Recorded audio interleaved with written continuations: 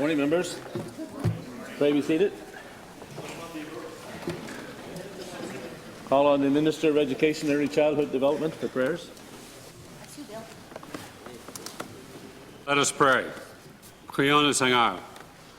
O Lord, our Heavenly Father, high and mighty, King of kings, Lord of lords, the only ruler of princes, who dost from thy throne behold all dwellers upon earth. Most heartily we beseech thee with thy favour to behold our most gracious sovereign Lord, King Charles, and so replenish him with the grace of thy Holy Spirit, that he may always incline to thy will and walk in thy way. Endue him plenteously with heavenly gifts, grant him in health and wealth long to live, strengthen him that he may vanquish and overcome all his enemies, and finally, after this life, he may attain everlasting joy and felicity through Jesus Christ our Lord. Amen. Dieu plein de grâce, nous vous implorons humblement en faveur de la province en général et plus particulièrement du lieutenant-gouverneur et de l'Assemblée législative, assemblée en ce moment sous l'égide de nos très pieux et gracieux souverains. Qu'il vous plaise de diriger et de faire fructifier leur délibération pour votre plus grande gloire, la sécurité, l'honneur et le bien-être de notre souverain et de notre province. Que toutes les choses soient par leurs travaux si bien ordonnées et établies sur les fondements les plus solides, que la paix et le bonheur, la vérité et la justice, la religion et la piété puissent régner parmi nous pendant toutes les générations. Pour eux et pour nous, nous vous demandons ces faveurs et toutes les autres qui sont nécessaires au nom et par l'intercession de Jésus-Christ, notre divin Seigneur et Sauveur. Amen. Together, let us pray the Lord's Prayer. Ensemble, prions notre Père. Our Father, who art in heaven, hallowed be thy name.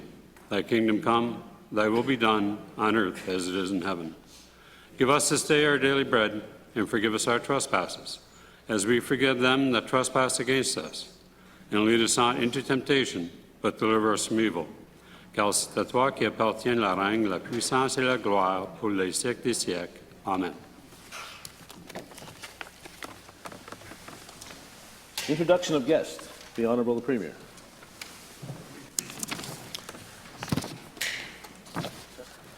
Thank you, Mr. Speaker. I would like to introduce the following guests who are joining us today. Dr. Pamela Dupro, Assistant Professor with UNB's Faculty of Nursing. Chandra McBean, Executive Director of the Alzheimer's Society of New Brunswick. And Angela Meisner, Manager of Finance and Administration for the Alzheimer's Society of New Brunswick. They honor us with their presence today, as two of them were recently recognized nationally by the Council of the Federation with the Mental Health and Addiction Services Award. I invite my colleagues to join me in welcoming them to the Legislative Assembly. Merci.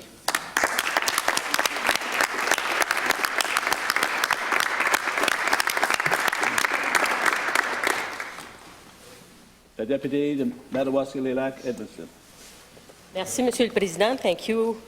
I'm pleased to introduce this morning people from Canadian Parents for French. We have with us Jane Keat, who is Vice President, and we also have Greg Keat, who's Director for Canadian Parents for French, the New Brunswick Regional Chapter. We also have Chris Collins, the Executive Director for Canadian Parents for French for New Brunswick Chapter. Chris is a former colleague and President of this Assembly. So we welcome Chris as well. Et j'aimerais également souligner la présence de Ali Chiasson, Directeur général de la Société de l'Acadie du Nouveau-Brunswick. Merci d'être avec nous ce matin. Thank you for being here.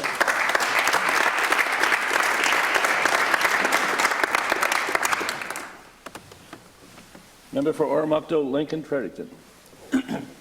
Thank you, Mr. Speaker. I am honored this morning to welcome Mr. Max White to the Legislature. Max is well known within the walls of this House as the MLA for Sunbury from 1991 to 1995. Before entering politics, Max was a well-respected teacher and principal. Hailing from Perth, Max taught junior and senior high school in Heartland. In 1964, Max and his family moved to Lincoln, where he began a 20-year career as principal of Lincoln Elementary, followed by 6 years at Summerhill Elementary in Oromocto and another 5 years at Hubbard Elementary, also in Oromocto. Max played a huge role in my decision to run in 2018. He campaigned with me in Lincoln, where everyone knew Mr. White. It was really, really, truly wonderful to see what tremendous respect they all had for him. One evening as we were knocking on doors, the rain was coming down hard, beating off of Max's wide-brimmed hat, and I was wearing down. And I said, Max, you know, if you want to wrap it up, we can wrap it up. He said, no, Mary, let's keep going. Let's keep going. So we want to thank you, Max, for your many contributions to the province of New Brunswick, and on behalf of all of your students, thank you, Mr. White.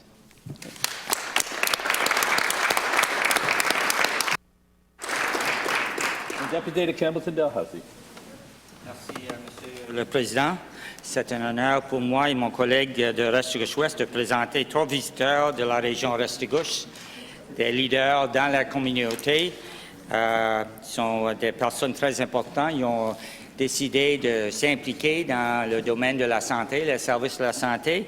Ils ont, en moins de 4 mois, commencé une pétition des signatures de plus de 8000 personnes sur la signature, sur la pétition. Puis c'est pour arrêter les coupures à l'hôpital régional de Campbellton. Je vais vous les présenter maintenant. J'ai Mme Colette Loire, présidente de la Club des aînés de Notre-Dame-des-Neiges, Lauriane Leclerc, présidente du comité responsable pour la pétition, et Robert Aubu, membre du comité. J'encourage mes collègues de le souhaiter le bienvenu dans leur maison ici, la Maison du Peuple.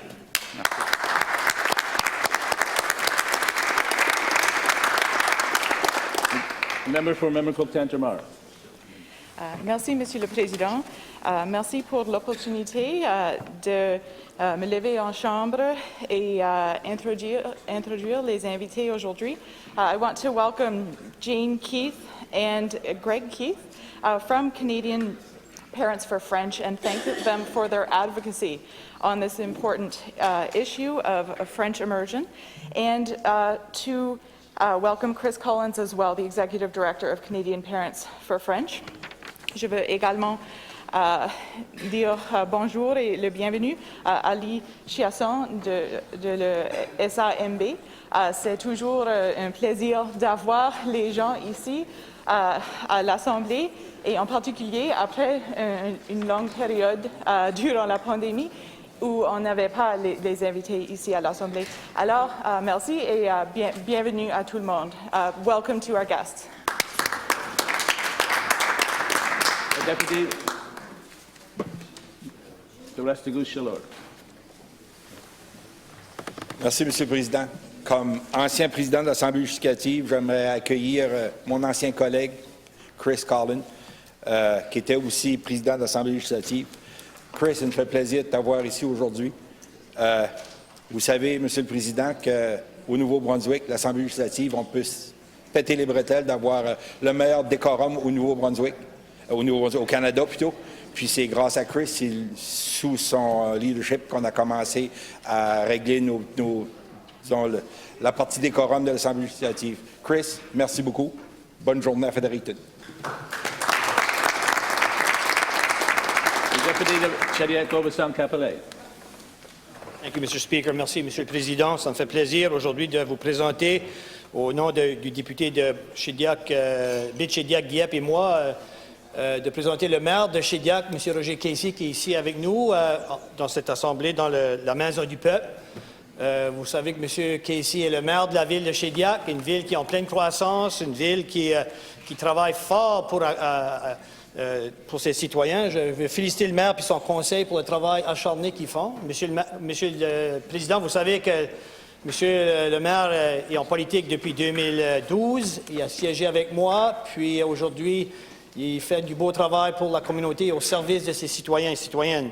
Mais Monsieur le Président, Monsieur le maire, ici aujourd'hui, aussi dans ses fonctions comme fonctionnaire de la fonction publique du Nouveau-Brunswick, il va recevoir un prix de reconnaissance de 25 ans, Monsieur le Président, comme employé de la fonction publique. Et puis, je le remercie d'être ici avec nous dans la Maison du Peuple, mais aussi pour son travail acharné pour les gens du Nouveau-Brunswick. Je vous souhaite la bienvenue, Monsieur le maire.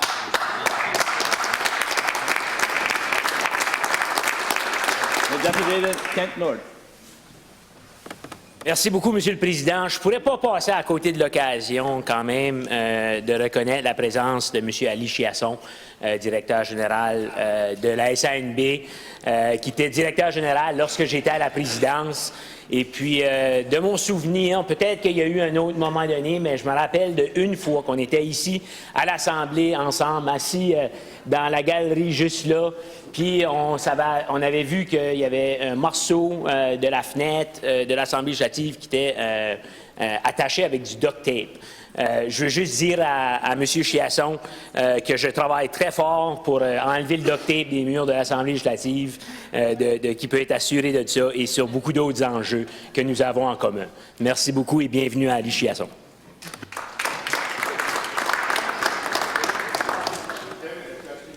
Thank you, members.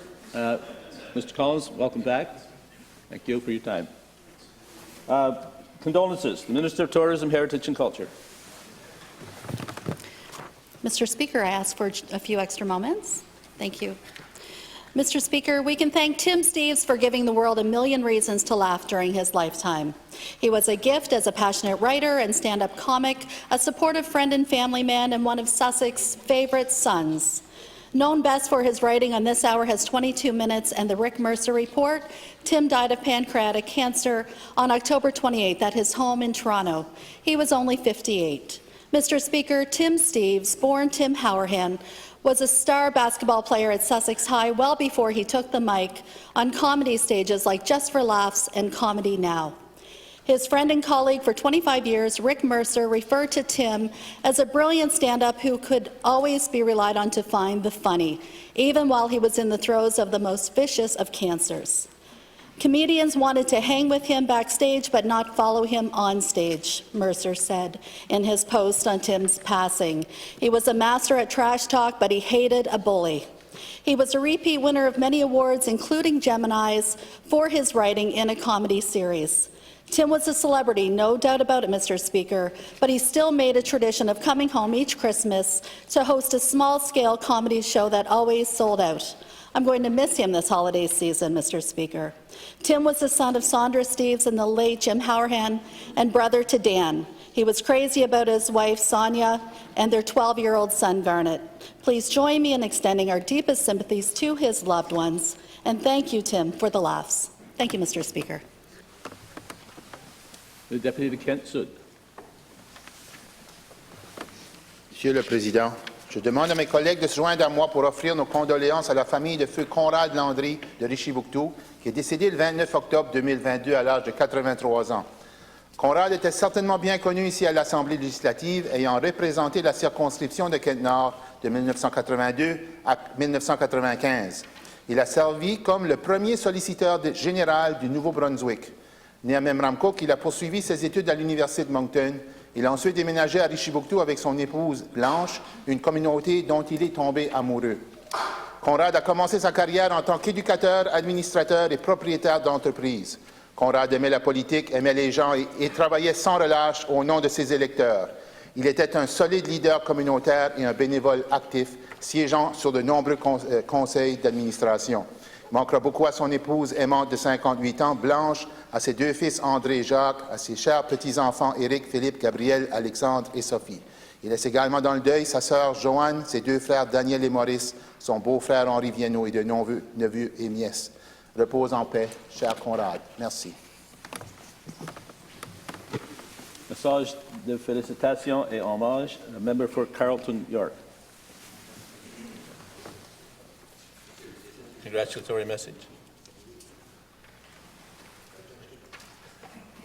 Mr. Speaker, I rise today to congratulate Olivia DeMerchant of Mapledale and the Canadian women's rugby team who are in the semi-finals at the World Cup.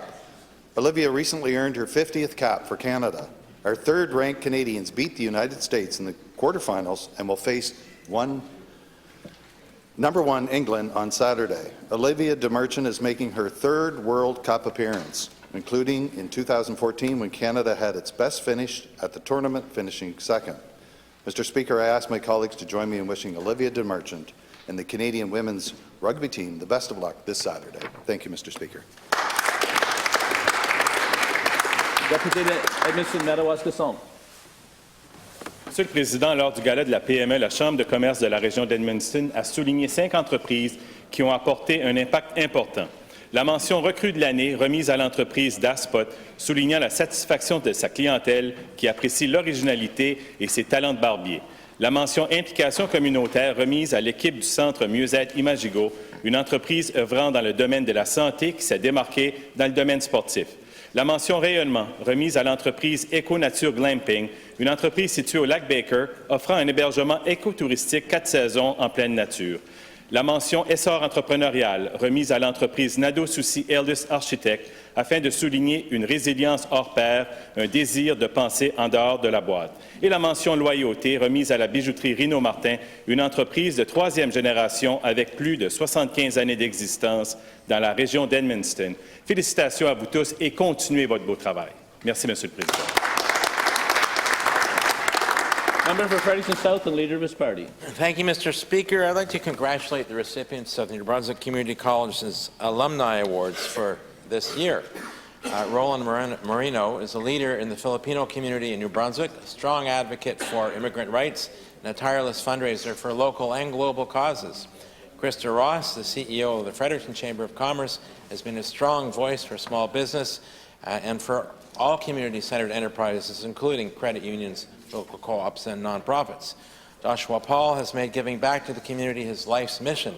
His fundraising activities and volunteer work, Mr. Speaker, has benefited Greener Village, Kiwanis International, Meals on Wheels, schools in Nashwaaksis and in Sedunsik. Tara Odiber is a Wolastoqey artist, filmmaker, and game developer who has successfully mixed the traditional art and stories of her ancestors with contemporary design and media. Mr. Speaker, I invite all members to please join me in congratulating the recipients of the NBCC Alumni Awards for 2022. The member for Moncton South. Thank you, Mr. Speaker. I rise today to offer congratulations and say good luck to Euston Park Social in Moncton South. They've been named one of 3 finalists in the Canadian Tourism Awards. Jean and Susan Cormier are the owners of Euston Park. They started work on their downtown beer garden and shipping container restaurant in 2018 and opened in 2019. Euston Park offers a variety of beverages and food choices featuring chicken, meat, seafood, vegetarian, and vegan options. They are proud to support local in all they do. Their regular season runs from May till October, but they have plans for pop-up events and a winter market coming later this year, with local artisans and a festive winter menu. They've also opened 2 additional restaurants seasonal in Parley Beach tourism attraction. I invite my colleagues to join me in saying good luck to Euston Park Social. Life is better at a beer garden. Thank you, Mr. Speaker. The Deputy West West. Merci, Monsieur le Président. En 2012, pour souligner son 40e anniversaire d'incorporation, le village de Balmoral reconnaissait 40 individus et organismes pour leur valeureuse contribution au développement de la communauté. Samedi dernier, lors du gala célébration du 50e, la municipalité a reconnu 10 autres personnes, des influenceurs de Balmoral, pour leur implication. Donc, ça fait 50 personnalités pour 50 ans. Félicitations à la bénévole et la cuisinière Stéphanette Landry, le bénévole Daniel Albert, l'entreprise FC Leblanc, célébrant aussi ses 50 ans en affaires, le musicien Lucien Allard, la première femme juge de Balmoral, Michel Boudreau-Dumas, le juge Larry Landry, Carole Doucette, originaire de Balmoral pour Le Grenier et pour sa gestion d'artistes et d'événements, la brigade d'incendie de Balmoral avec ses 120 pompiers bénévoles de son histoire, les filles d'Isabelle pour leur générosité et leur dévouement, et Charles Bernard, bénévole et ancien maire. Quelle belle soirée pour souligner 50 ans de Balmoral et ainsi lancer le début d'une nouvelle communauté Bois-Joli. Merci. The member for Memramcook Cantermire. Mr. Speaker, I rise in the House today to congratulate Christoph Becker, Principal of Port Elgin Regional School, who is the recipient of the Future NB Educator Excellence Award. Christoph has been recognized for his extraordinary contributions towards experiential learning and for being committed to providing real-world learning opportunities, enhancing curriculum, and supporting students in exploring their passions. Christoph is a dedicated and compassionate leader.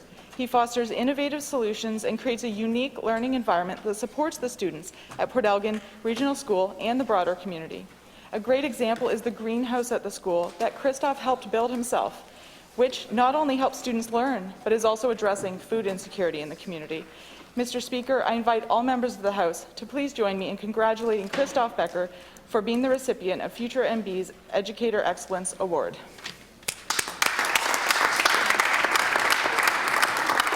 Statements by members.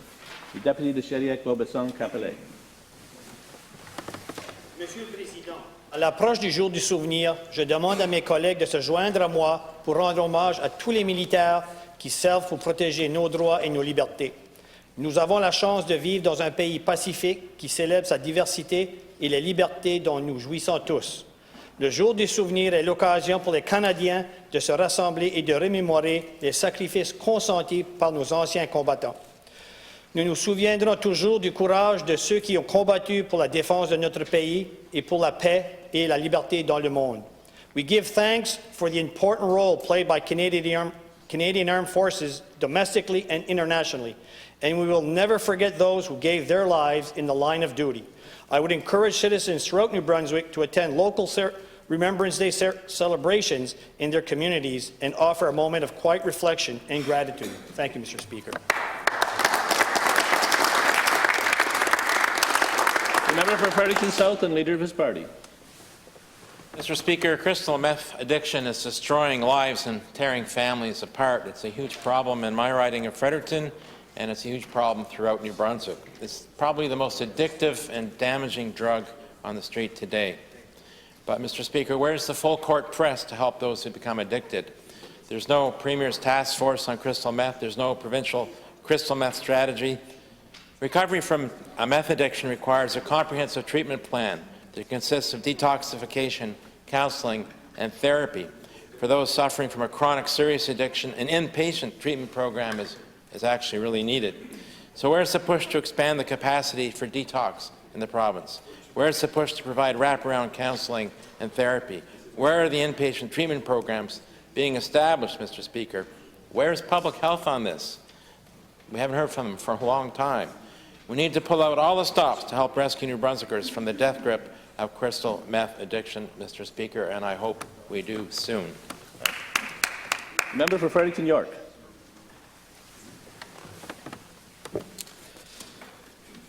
Mr. Speaker, New Brunswick is growing. Our population is on the rise. We now have over 812,000 people living in this beautiful province. We are seeing record numbers of families choosing New Brunswick. Mr. Speaker, our labour market is growing with more people working in New Brunswick than ever before, and their government is lowering taxes. We lowered them next year, this year, and last year. In 21 and in 22, this government cut the tax rate for the lowest income tax bracket and raised the threshold below which people pay no provincial taxes whatsoever. Lower taxes for all, Mr. Speaker. We continue to seize every opportunity to build growth and prosperity for the people of our province. Thank you, Mr. Speaker. The Deputy for Victoria-Lavallee. Thank you, Mr. Speaker. Mr. Speaker, winter will soon be upon us, and for many that means beautiful scenery, thoughts of Christmas and family gatherings. Unfortunately, for too many, it will mean, do I pay for my heat or my medication? The New Brunswick drug plan has been the savior of many people of modest means. Unfortunately, this government has seen fit to raise the premiums, and now this important safety net is too expensive for many low-income people. This, coupled with rising energy, housing, and food prices, will once again force them to make the choice between heat or their medications. Mr. Speaker, this government has the fiscal capacity to do better, and they should. Thank you, Mr. Speaker. The Deputy to Kent North. Mr. Speaker, this morning it was revealed that Irving used a private insurance company in Bermuda to pile up $13 million in tax-free profits between 1973 and 2001, the last year of which CBC News and Radio-Canada have financial statements. That's a lot of money that's not in our schools, in our hospitals, on our roads, in our common good. It's a lot of money that is not in the hands of who it should belong to, the people of New Brunswick. We need to know if this is just the tip of the iceberg, Mr. Speaker. When I asked the Minister of Finance how much tax revenue we lose annually due to offshore tax avoidance and tax evasion, he said he did not know. Well, I think it is time to investigate and find out. And that committee can start by calling JDI, Irving Oil, and other companies found to be avoiding or evading New Brunswick taxes in to testify. Member for Fredericton, Lincoln. Mr. Speaker, as November begins, I am thrilled to see so many of my colleagues sporting a poppy and supporting our veterans. Last week, I had the honour to attend the Remembrance Day flag-raising ceremony at the Oromocto Legion, an event I have had the pleasure to attend year after year. We also had a wonderful group of volunteers come together last weekend to raise our Remembrance Day banners again this year. Thank you, as always, to Brian Carroll and Irene Carroll for making this happen each year. Mr. Speaker, as November 11th is approaching, I urge all New Brunswickers to stop by their local legions, donate, and wear their poppy in remembrance. Please attend local Remembrance Day ceremonies in your community, lest we forget. Thank you. Député d'Edmonton, Madawaska-Sault. Monsieur le Président, au mois de septembre, le réseau de santé et vitalité indiquait que 19% des citoyens de la zone 4 n'avaient pas accès à un professionnel de la santé primaire. Depuis les dernières années, de nombreux professionnels quittent tout simplement parce qu'ils sont à bout de souffle, et ce malgré leurs tentatives répétées de trouver un médecin remplaçant. Administration de dossiers, gestion d'horaires à l'intérieur du réseau et peu de support. Pendant ce temps, il ne reste plus grande disponibilité afin de s'occuper des citoyens, ceux qui ont besoin de rencontrer un professionnel de la santé. Un an passé, le gouvernement conservateur annonçait un plan en santé dont nous attendons toujours l'implantation. Actuellement, la seule option pour plusieurs est d'aller à l'urgence. Support pour nos professionnels de la santé, cliniques collaboratives, rétention et recrutement ne sont que quelques exemples de ce qui doit être fait. Monsieur le Président, le gouvernement doit arrêter l'hémorragie et s'assurer que les citoyens auront accès à des soins dans leur région dans un délai raisonnable. Merci, Monsieur le Président. Member for Memon-Cook-Tantermire. Mr. Speaker, we have a surplus. So will the Premier invest it in health care to ensure our public system can provide the care patients need? Will this government invest in seniors and people with disabilities to ensure long-term care and home care supports are there when needed? Will this money go towards helping those hardest hit by inflation? Well, Mr. Speaker, the answer is a big nope. Instead, the Premier is finding ways to give tax breaks to the wealthiest New Brunswickers and give little or nothing to the lowest income households. In fact, up to 6,000 New Brunswickers will receive $9 or less from these tax breaks. The Premier said that we have the highest tax jurisdiction in Canada, but New Brunswick has the lowest tax burden on high-income earners east of Ontario. But we all know what the Premier thinks of data. Mr. Speaker, the Premier may have been a day late for Halloween, but this is a trick for the poor and a treat for the rich. The member for St. Croix. Mr. Speaker, we saw in our throne speech that this government has its eye on the prize to create a more welcoming and prosperous New Brunswick, and we are doing just that. Immigration is at record levels. People are coming here from all across Canada and around the world. They are coming to a province where taxes are going down. But Mr. Speaker, we are far from done. This government is supporting vibrant and sustainable communities. We are making strides toward reaching our goals in world-class education and building dependable public health care. The bottom line, Mr. Speaker, is that New Brunswickers are why we are here. We will continue to deliver through growth and opportunity for all New Brunswickers today and tomorrow. Thank you, Mr. Speaker.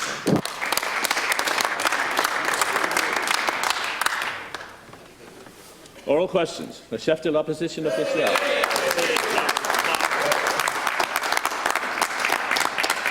Mr. Speaker, we are seeing disturbing trends with this government in relation to decision-making without data, making decisions based on emotions and not facts or evidence. Like when public health did not have any evidentiary data to support its decision to remove mask mandates in classrooms. Like when the Minister of Public Safety admits that his assertions on crime are not based on data, but on anecdotes. Yesterday, in defense of the Public Safety Minister, the Minister of Education seemed to suggest that there is nothing wrong with relying on anecdotal evidence. All we're asking for, Mr. Speaker, is evidence-based decisions. Does the Minister of Education accept the proposition that decisions on educational programming should be and must be evidence-based? Minister of Education and Early Childhood Development. Mr. Speaker, I thank the official leader, the leader of the official opposition for the question. Before I move into his question of today, I want to revert to a question he asked yesterday regarding the service intégré du côté francophone. We'll give you an opportunity afterwards to respond to that. Proceed. I know, I ruined it, yes. So thank you very much for the question from the member opposite. Of course, we function on a data-driven education system. We make decisions based on data. I make decisions based on logic and non-data. I'm not driven by emotion. Anybody that knows me would know that. And not that I don't have emotions, Mr. Speaker, but I don't tend to be driven by that. So, yes, I believe in data. Thank you very much for the question. Chef de l'Opposition. Mr. Speaker, early immersion has been proven to be the best way to learn French as a second language. Educational experts have waded into the debate about the French immersion program. They are here today, Mr. Speaker. They have offered data and evidence to show that the program has been a success. But we know what the Premier thinks of data, thanks to his infamous quote. But surely the Minister of Education, who has a fiduciary duty to children in the education system, is not going to blindly rush into educational program changes that aren't evidence-based and could hurt educational outcomes. Mr. Speaker, French immersion was only reinstated at grade 1 in 2017. Those students are now in grade 6. We haven't even let them get to grade 12 and evaluate progress and success. Will the minister stop spinning data like he has been this week? He says he makes evidence-based decisions. Well, let's put those biases aside, and will the minister make an evidence-based decision with French immersion? Minister of Education and Early Childhood Development. I'd like to thank the member opposite once again for the question. I'd like to also acknowledge the presence of Canadian Parents for French and my friend of 42 years, Mr. Collins, who is the executive director of Canadian Parents for French. And I know that together we all have the same goal. And that goal is to create a world-class education system. And in this particular instance, we're talking about the Anglophone education system.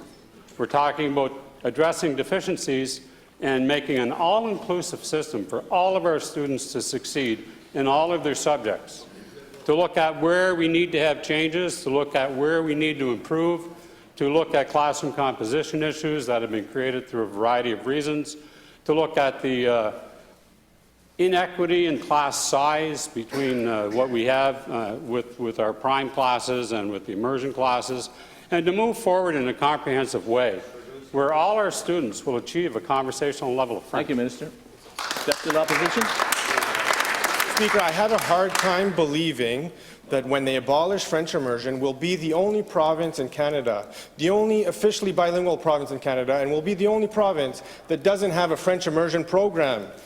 I mean, if they're going to rely on anecdotal evidence, I'll give one. My wife is from Red Deer, Alberta. She went through a French immersion program. She went to University of Moncton, studied law, common law, en français. The program works, Mr. Speaker, but I won't just rely on anecdotal evidence. I'll rely on the facts. We have documents from the Department of Education that show of 452 students who took part in oral proficiency testing in 17 and 18, 99.8% were at an intermediate level. 87% at an intermediate plus, 46.7% at advanced level or higher. The program works. It can be improved, and it should be, but why would the minister replace it with a new program that sets a mediocre goal for French proficiency? Minister of Education. Minister of Education. Thank you, Mr. Speaker. I thank the member opposite for a question again and an opportunity to talk about the quality education system that we want to create here in New Brunswick, and in particular in our Anglophone system. I don't agree that wanting all our children to speak French is a mediocre goal. I think that when we live in a bilingual province, as we, for 50 years now, and when StatsCan says that 30% of our population is bilingual, I think we really need to know, we need to look at the practice and what we're doing. So we're consulting, we're going to transition, and we want to ensure that we actually have a bilingual population in Canada. We want to ensure that our students, when they graduate from our Anglophone system, can converse in the French language anywhere in the province. It's personal for me. I have 3 grandchildren. 2 of them are in grade 1, and 1 of them will come into this new system. So I'm not going to do anything that's going to jeopardize your opportunity. Thank you, Minister. Chef de l'opposition sociale. Monsieur le Président, ce n'est pas seulement le but qu'on va fixer pour le niveau de français que, selon eux, ça va être médiocre, mais il y a d'autres enjeux. On sait que la New Brunswick Teachers Association a indiqué qu'elle s'oppose fermement à cette décision politique de faire des changements relatifs au programme d'immersion en français, mais c'est parce qu'ils ont pris une confiance. Il y a des pressions sur le système présentement, sur le système d'éducation. Ils demandent pour du stabilité. Ils ont besoin du temps pour se remettre sur pied après les 2 dernières années, Monsieur le Président.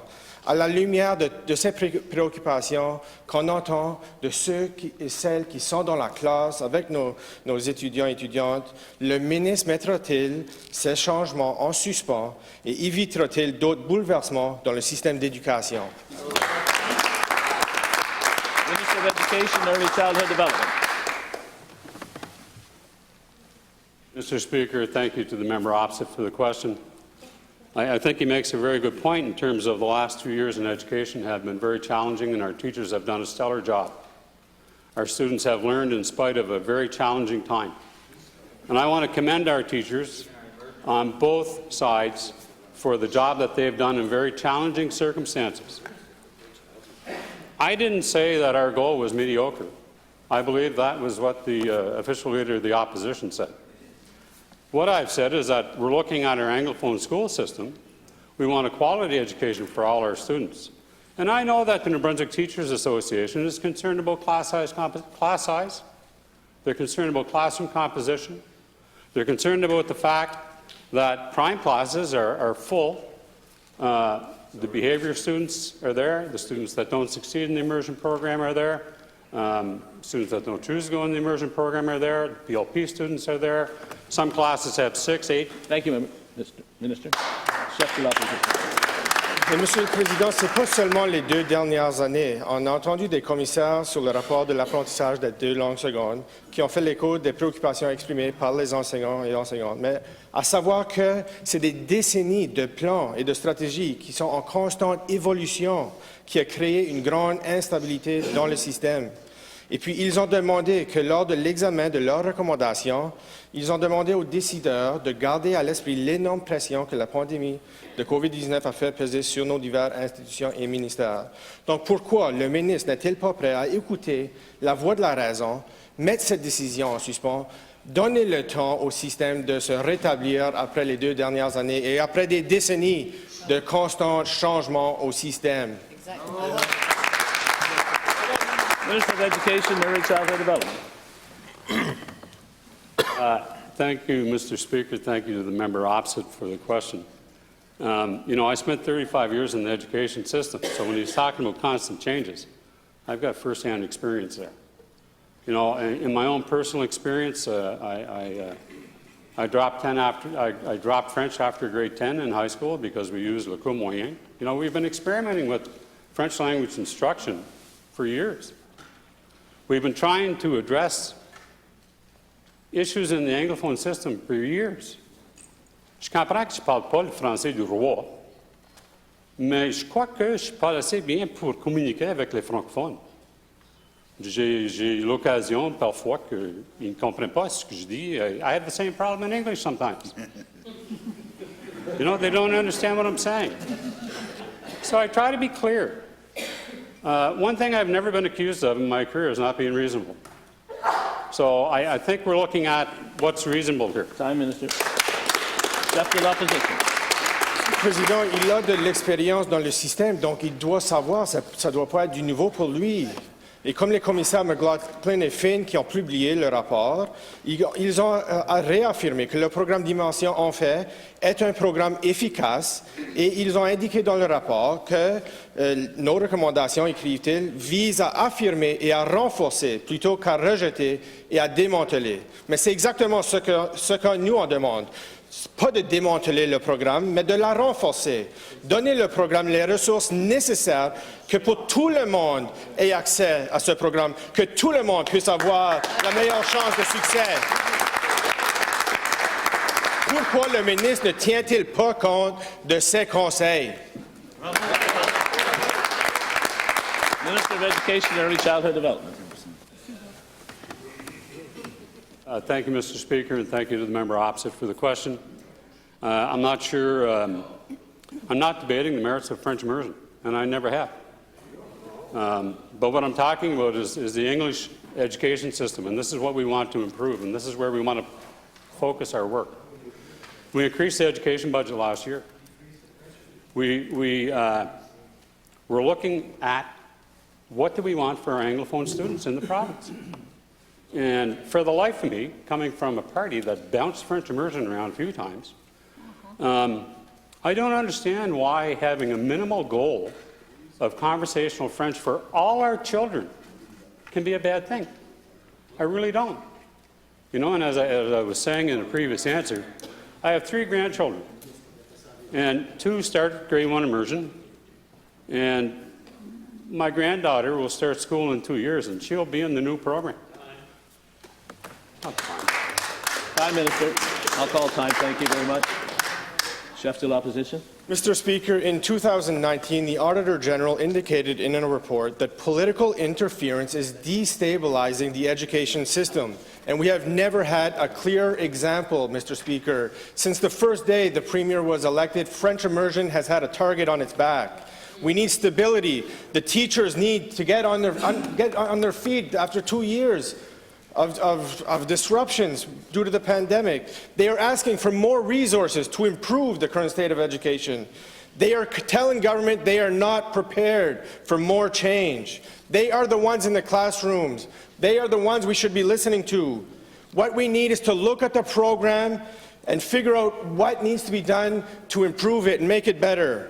Will the Premier put his biases aside and resource a proven program with the tools it needs to make it accessible and make it accessible and the best program for all kids in New Brunswick to succeed in French immersion? Minister of Education and Early Childhood Development. Again, thank you very much, Mr. Speaker, and thank you again to the member opposite for the question. You know, as I said, I was in the system for 35 years. And I kind of chuckle inside when I hear the Leader of the Opposition talking about making changes for political reasons. I was on the Board of Directors of the New Brunswick Teachers Association, and we had the guest for our annual general meeting was the then Minister of Education when our folks opposite were in power. And it was when they decided to move French immersion from grade 3 back to grade 1. So I asked him, I said, why are you moving it back to grade 1 when you don't have the data from grade 3? His answer to me, it was a political promise. So, you know, like, let's call a spade a spade.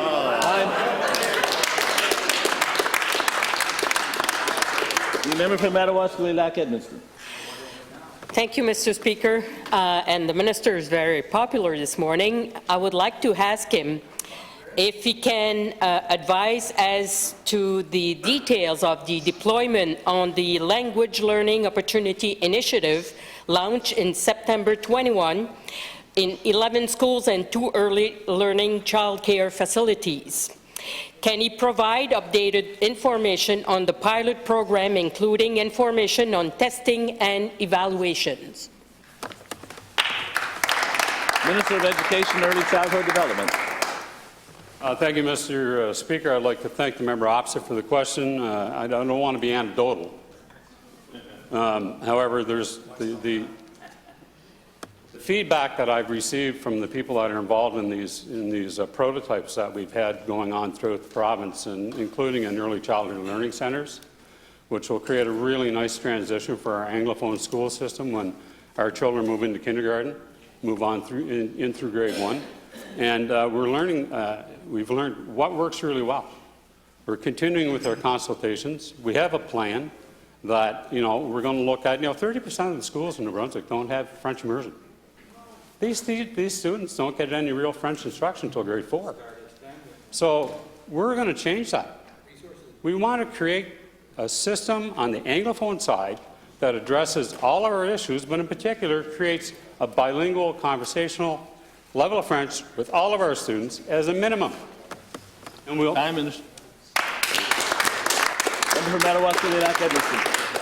Monsieur le Président, dans ce qui semble être une approche peu orthodoxe de la conception de programme, le ministre a lancé un programme pilote sur les nouvelles approches de l'apprentissage du français langue seconde qui est dirigé par les administrateurs et les enseignants dans des écoles locales.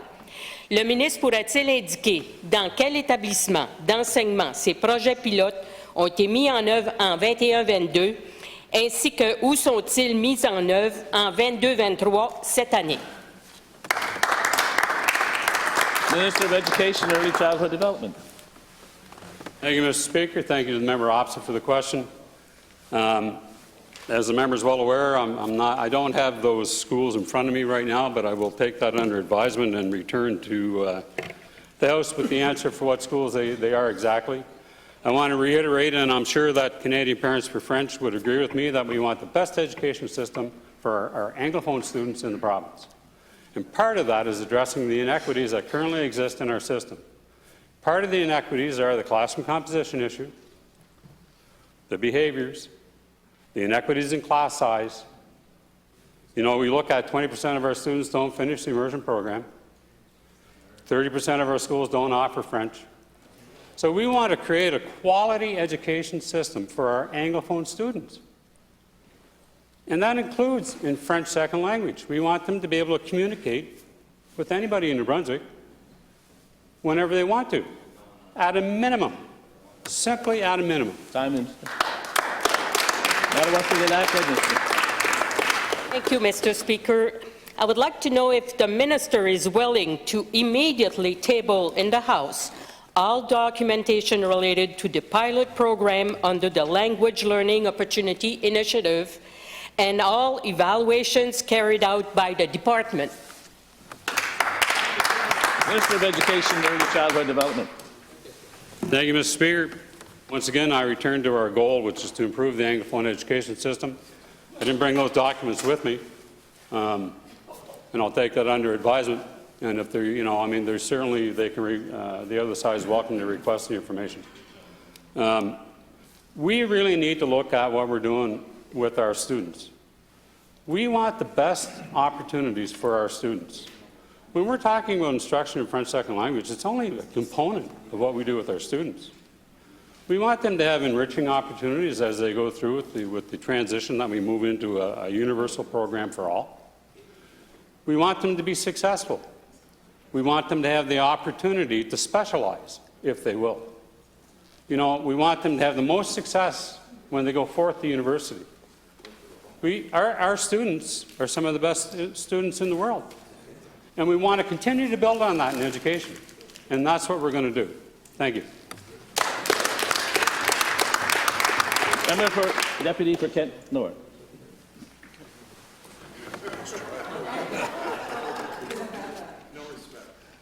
Merci, Monsieur le Président. Depuis 50 ans, la famille Irving et autres grandes corporations font disparaître leurs revenus des paradis fiscaux pour éviter de payer des impôts ici, au Nouveau-Brunswick. En même temps, cette famille milliardaire et leurs entreprises ont reçu des centaines de millions de dollars, argent des honnêtes gens qui, eux, payent leurs impôts. Ces plusieurs centaines de millions de dollars n'ont pas été investis dans notre système de santé, dans nos écoles, sur nos routes et nos programmes sociaux, et nous en payons collectivement le prix aujourd'hui.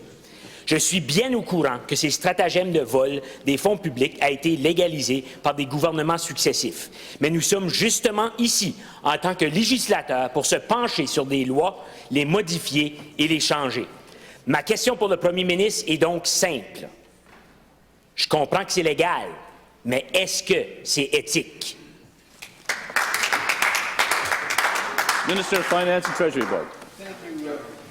Thank you, Mr. Speaker, and thank you to the member across the way for the question.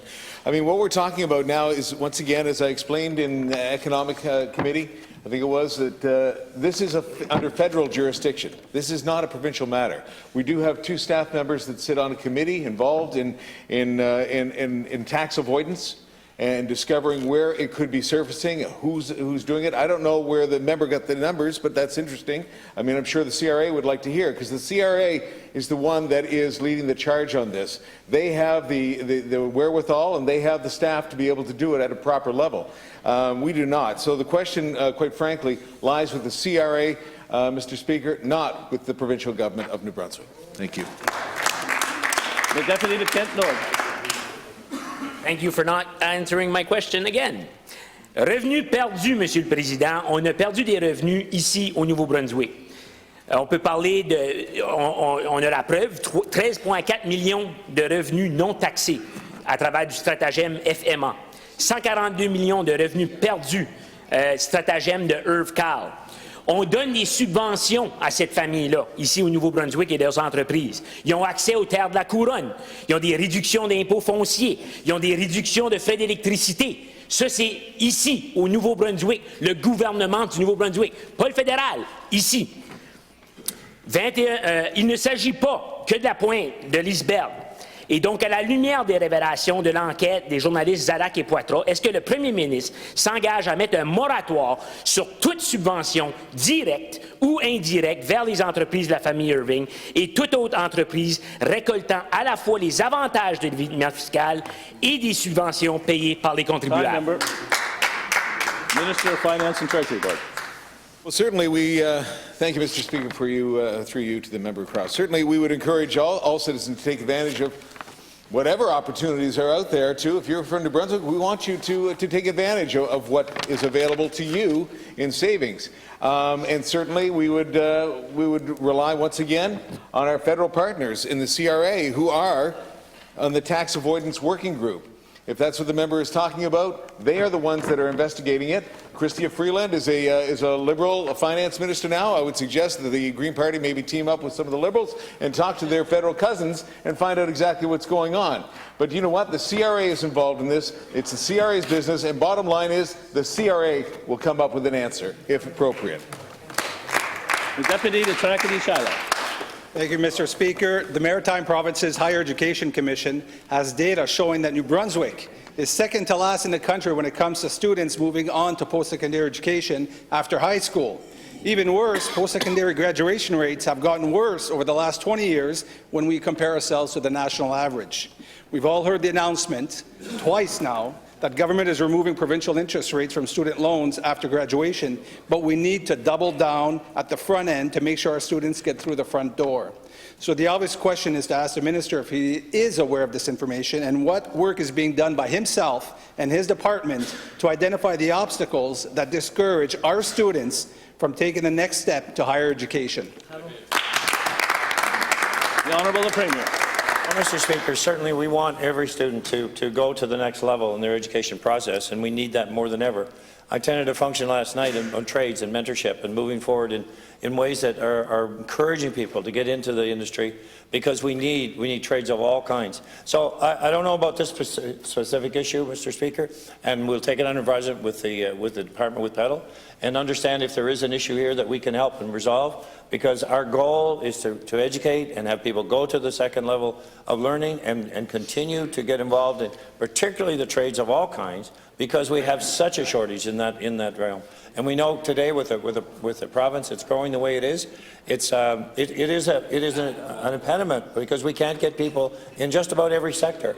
But we're not unique, Mr. Speaker. It's not just about New Brunswick. This situation is existing across our entire country. But it limits us in our ability to build more houses, in our ability to have more investment in the province, and we want to get to the bottom of it. So we will pursue this, Mr. Speaker. Thank you. Deputy Kalakadishara. Very much. So seeing as the Premier is going to go to Petal for advisement, I've got another question for you, so we get some more information.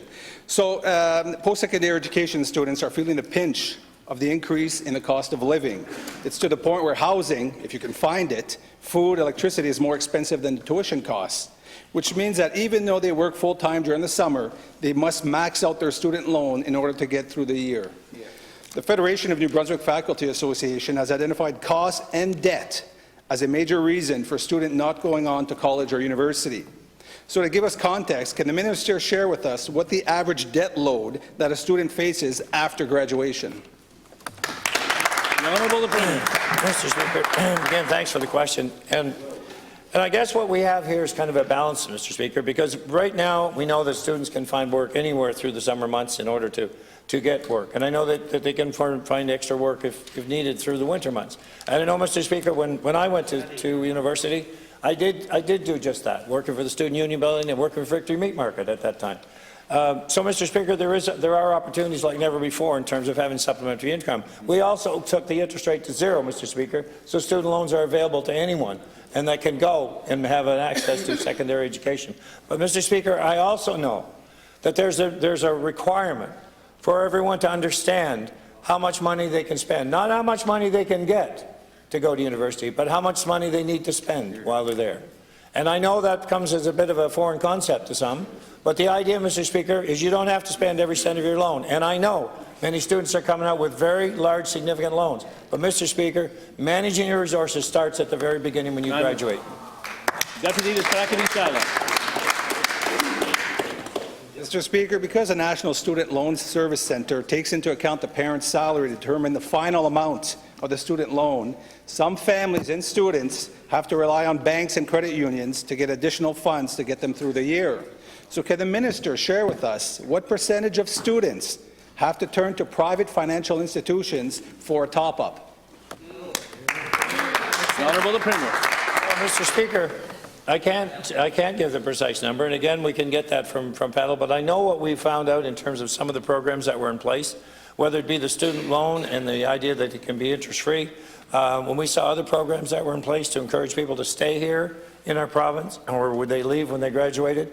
But I also know, Mr. Speaker, that a program that we just recently announced, that's the program to train 100 nurses in Beale. And Mr. Speaker, what I learned just today is that they full complement, 100 nurses are now signed up to be educated. Imagine, Mr. Speaker, we've been working with institutions in the whole area trying to ramp up the numbers. So that happened, Mr. Speaker, in record time. So how many other areas can we do that, Mr. Speaker? People can't afford to go. We provide the money to go because they can have the money to do that. So let's find more institutions that can actually deliver the results and deliver it as we need them, because we need them now, Mr. Speaker. We need them not yesterday, we need them now. Thank you, Mr. Speaker. Deputy Bassey. Mr. Speaker, yesterday when I asked the Minister of Finance what his thought process was for putting forward the income tax bill and splitting the reductions as he did, he responded with a theory. He almost chanted, and I quote, "It is true that the more you make, the more you will be helped by these tax cuts. But you know what? The more you make, the more taxes you pay. I do not know, but it is just a kind of coincidence that the more you make, the more taxes you pay. My dad used to say, I love to pay taxes because the more I pay in, the more I am making." End quote. So here's a simple question for the minister. If he truly believes in his theory, and that it's so great to pay more taxes because it means you're making more money, why do you feel the need to give the biggest tax reduction to the highest earners? Minister of Finance and Treasury Bill. Thank you. Thank you, Mr. Speaker, and thank you to the member opposite for the question. You know what? Our recent tax reductions, the most recent of which we've done, and this is like the third in a row, and we'll continue to lower taxes along the way, have been approved by each and every Chamber of Commerce in the province of New Brunswick. The Chambers of Commerce back this. Chamber of Commerce say this is a good thing. The Chamber of Commerce like the fact that our GDP to net ratio is down to 28 now. The Chamber of Commerce like the fact that we are drawing now people, and so did the Medical Society are saying that we're drawing people, and this could help find more doctors to get them here. You know what? But we've done cuts in taxes for the low income. We've raised the personal amount that before people pay taxes for the low income. You know what? We've also helped the seniors with the food and fuel benefit. But now we've got to help everybody. We don't have the leisure of picking on one area like the Liberals do. We've got to help everybody in New Brunswick. We've got to help everybody, and that's what we're doing. We're helping the middle class as well as everybody else in New Brunswick. The time for question period has expired. Tabling of documents. Statement by ministers. The Honourable the Premier.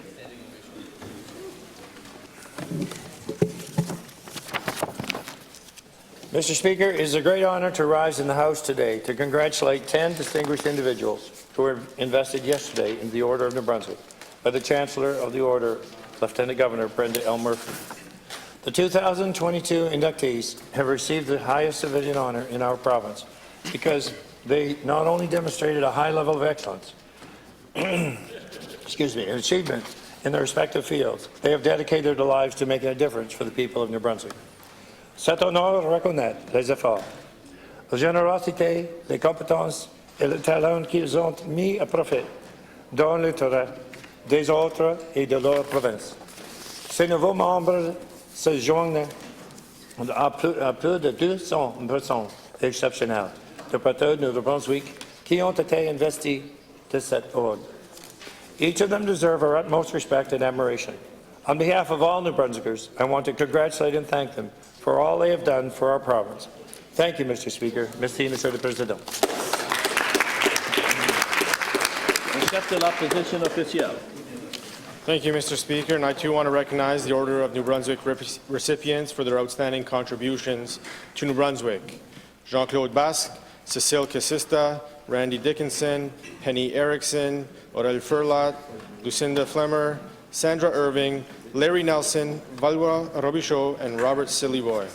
All have contributed in different areas and in different ways, whether it be defending rights of the vulnerable or suppressed, leading advances in healthcare, or supporting veterans.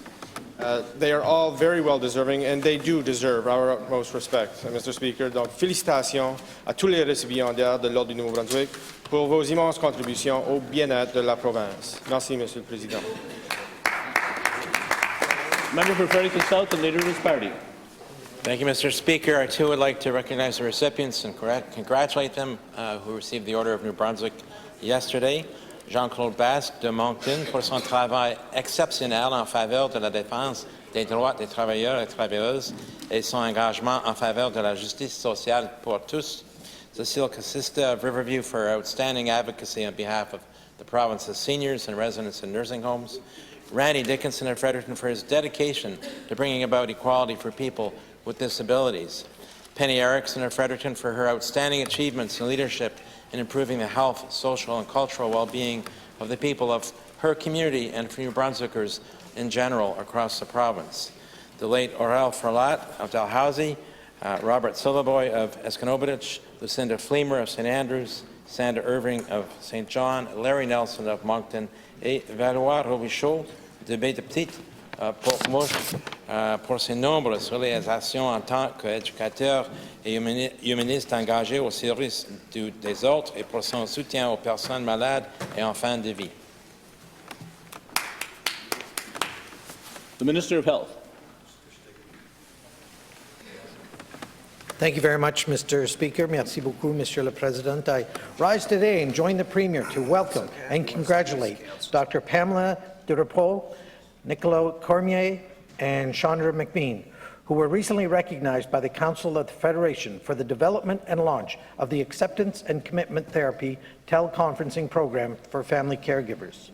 Offert dans les deux langues officielles dans tous les Nouveau-Brunswick, ce programme est le premier programme virtuel et personnalisé au Canada destiné aux proches aidés des personnes atteintes de démence. Mr. Speaker, since its launch in February 2021, this program has helped screen 162 participants for depression, anxiety, and stress, identifying those who couldn't wait for therapy and required immediately mental health care. I invite my colleagues to join me in applauding their extraordinary work and to recognize Dr. Pam Durepeau, Assistant Professor at UNB's Faculty of Nursing, Chandra McBean, the Executive Director of the Alzheimer's Society of New Brunswick, and to welcome Angela Meisner, Manager of Finance and Administration for the Alzheimer's Society of New Brunswick, all of whom are in the gallery today, I believe, and let's applaud them as a way of congratulating them for their accomplishment. Monsieur le Président, demain, le Premier ministre aura le honneur et le présenter le prix du Conseil de la Fédération pour l'innovation en matière de santé mentale et de traitement des dépendances. On behalf of the New Brunswickers, I thank them for this innovative program that helps increase quality of life and care for people living with dementia while decreasing the pressure on the healthcare system. Merci beaucoup, Monsieur le Président. Thank you, Mr. Speaker, and thank you to the Minister for bringing this forward. And I want to recognize as well Dr. Pamela Durepeau, Nicole Cormier, and Chandra McBean for their outstanding work in this area. It's an area, mental health, over the last several years has gained more attention, and rightfully so, removing stigma, getting people the help that they need. But often forgotten in that is the caregivers behind those people that are seeking care. It's very difficult for caregivers going through, what their loved one is going through, but also it can be, traumatic on them as well, and especially with dementia, it can be very difficult. There can be, violent situations that can come upon. So it's very important that they too are recognized to get the help that they need in all of this, and I recognize the three of them here today for this. It's often a grassroots type of organization that fills gaps from government services, especially in mental health, and I thank them and congratulate them for this recognition. So thank you. The member for Memramcook-Canton-Water. Merci, Monsieur le Président. Moi aussi, je vais prendre la parole pour féliciter Dr. Pamela Durepeau, Nicole Cormier et Chandra McBean pour leur programme de thérapie d'acceptation et d'engagement par telecounseling pour proches aidants. Caregiving is and caregivers, they put their all into taking care of their loved ones, and especially when their loved one is dealing with dementia, there's an extra layer of care and stress that comes along with that. And we need to ensure that there are better supports for patients and their caregivers, that we have a dementia strategy. Nous avons besoin des améliorations des soins à longue durée, soins à domicile, soins palliatifs. And I really appreciate and applaud the work and the leadership shown by developing this program to recognize that the loved one needs care, but also the caregiver needs care.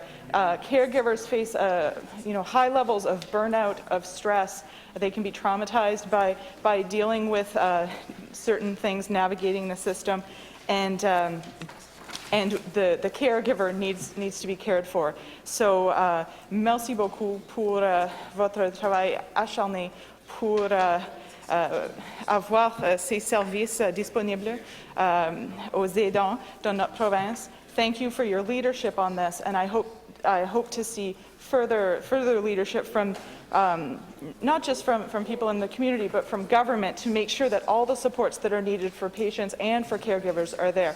Merci, Monsieur le Président.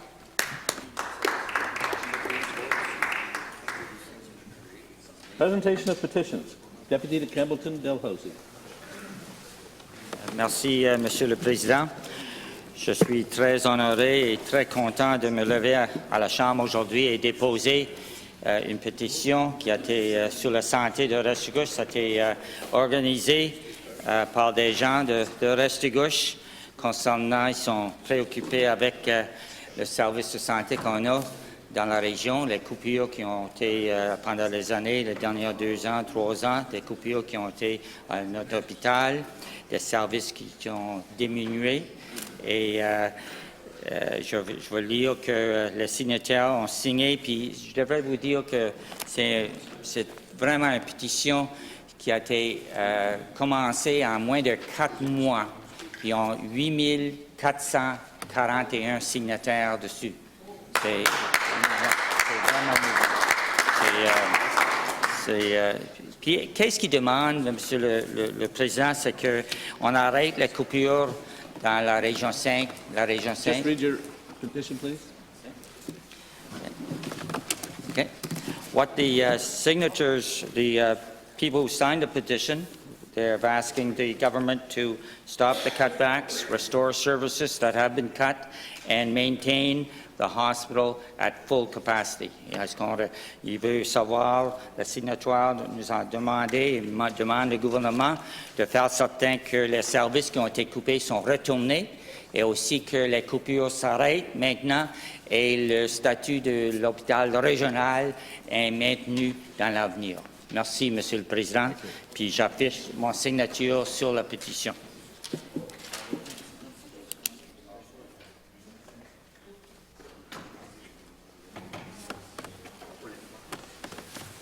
The member for Member Cook Tantamar. Mr. Speaker, over the past 7 years, more than 35,000 New Brunswickers have petitioned this legislature to stop spraying glyphosate. I stand today to table the names of even more New Brunswickers opposed to the spraying of the herbicide glyphosate. This brings the total to 35,573 names, making it the largest petition on record in New Brunswick history. The petition reads as follows.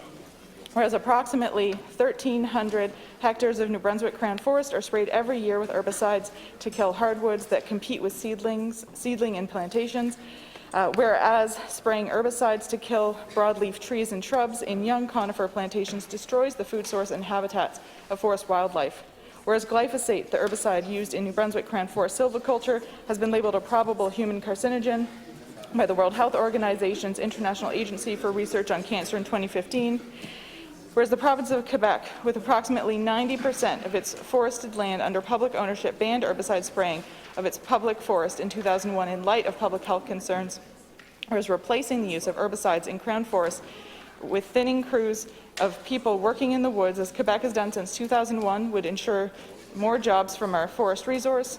Whereas the Auditor General of New Brunswick attributed the annual forest deficit of $7 to $10 million for each of the last 5 years to the costly silviculture program in the report tabled to the New Brunswick Legislature in June 2015, at a cost of about $1,000 per hectare. Herbicide spraying contributes to New Brunswick's annual forest deficit and prevents natural forest regeneration. Whereas there is a widespread public opposition to the spraying of the forest in New Brunswick, the petition of the undersigned requests that New Brunswick MLAs support a ban on the spraying of glyphosate on the Crown Forests of New Brunswick. I agree with this petition and have attached my signature. Thank you, Mr. Speaker. The Deputy to Restigouche West. Merci, Monsieur le Président. Et moi aussi, je me joins à mon collègue de Campbellton-Dalhousie pour soumettre la deuxième partie de l'imposante pétition totalisant 8 441 signatures et ainsi reconnaître les bénévoles ici présents, soit Lauriane Leclerc, Robert Aubu et bien sûr Mme Colette Loire. Grâce au travail acharné des bénévoles du Club des aînés Notre-Dame-des-Neiges de Campbellton, il me fait plaisir de présenter à l'Assemblée législative, en leur nom et en celui des 8 441 signatures, une pétition supportant le consortium des maires du Restigouche et des régions frontalières avec le Québec, soit le comté de Matapédia, Avignon et la réserve Lestigouche. Cette pétition s'adresse au ministère de la Santé et à la Régie de la Santé et Vitalité et demande, Monsieur le Président, on demande de sauvegarder tous les services qu'offre l'hôpital régional de Campbellton. Monsieur le Président, cette imposante deuxième partie de la pétition, je vous la soumets et j'ai volontairement signé cette pétition. Merci.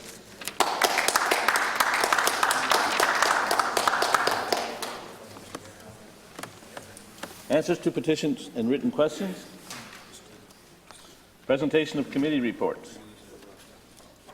Introduction of bills. Notices of motion. Député de Tracadie-Charles. Merci, Monsieur le Président. Je donne avis de motion portant que le 10 novembre 2022, appuyé par le député de Restigouche-Ouest, je proposerai ce qui suit. Attendu que le gouvernement a annulé le programme des droits de scolarité gratuits et le programme d'allègement des droits de scolarité pour la classe moyenne, qui permettrait à de nombreux étudiants de s'inscrire dans un établissement postsecondaire, attendu qu'avec la décision de la province d'annuler le programme Connexion Assurance-Emploi, qui aidait les étudiants à payer leur nourriture et leur logement pendant qu'ils poursuivaient leurs études, attendu que le programme présenté par le gouvernement pour l'allègement des intérêts sur la portion provinciale des prêts étudiants ne favorise pas l'accès à l'éducation postsecondaire, qu'il soit à ces causes résolues que l'Assemblée législative exhorte que le gouvernement a présenté un programme d'aide complet pour appuyer l'accès à l'éducation postsecondaire. Merci, Monsieur le Président.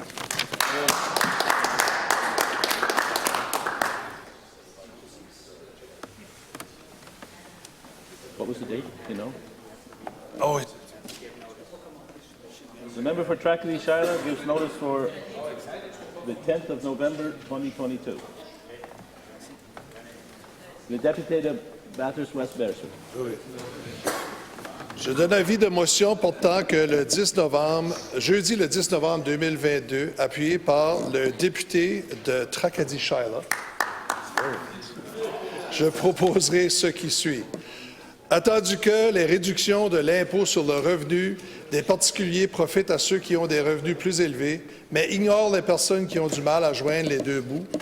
Attendu que l'augmentation du coût de la vie en ce qui concerne les produits de première nécessité, notamment le loyer, le carburant et l'épicerie, oblige les gens à faire des choix difficiles. Attendu que le gouvernement a annulé le programme d'aide pour l'énergie domestique qui a aidé plus de 33 000 néo-brunswickois à payer leurs frais d'énergie. Attendu que le gouvernement se vante de son bilan en matière de services, mais qu'il fait peu pour aider ceux qui sont dans le besoin. Attendu que le programme de thermopompe ne sera pas déployé à temps pour cet hiver, afin d'aider de nombreux néo-brunswickois à réduire leur coût de chauffage, qu'il soit à ces causes résolu que l'Assemblée législative exhorte le gouvernement à rétablir et à améliorer le programme d'aide pour l'énergie domestique et que l'Assemblée législative exhorte le gouvernement à retirer la TVH des combustibles de chauffage.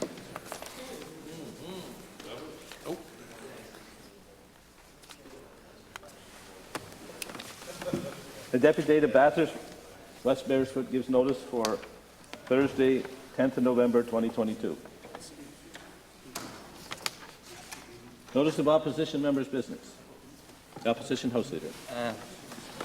Merci, Monsieur le Président. Thank you, Will Allen. We'll deal with today, the opposition will deal with motion number 1 on immersion and motion number 3, which is a catch-up learning program, and projet de loi numéro 8, la loi électorale. Merci.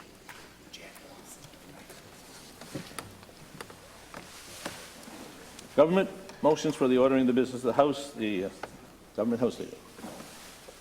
Thank you very much, Mr. Speaker. So today is Opposition Day, so following routine proceedings, we will debate the adjournment motion, which I'll present.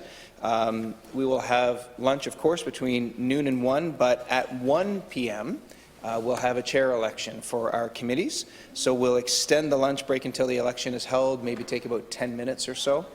Following which, Speech from the Throne debate continues until 2:30 p.m.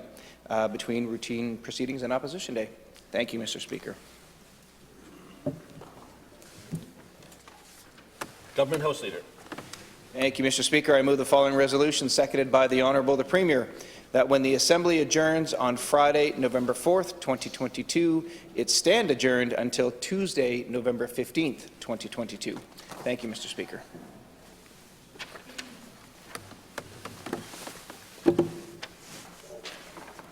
To move by the Government House Leader, seconded by the Honourable the Premier, that when the Assembly adjourns on Friday, November the 4th, 2022, it stand adjourned until Tuesday, November the 15th, 2022.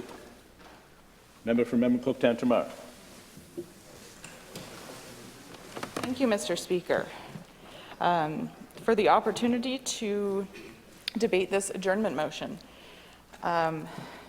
I would love for us to not even have to debate adjournment motions, and that would be possible if we had a permanent calendar. And that is something that would be really beneficial for all members, but more importantly, for the work in our constituencies, because it makes it difficult to plan in advance when you don't have a permanent calendar, to schedule things when you don't really know exactly what's coming and things are shifting around and you can't plan very far in advance. And so that is actually, it's to the detriment of the work that MLAs do for their constituents. And so that is one reason that a permanent calendar would be important. This is an issue that keeps coming up again and again, and it has even been a recommendation.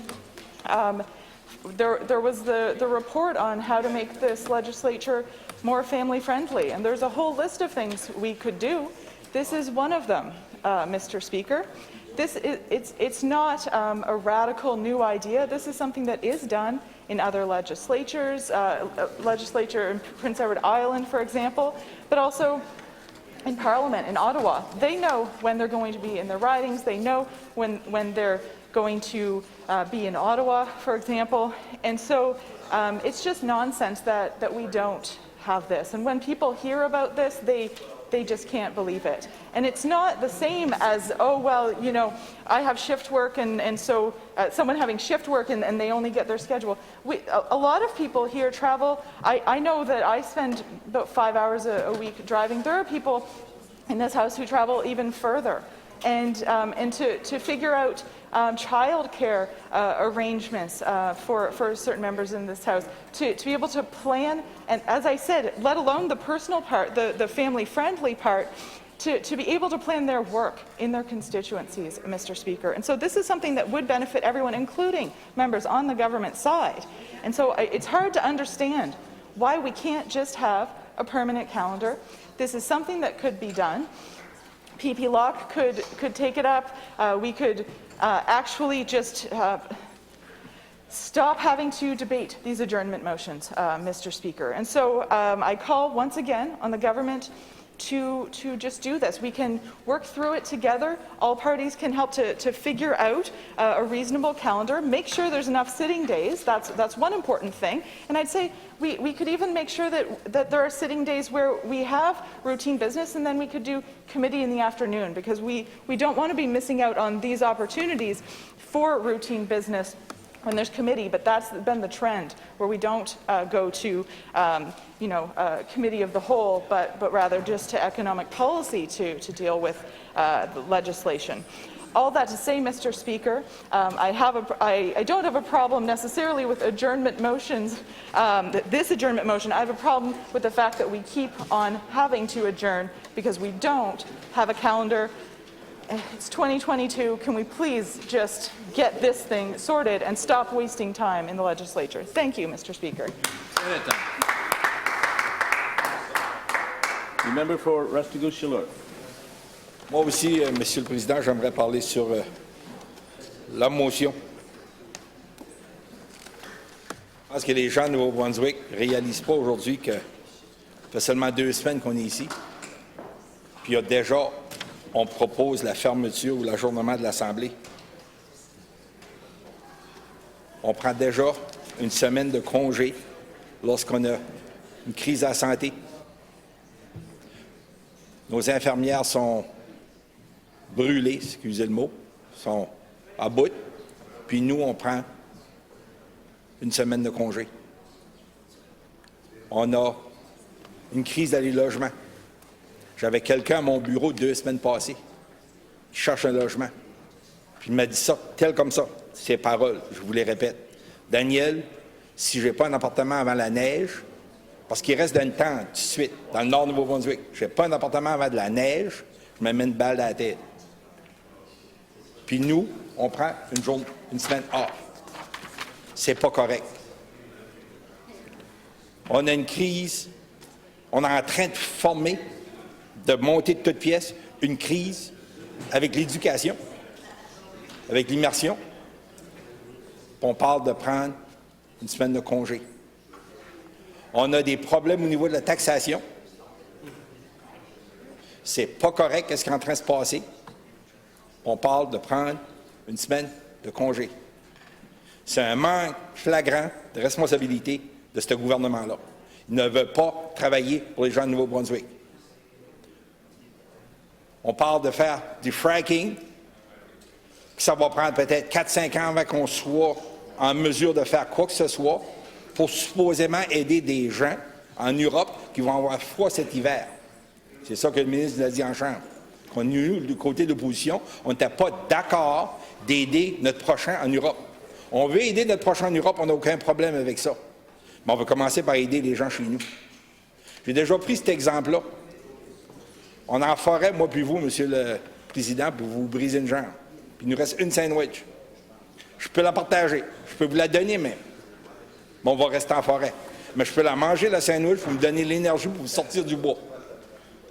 Notre gouvernement, aujourd'hui, ne tente même pas d'essayer d'aider les gens de Nouveau-Brunswick. On a une crise au niveau de la fiscalité. Il va y avoir un reportage cet hiver. Mon collègue, le député de Cannes-Nord, l'a mentionné. On est en chambre, on pourrait discuter de ça. On n'est pas en chambre, on est chez nous. On va travailler pour les citoyens. Il n'y a pas de problème, on va travailler pour les citoyens chez nous, mais on n'est pas en chambre. Notre devoir, à l'heure actuelle, serait d'être en chambre pour régler ces nombreuses situations-là qu'on a. Sur ça, M. le Président, c'était le message que je voulais passer. Je pense que les gens de Nouveau-Brunswick sauront nous rendre responsables ou rendre responsable ce gouvernement-là en temps et lieu. Merci, M. le Président. Le député de Kensett. Merci, Monsieur le Président. Ben, écoutez, je veux juste joindre ma voix à mon collègue de Restigouche-Chaleur et puis à la députée de Memramcourt-Tintamarre pour dire qu'effectivement, on aurait intérêt d'avoir un calendrier législatif, d'avoir un calendrier beaucoup plus sûr qui nous permettrait de mieux planifier nos travaux. Je sais que, tu sais, j'ai ma collègue justement de Caraquette qui parlait, tu sais, sans trop aller en détail, mais de certaines obligations familiales. On a tous, tu sais, là, on vit maintenant, et puis comme dans une situation où une planification serait énormément appréciée et ça nous permettrait de mieux faire notre travail en tant que députés. Je ne pense pas qu'on parle seulement des députés de l'opposition, on parle de l'ensemble des 49 députés où ce qu'on pourrait commencer à mieux encadrer nos travaux. Parce que, comme vous savez, moi, quand on habite dans une région rurale comme la mienne, le gros de mon travail, il se fait dans la circonscription. Il se fait sur le terrain, il se fait avec les gens, il se fait à aider les gens, il se fait à passer du temps avec les gens pour régler leurs problèmes. Et puis, je vous dirais, je travaille beaucoup plus quand je suis à Fredericton parce que non seulement je fais les travaux de la Chambre que je suis en train de faire tout de suite, mais en même temps, mon téléphone n'arrête pas de sonner, il faut que je prenne des appels puis que je fais mes suivis. Je fais les suivis que ce soit avec le gouvernement, que ce soit avec les fonctionnaires et ainsi de suite, pour faire avancer les dossiers locaux. Donc, c'est bien important d'être à Fredericton. Évidemment, c'est un travail essentiel que nous avons à faire comme députés. Et puis, je l'accueille. Mais ce que j'apprécierais encore mieux, c'est de savoir quand je viens, puis savoir aussi quand j'ai la possibilité de rester dans la circonscription, parce qu'effectivement, dans la circonscription, je peux vous assurer que je ne suis pas en train de tourner les pouces, puis je suis certain que pour la majorité de mes collègues de tous les côtés de cette Chambre, c'est la même chose. Donc, avec plus de planification, un peu plus de préparation, ça nous permettrait d'avancer d'une façon plus efficace. Puis je pense que c'est ce que les payeurs de taxes du Nouveau-Brunswick veulent voir. Ils veulent voir leurs députés être être plus efficaces, tu sais, avec leur temps. Et puis quand on navigue dans l'incertitude, quand on navigue dans, ben on ne sait pas, peut-être, oui, non. Puis je comprends, là, je comprends qu'on est dans le domaine de la politique. Dans le domaine de la politique, tout peut changer assez rapidement. Ça peut aller, tout d'un coup, il peut y avoir une annonce, il peut y avoir une décision de prise, une démission, peu importe, qui fait qu'il y a des changements importants qui peuvent arriver juste comme ça. Donc, je comprends la nécessité d'un gouvernement d'avoir une certaine flexibilité, puis je comprends ça, mais je pense aussi que d'avoir également une structure beaucoup plus établie n'empêcherait pas cette flexibilité-là, numéro un. Et deuxièmement, comme je me répète un peu, ça nous permettrait d'être davantage efficaces, non seulement ici à Fredericton, mais au sein dans notre circonscription sur le terrain, dans nos circonscriptions respectives. Donc, c'est ça. Je voulais juste faire ce point-là, Monsieur le Président. Merci pour m'avoir donné l'opportunité d'en parler. Merci. Le député de Kirkette. Merci, Monsieur le Président. Je veux moi aussi renchérir sur ce que la députée de Memramcook-Tantramar a proposé et mon collègue de Kent Sud aussi. Tellement important d'avoir un calendrier fixe et à l'avance. Puis je sais qu'il y a eu des améliorations parce qu'on a eu comme des ébauches de calendrier qui nous permettent de planifier un peu, mais ça serait tellement important d'avoir un calendrier fixe. D'abord pour les bons travaux de la Chambre, mais aussi pour être capable de planifier familialement. Monsieur le Président, je ne peux pas vous dire à quel point c'est un défi constant struggle pour les familles, ou en tout cas moi, comme mère d'une famille recomposée. J'apprécierais tellement d'avoir un calendrier fixe. Je vous le dis souvent, là, mais c'est ça. Quand on a des jeunes enfants, quand on n'est qu'à 4 heures de route de Fredericton, puis quand on a des familles reconstituées avec des gardes partagées, puis ça, là, je vous dirais que je passe une bonne partie de mes semaines à faire de la logistique familiale, puis de la logistique de bureaux de circonscription, puis de la logistique de sessions parlementaires, puis de comités. Puis un calendrier fixe me permettrait et nous permettrait de faire moins de gestion de logistique parce qu'on aurait quelque chose on aurait une encre qui nous permettrait de bien planifier. C'est tellement important. Puis je suis d'accord avec mon collègue de Kent Sud aussi qui dit que, bon, le bureau de circonscription, en tout cas pour moi, là, c'est quelque chose qui prend beaucoup de temps. Je sais que dans certaines régions urbaines, ils ont peut-être moins d'appels, mais chez nous, là, les bureaux de circonscription, je vous le dis, c'est comme un centre de service. Les gens chez nous, quand ils ont besoin d'aide, ben ils appellent le député pour n'importe quoi, là, n'importe quoi. Puis c'est correct qu'on les aide, mais ça prend beaucoup de temps.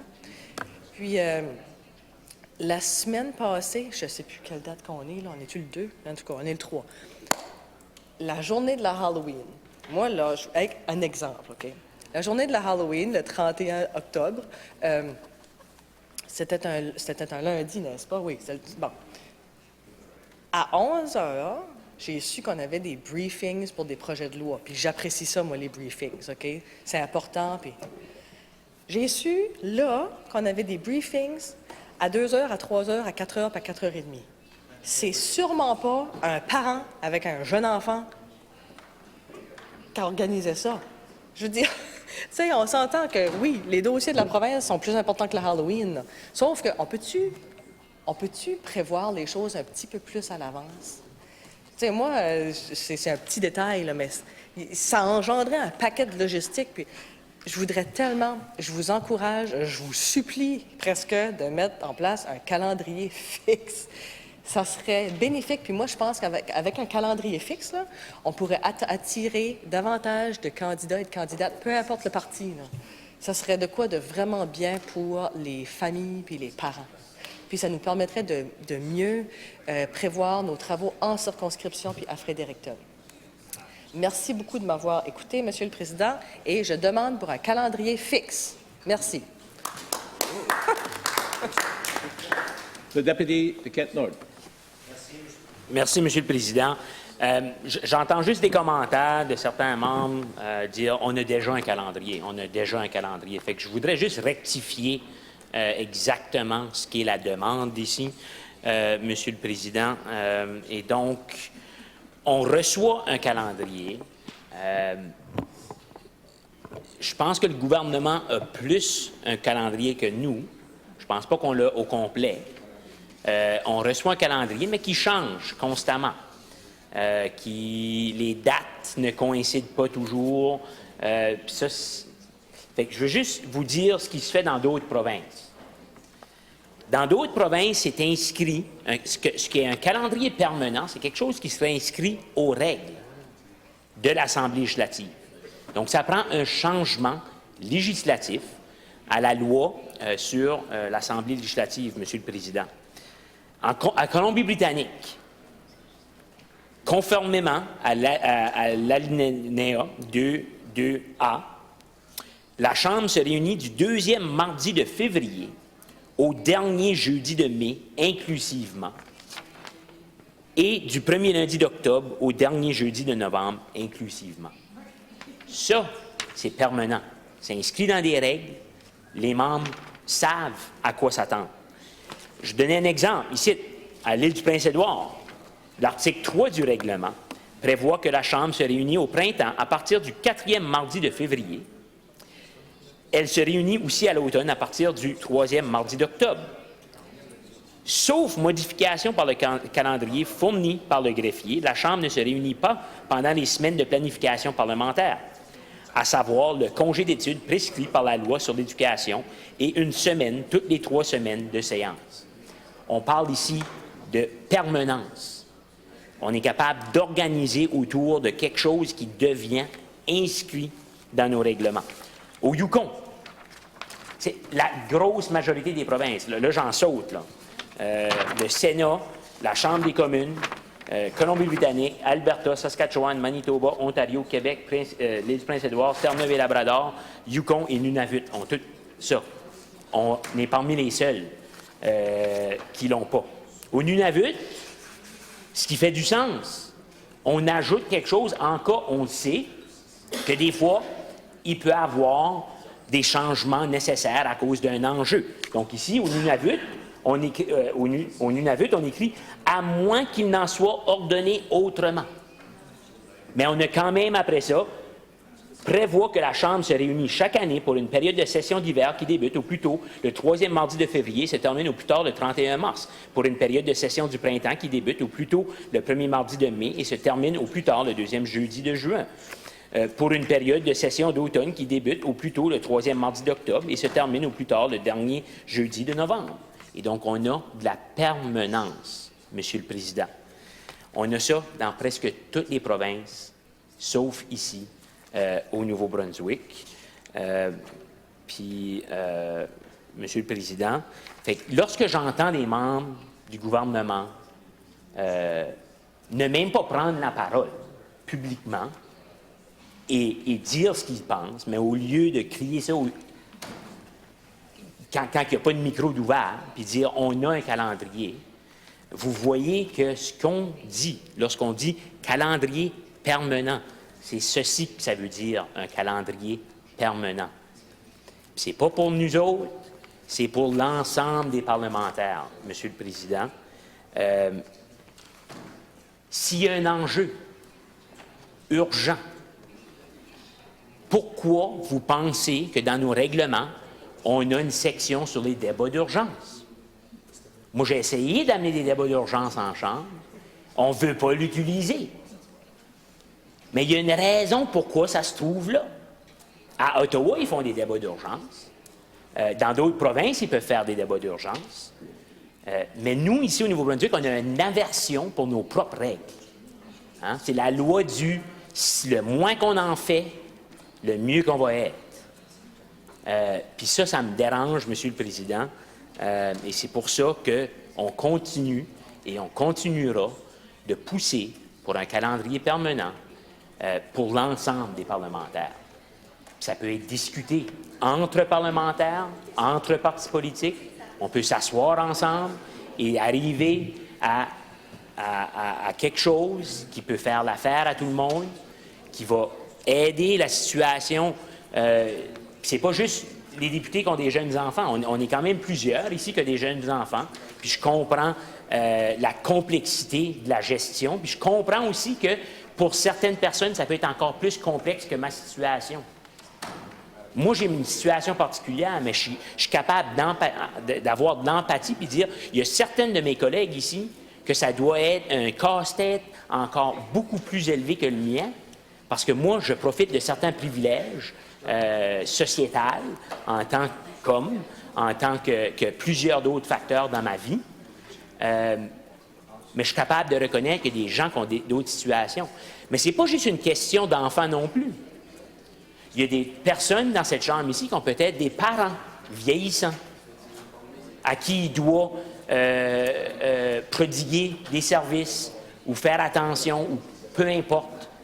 Il peut avoir des membres. Je ne sais pas la réalité de chaque membre, mais je suis certain que chaque membre a une réalité qui est propre à eux et qui mérite qu'on s'assoie ensemble puis qu'on trouve une solution permanente qui nous permet d'organiser nos vies de travail, de famille, d'assemblée législative, de circonscription, etc., etc., etc. Donc, merci, Monsieur le Président. Je voulais juste rectifier ça. S'il y a quelqu'un qui n'a pas encore compris, ça me fera plaisir de faire une session publique pour n'importe qui veut en parler. Au plaisir. Deputy Campbell-Dalhousie. Thank you, Mr. Speaker. And I think there's a lot of comments made and that I tend to agree with. And one number that hasn't been made, I don't think, is, well, we talked about the calendar, but the other thing is the lack of time for debates for the throne speech. And so to alleviate that, I'm going to limit my conversation this morning on this motion, and I will be seated. Thank you. Thank you. Does anybody else wish to speak on this motion? Member for Fredericton South and leader of his party. Thank you, Mr. Speaker. I think that the test really here in the end is the status quo reasonable. Does it meet the test of reasonableness or not? The lack of a permanent calendar. As we've heard from other members, every other province, just about, and territory in this country, including the federal parliament, have permanent calendars. Why, Mr. Speaker? Because it's the reasonable thing to do. For all of the good rationales provided by the members who have stood this morning during this debate and spoken, the list is long in terms of what would make, why a permanent calendar would be reasonable to have. What's unreasonable, Mr. Speaker, is to continue to have a situation where the Premier's office essentially determines what our calendar is. It's time that we work together as parliamentarians, as elected representatives, as legislators, to hammer out a permanent calendar and enshrine that in our legislation. There it is, something we can count on, something we can plan with. And I'm sure it would be of aid to the ministers in Cabinet, Mr. Speaker, in terms of organizing their time. They've got lots of meetings they have to attend with their provincial colleagues, their federal colleagues, and so on. So to have a permanent calendar, this is just another reason that it would be reasonable to put such a thing in place. So we're outliers, Mr. Speaker, clearly, when it comes to that kind of planning and organization in the Legislative Assembly. This Legislative Assembly is an assembly of members, Mr. Speaker, an assembly of members who should be determining what our calendar is, not the Premier's office. That's just one little example of where there's been creep from the Premier's office over the years into the business of the Legislative Assembly, into our business here as members, Mr. Speaker.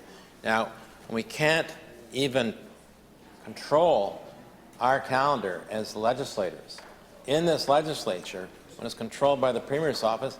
That's a big problem. It's a big problem, Mr. Speaker. It is not reasonable. What's reasonable, Mr. Speaker, is that as members of this legislature, we have control over our schedule, that we have control over the calendar, and the way to do that is to negotiate a permanent one and enshrine it in legislation. If there's need to set extra days or make changes, that can be done as we go along, Mr. Speaker, for one reason or another. Completely reasonable as well. So let's do the reasonable thing, Mr. Speaker. Let's do the reasonable thing and put in place a permanent calendar. I have been raising this since I was elected in 2014, because right off the bat it seemed unreasonable to me that we didn't have a permanent calendar. Back then I looked across the country and saw that just about every other legislature and the Parliament had a permanent calendar. Why are we being treated like children, Mr. Speaker, who can't control their own time, their own schedule? We need a permanent calendar, Mr. Speaker. Thank you.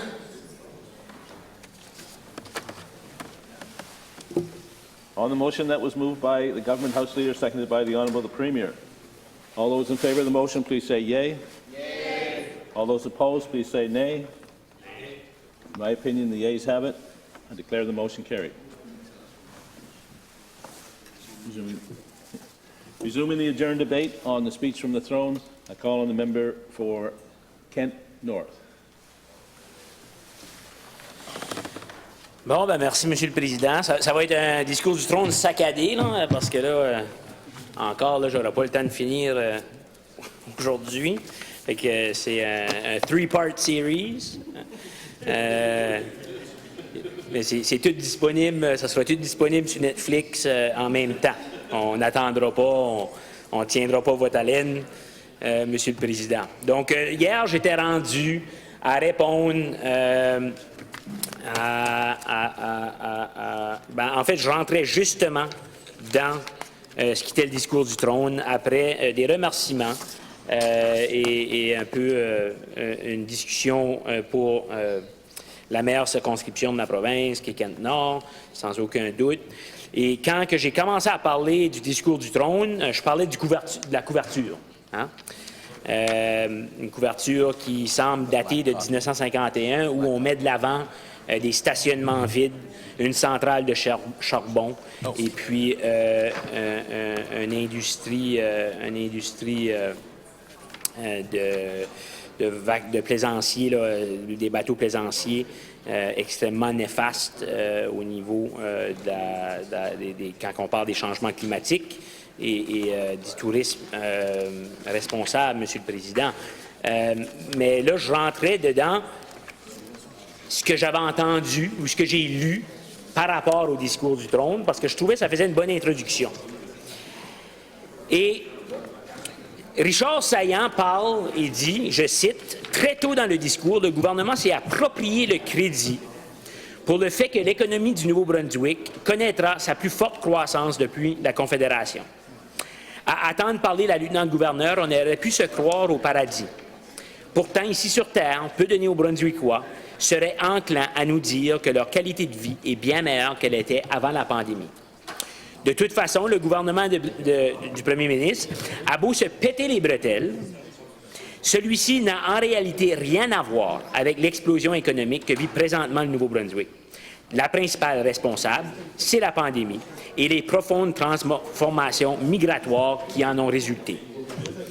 Cela dit, si le premier ministre s'est empressé de prendre le crédit d'une croissance entièrement fortuite, il s'est montré tout aussi pressé à se laver les mains de ses conséquences sociales. Monsieur le Président, quand on regarde le discours du trône, dès le début, une des premières phrases, on parle de la loi sur les langues officielles. On dit juste, encore une fois, inquiétez-vous pas, là, ça va sortir à un moment donné. Comme si il fallait que ça soit là. Pas parce qu'on voulait que ça soit là, pas parce qu'on voulait élaborer notre vision, pas parce qu'on voulait partager qu'est-ce qu'on avait envie de faire ou comment est-ce qu'on voyait le tout. Parce que quelqu'un, à quelque part, soit dans le bureau du premier ministre ou ailleurs, a dit « on n'a pas le choix de mettre un mot là-dedans ». J'ai été extrêmement, je ne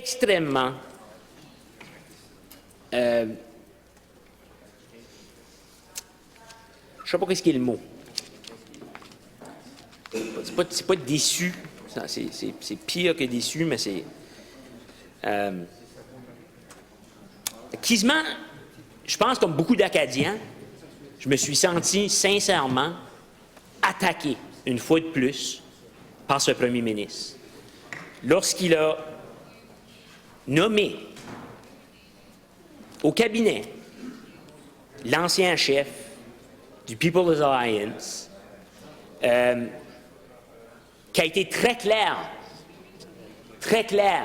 sur ses idées, puis des idées qui ressemblaient beaucoup à ceux du premier ministre.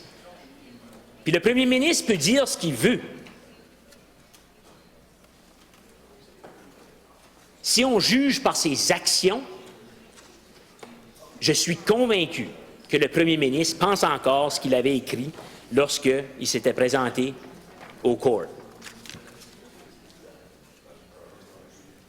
Il y a une des phrases, c'était « To ensure all citizens receive government services adequately, but avoiding influence from those who can understand but refuse to speak the common language, English. »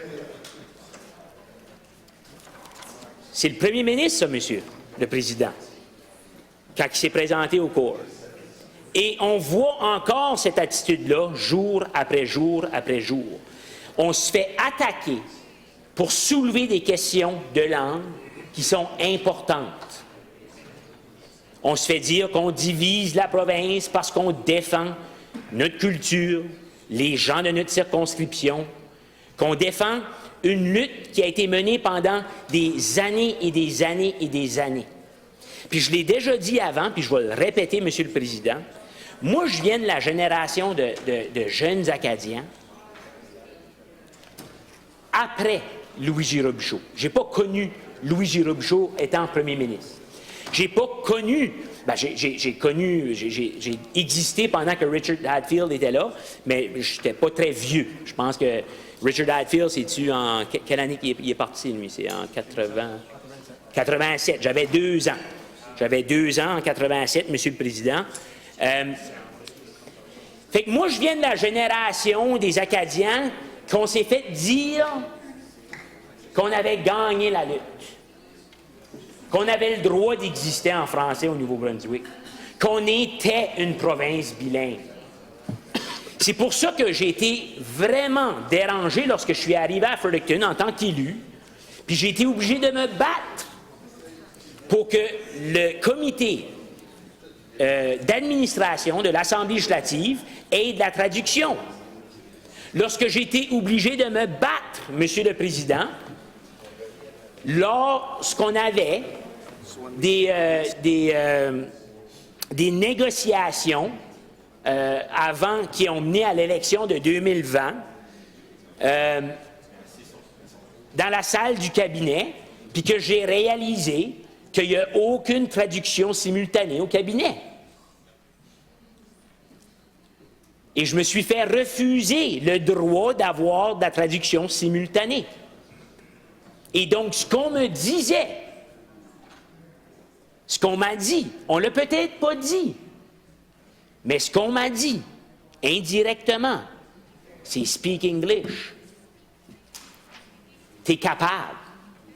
Tu n'as pas besoin de traduction simultanée. Et donc, quand on parle ici de ce que le premier ministre a écrit, « To ensure all citizens receive governmental services adequately, but avoiding influence from those who can understand but refuse to speak the common language English. Ces actions ne vont pas dans la bonne direction. On a refusé de répondre, jusqu'à aujourd'hui encore, à la question de la modernisation de la loi sur les langues officielles. On a nommé l'ancien chef du People's Alliance au cabinet, en sachant très bien ce qu'il pense du bilinguisme au Nouveau-Brunswick. Il n'a jamais retiré ses positions. Il dit juste, la seule réponse qu'on a eue, c'est j'adhère aux valeurs du parti. Sans pour autant dire qu'il ne croit pas ce qu'il a dit avant. Fait que je pense que c'est un silence qui est évocateur, Monsieur le Président. Je l'ai déjà dit, il y a certaines traditions qu'on fait même ici, à l'Assemblée législative, dont je n'adhère pas. Mais je n'ai pas le choix de les faire pour siéger. Et donc, on peut dire des choses sans vraiment y croire, Monsieur le Président. Je pense que si tout le monde sont honnêtes avec eux-mêmes, vont réaliser qu'on le fait tout à quelque part dans notre vie. Et donc, laisse-moi au moins, Monsieur le Président, douter, d'avoir un doute basé sur les actions, que certaines paroles ne sont pas nécessairement partagées. Le discours du trône, Monsieur le Président, j'ai trouvé que c'était un discours du trône qui était aéré. Je ne sais pas si vous avez déjà entendu parler, que vous avez déjà vu. Il y a quelque chose qui se promène des fois, puis nous autres, il y a un garage chez nous que ça.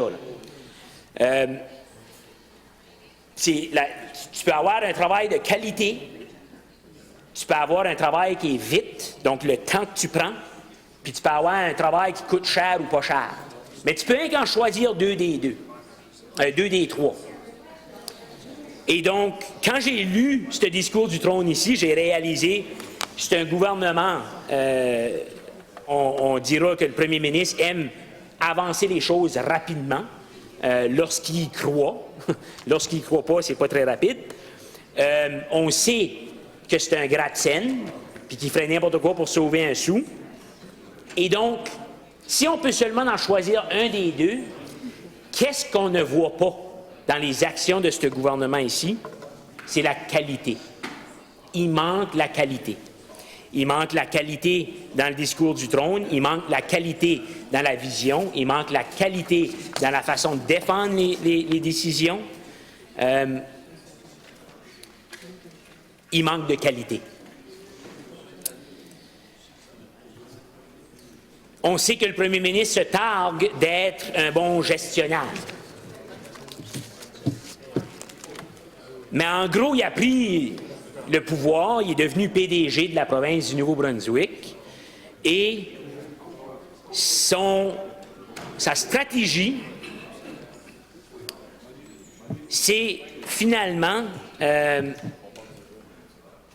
vendre les actifs, de nous enlever toute chance à demeurer une province résiliente, en contrôle de ce qui est le bien commun. Est-ce que ça prend de la décentralisation du pouvoir? Absolument. Absolument, Monsieur le Président. Est-ce que ça prend de la centralisation, de la décentralisation vers le privé dans des domaines comme les soins de santé? Absolument pas. Lorsqu'on parle de soins de santé et du privé, le privé est là pour une seule et unique raison, c'est de faire du profit. On ne fait pas de profit sur des malades. On ne fait pas des profits sur des gens vulnérables. On ne fait pas des profits sur un système qu'on doit garder intact, résilient, robuste pour des décennies et des décennies et des décennies à venir. Le gouvernement va faire l'argument. Member, time for lunch. I remind members that we will be back here at 1:15, or we'll break till 1:15 to allow the committee to select chairs here in the chamber. Thank you.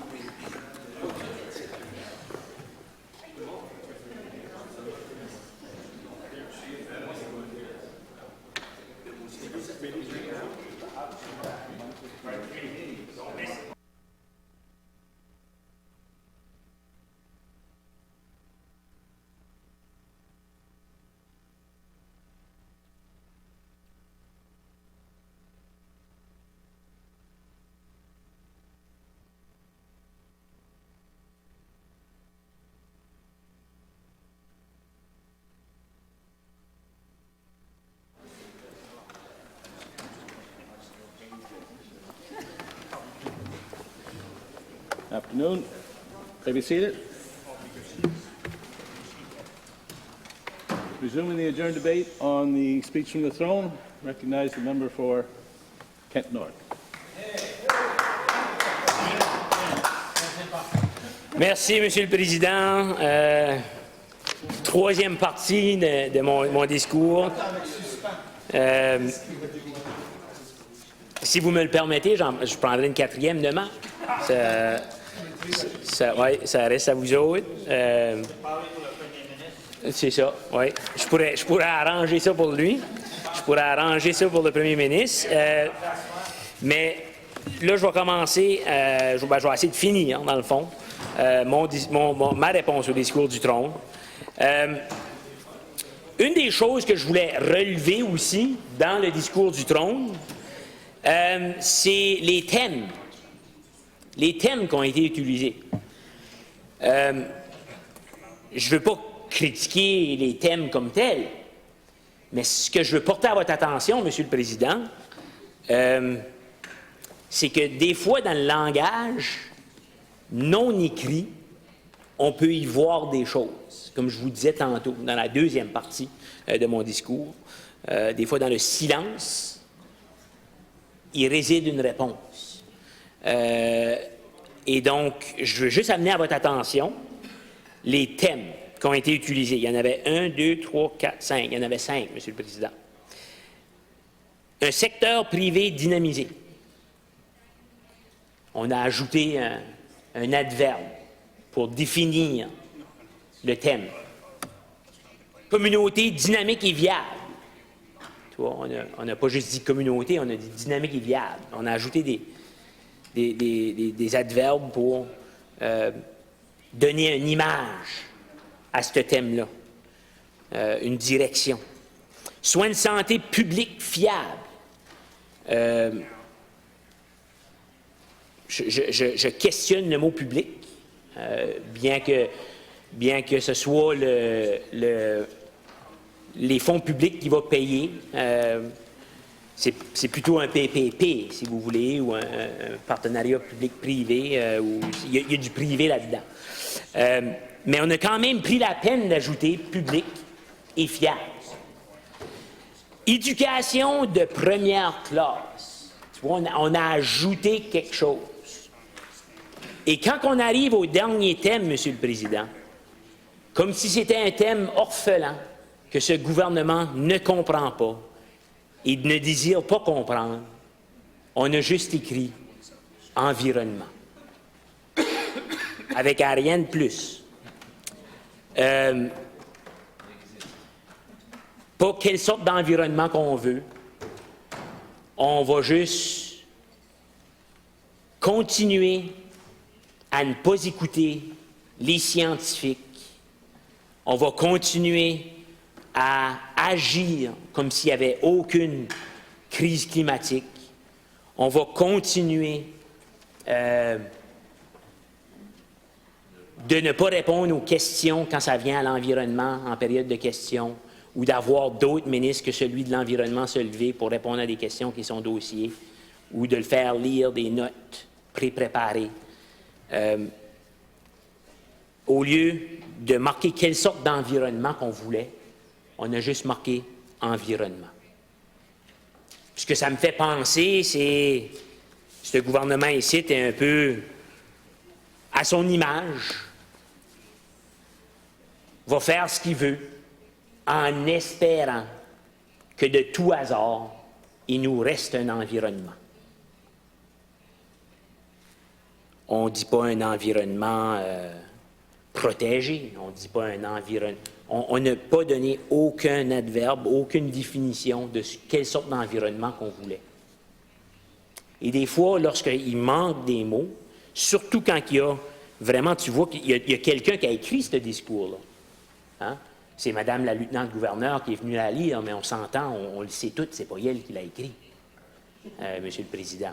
Il y a quelqu'un dans le bureau du premier ministre qui a écrit ce discours. Mais environnement, on a laissé ça juste comme ça. Si je reviens sur les thèmes, parce qu'il ne me reste pas très longtemps, secteur privé dynamisé. Quelle sorte de développement voulons-nous? Comme que j'ai dit déjà dans mon introduction, on le voit très clairement quelle sorte de développement qu'on veut quand on voit les photos qui ont été utilisées. On veut des stationnements vides, on veut des centrales de charbon qui fonctionnent encore, on veut des gros bateaux, des gros bateaux.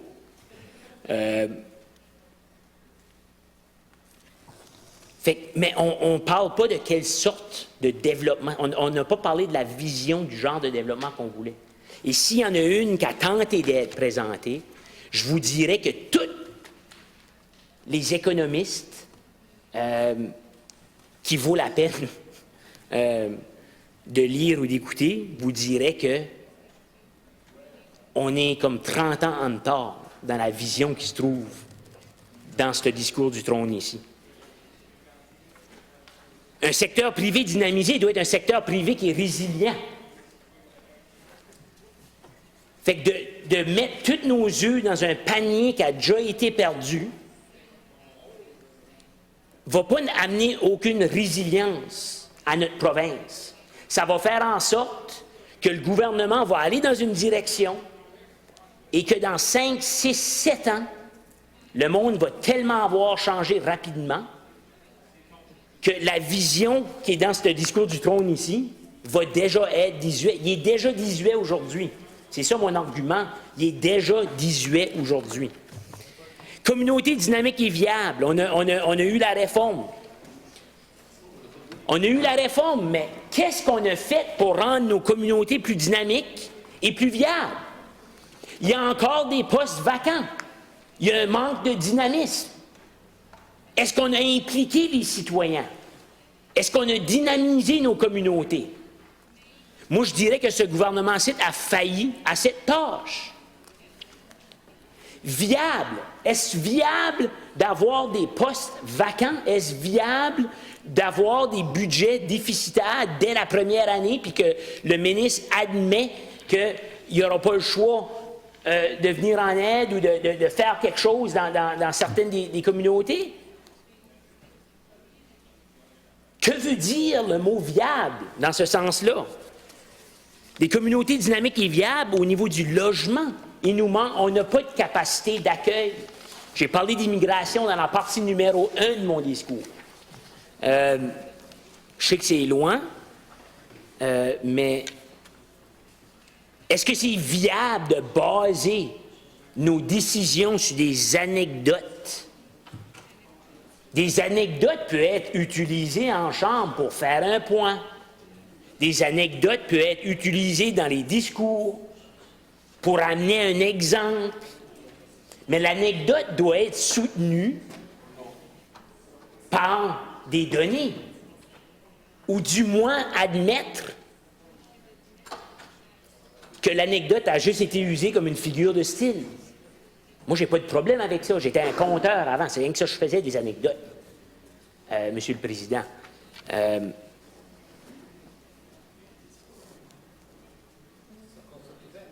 C'est encore ce que je fais. Mais là, c'est comme je dis tout le temps, à cette heure, je dis la vérité. Hein? Les comptes, en fait, je ne sais pas. Des communautés inclusives, Monsieur le Président. On parle des peuples autochtones comme si tout allait bien. Puis là, tous les chefs, presque tous les chefs, je pense que c'était tous les chefs qui sortent pour dire nos relations sont brisées, Monsieur le Président. Mais tu as un gouvernement qui se permet de dire dans le discours du trône que tout va bien. Qu'est-ce que ça dit sur le sérieux ou non qui a été mis dans l'écriture de ce discours du trône ici? Fait que là, encore une fois, Monsieur le Président, je n'aurai pas le temps de finir mon discours, mais comme que j'ai dit d'entrée de jeu, hein, il n'y avait pas de suspense, je crois. Je ne voterai pas pour ce discours du trône et j'espère qu'il y a des députés au niveau du gouvernement qui auront l'audace de voter contre un mauvais discours du trône. The member for Moncton Southwest. Thank you, Mr. Speaker. It's certainly a pleasure to rise today in the House to support the second speech from the throne of the 60th Legislature. Mr. Speaker, I'm proud to have served in this Assembly for 12 years. Monsieur le Président, je suis très fier de voir siège dans cette Assemblée pendant 12 ans. Each time I enter this beautiful chamber in this historic building, I'm grateful. I'm grateful that I get to work with colleagues passionate about making New Brunswick a wonderful place to live, to work, to raise a family, and to explore. This is a special place that many people of many diverse cultures call home. I feel lucky to live here and to have lived in both French and English parts of the province. It has given me an appreciation for different perspectives and lived experiences. My family, Mr. Speaker, has always been so supportive of my desire to be a member of the Legislative Assembly.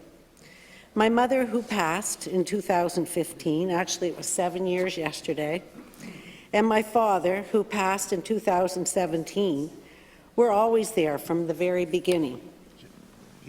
I have run in 6 elections, 2 municipal and 4 provincial, and the support of my family has been a necessary ingredient to those successful campaigns. So I say thank you to my late parents, to my siblings, to my son, and to my partner and his family for the many years of encouragement to my life of service in this province. Mr. Speaker, I'm so glad to see the positive change that's come about. And I know yesterday I had, listening to the member from Caracat, her speech about her passion for horses. Well, you know what? I too have that same passion. And I will say that she spoke about blinders and had an analogy that she compared our government to having blinders on. Well, you know what, Mr. Speaker? I've ridden a lot of horses and I've never had blinders on them because we knew where we were going and I was managing my mount. And like this government, we know where we're going. Mr. Speaker, I want to say how proud I am of the many of my son, Daniel, and what a fine man that he's become. He has grown to be a successful business person, a loving partner for Julie, and a wonderful father. And I've often said I'm more proud of the way he handles his success than his success itself. He and his wife, Julie, are raising my grandson, Lincoln, my wonderful little man who's fluent in both languages and was, when he went to kindergarten, for just 3 months. Very proud of him. And I'm so proud of the fact that it brings me so much comfort and joy to know that my son and my family, my precious ones, are happy and Lincoln's being brought up well loved. I want to take a moment to thank my office assistant, Lisa DeVoe. I couldn't do this job without her. The hours that we put in, the evenings, The times that we go to meetings through the weekend, through the evening times, like, she's always been there to organize all my work in my office, and I couldn't do it without her. So thank you, Lisa. Mr. Speaker, the members elected by the people of New Brunswick to serve in this House come here with energy and enthusiasm. I want to thank each of them on both sides of the House for the work they do, and I want to ask them to bring the same energy and enthusiasm to this session. I want to express what a privilege it was to serve as Minister of New Brunswick in the 59th Legislature. Mr. Speaker, that experience gave me an understanding of the dedication of the civil service in New Brunswick. Then and now, navigating through the pandemic, they were focused on providing responsive and high-performing government services, and they were up to the job. Mr. Speaker, 2020 was a difficult year. We dealt with so many unknowns in the early months of the pandemic, and Mr. Speaker, 2021 was just as difficult. Now, in 2022, we are finally back to a normal way of life, but still must be cautious. The fourth wave of the pandemic presented many challenges and required many people, including those in the Moncton Southwest area, to give up their regular routines and social interactions with others. We got through this together with the help and guidance of our healthcare workers, and we can't thank them enough for their dedication, their hard work, and certainly as a government, we all know they're tired from all the hours of work and all the care they've given to so many New Brunswickers. So thank them. Thank them again for all they do.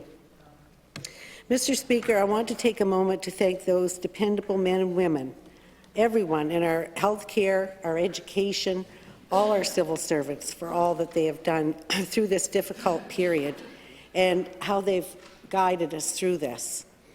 COVID has left them exhausted, and we recognize that. We're working to address the many issues in health care. Currently, we are expanding the variety of providers who can help New Brunswick with various health care needs. It is time to create made in New Brunswick solutions to the challenges we face in our delivery of health care. In doing so, we will eliminate the backlog of surgeries that were cancelled during COVID. Adding more nurses to our system will provide relief for those who work many long hours with no time off to rest. Upgrading technology with My Health Records and supporting Atlantic Wellness in Moncton to address the challenges youth are experiencing with their mental health. We are getting positive results, and they are doing a fantastic job, so thank you, Atlantic Wellness. Expanding on our pilot projects that prove excellent results, like the one in Campbellton, with a 94% success rate with just one-time visit. Those were successful, and these are things that we have to look at to make things better and a made in New Brunswick solution. That's what this whole pilot project was all about. There are many exciting and long-awaited things happening in healthcare, and we will resolve the issues and make our healthcare second to none. Mr. Speaker, from the very beginning, we recognized that few students were successful in learning a second language. We knew that after 50 years of being a bilingual province, we were failing. This now finally will be addressed, so all our children will have an opportunity to speak both languages. And it's unthinkable for me, and I just cannot understand how the opposition members can condemn us changing education system when over 70% of our people cannot learn to speak both languages. Shame on them. Mr. Speaker, I want to thank the many people in Moncton Southwest for their support and all of the businesses in my riding who work tirelessly and contribute greatly to our province. I am proud of the work that Minister Dunn is doing to support businesses and find workers for the many businesses who need labour. With the growth in our population, we will meet the labour need demands. We now have a minister responsible for housing. Mr. Speaker, we know that with all the growth we have experienced and the housing market this past year, we know the challenges, and we will adapt to those changes that have proven New Brunswick to be on the move. With success comes challenges, and together we will adopt and create a positive change.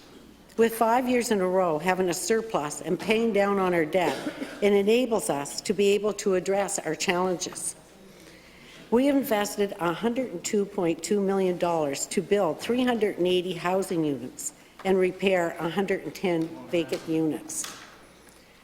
This is more money spent on housing in 3 decades, Mr. Speaker. We must be able to care for our seniors, our less fortunate, and those with disabilities. And I think about the money that we've contributed to Rising Tides and the fabulous job they've done in Moncton for the homeless.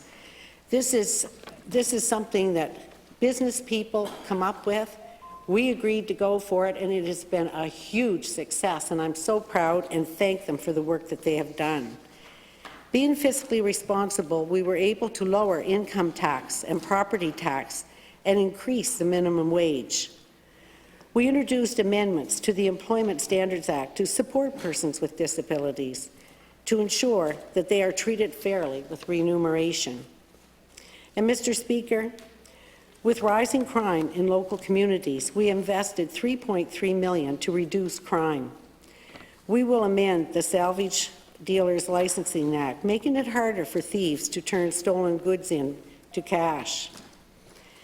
I am delighted to see legislation implemented that provides police the necessary tools to search for missing persons. I was minister also for the women's branch, and this is a big part of what the Truth and Reconciliation report says. Like with missing women and girls, it's time we do something like this so they can be found. Our government has other significant challenges to address.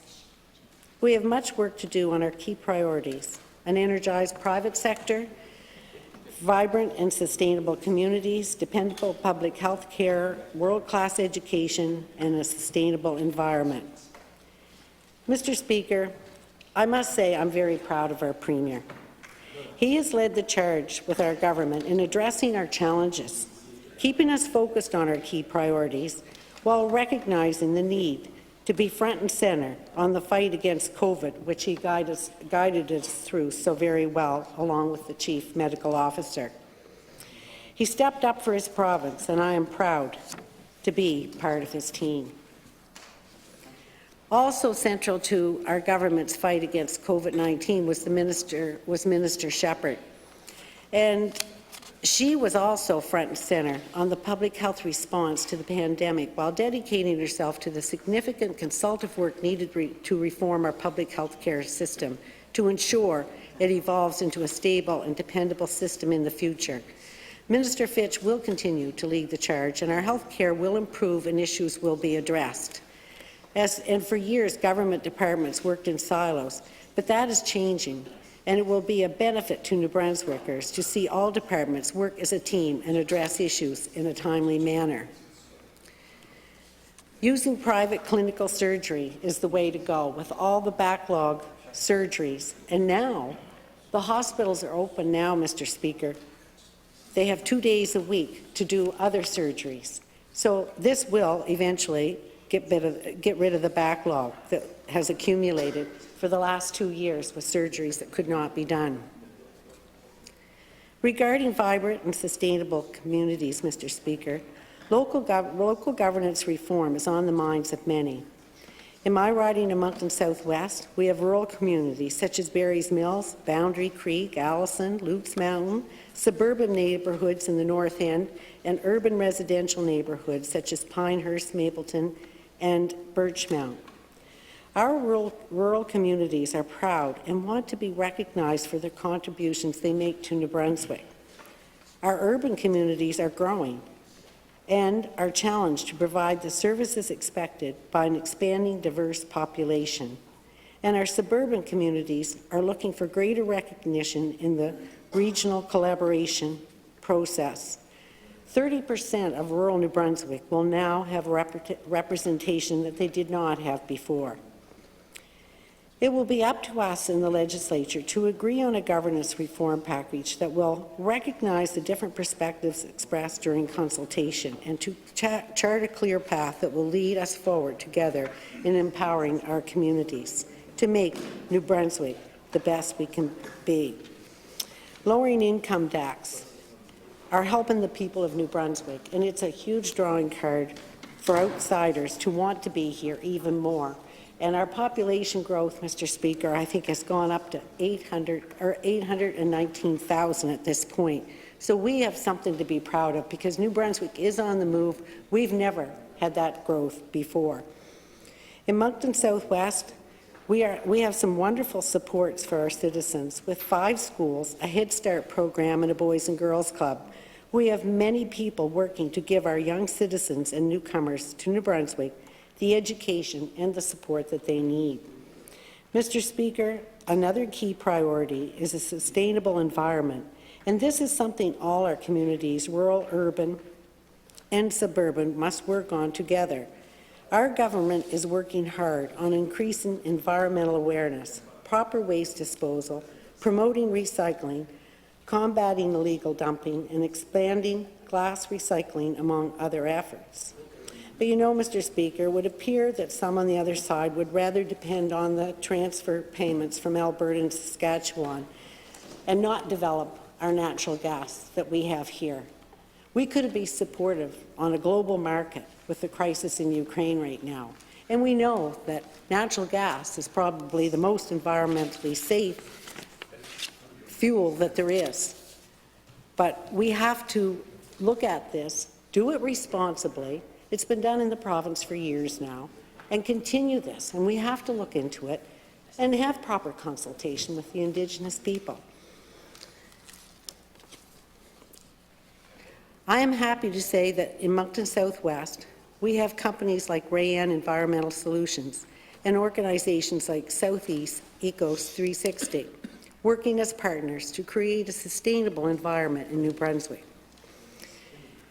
Mr. Speaker, as we head to 2023 and to economic recovery, it is important that we continue to build resilience in our small and medium-sized businesses in New Brunswick. They are the heart of our economic engine. So many people stepped up to support local through the pandemic. It is vitally important that we continue to do so, while I encourage all New Brunswickers to shop local every day on Small Business Day on Saturday, November 26th. Let us all get out to our local businesses to find those perfect gifts for the people on our Christmas shopping list. Let's energize our private sector by shopping local and supporting small and medium businesses. Another day to recognize in November, Mr. Speaker, is Remembrance Day on November 11th. On this day, we must pause to give thanks and to remember the sacrifice of the men and women who serve for our country. This year, 2022, marks the 101st anniversary of the Remembrance Poppy in Canada. Please support the Poppy campaign, which provides assistance to veterans and their families. Mr. Speaker, before I conclude, I want to say thank you on behalf of government to the staff of the Legislative Assembly, for the pages, to the clerks, to the staff behind the scenes. Your work is essential for the work we do as members. Thank you for your dedication to democracy and to the people of New Brunswick. And before I conclude, I want to talk about my experience this summer, Mr. Speaker. I had the privilege to go to the Commonwealth parliamentarian meetings on PEI, where we engaged people from all across Canada.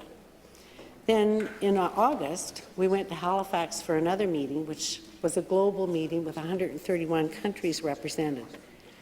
When I got to PEI in July and started discussing with some of the colleagues that I met from across Canada and their experiences that they've had, where a speaker or a sergeant of arms had to close down one of the constituency office because this woman's life was actually in danger. I was alarmed to think, where is our democracy going? We are so fortunate in this country to have a democracy that we do have. And yes, sometimes we don't always agree with the opposition and they don't always agree with us. But it's more important now than ever that we collaborate together. I know when we were in opposition, there was many times in the past that I would say, we can help you on this side of the House. We can do things. And you know, really, it's the first time since I've sat in this legislature that we actually do briefings for the opposition. They understand the bills. They know what's coming forward. They ask us questions, and our Premier said answer them in QP. When I was minister, we had to answer the questions. We never had that before, so we've come a long way. But I want to say that it really concerned me when I saw what was going on in other provinces, in our own country, with our own democracy here in Canada. It was alarming for me to learn that some people feel unsafe. This has to stop.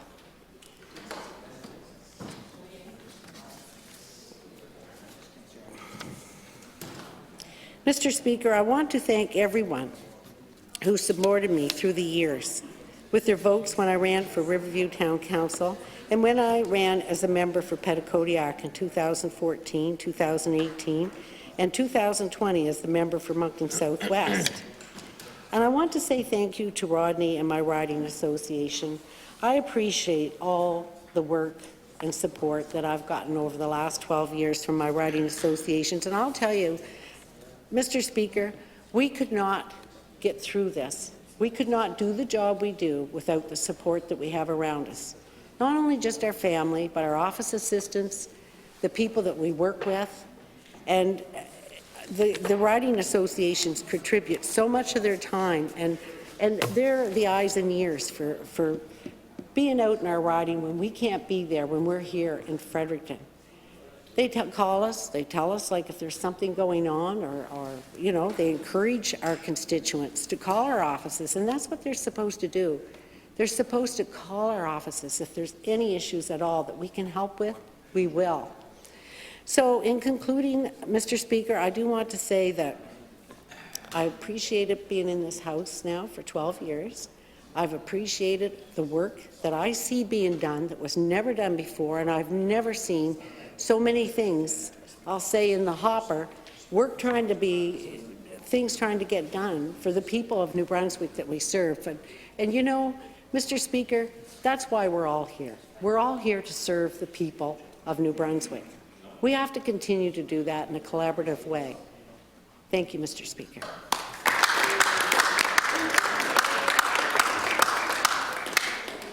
Le député Tracadie-Shiloh. Merci. Merci, Monsieur le Président.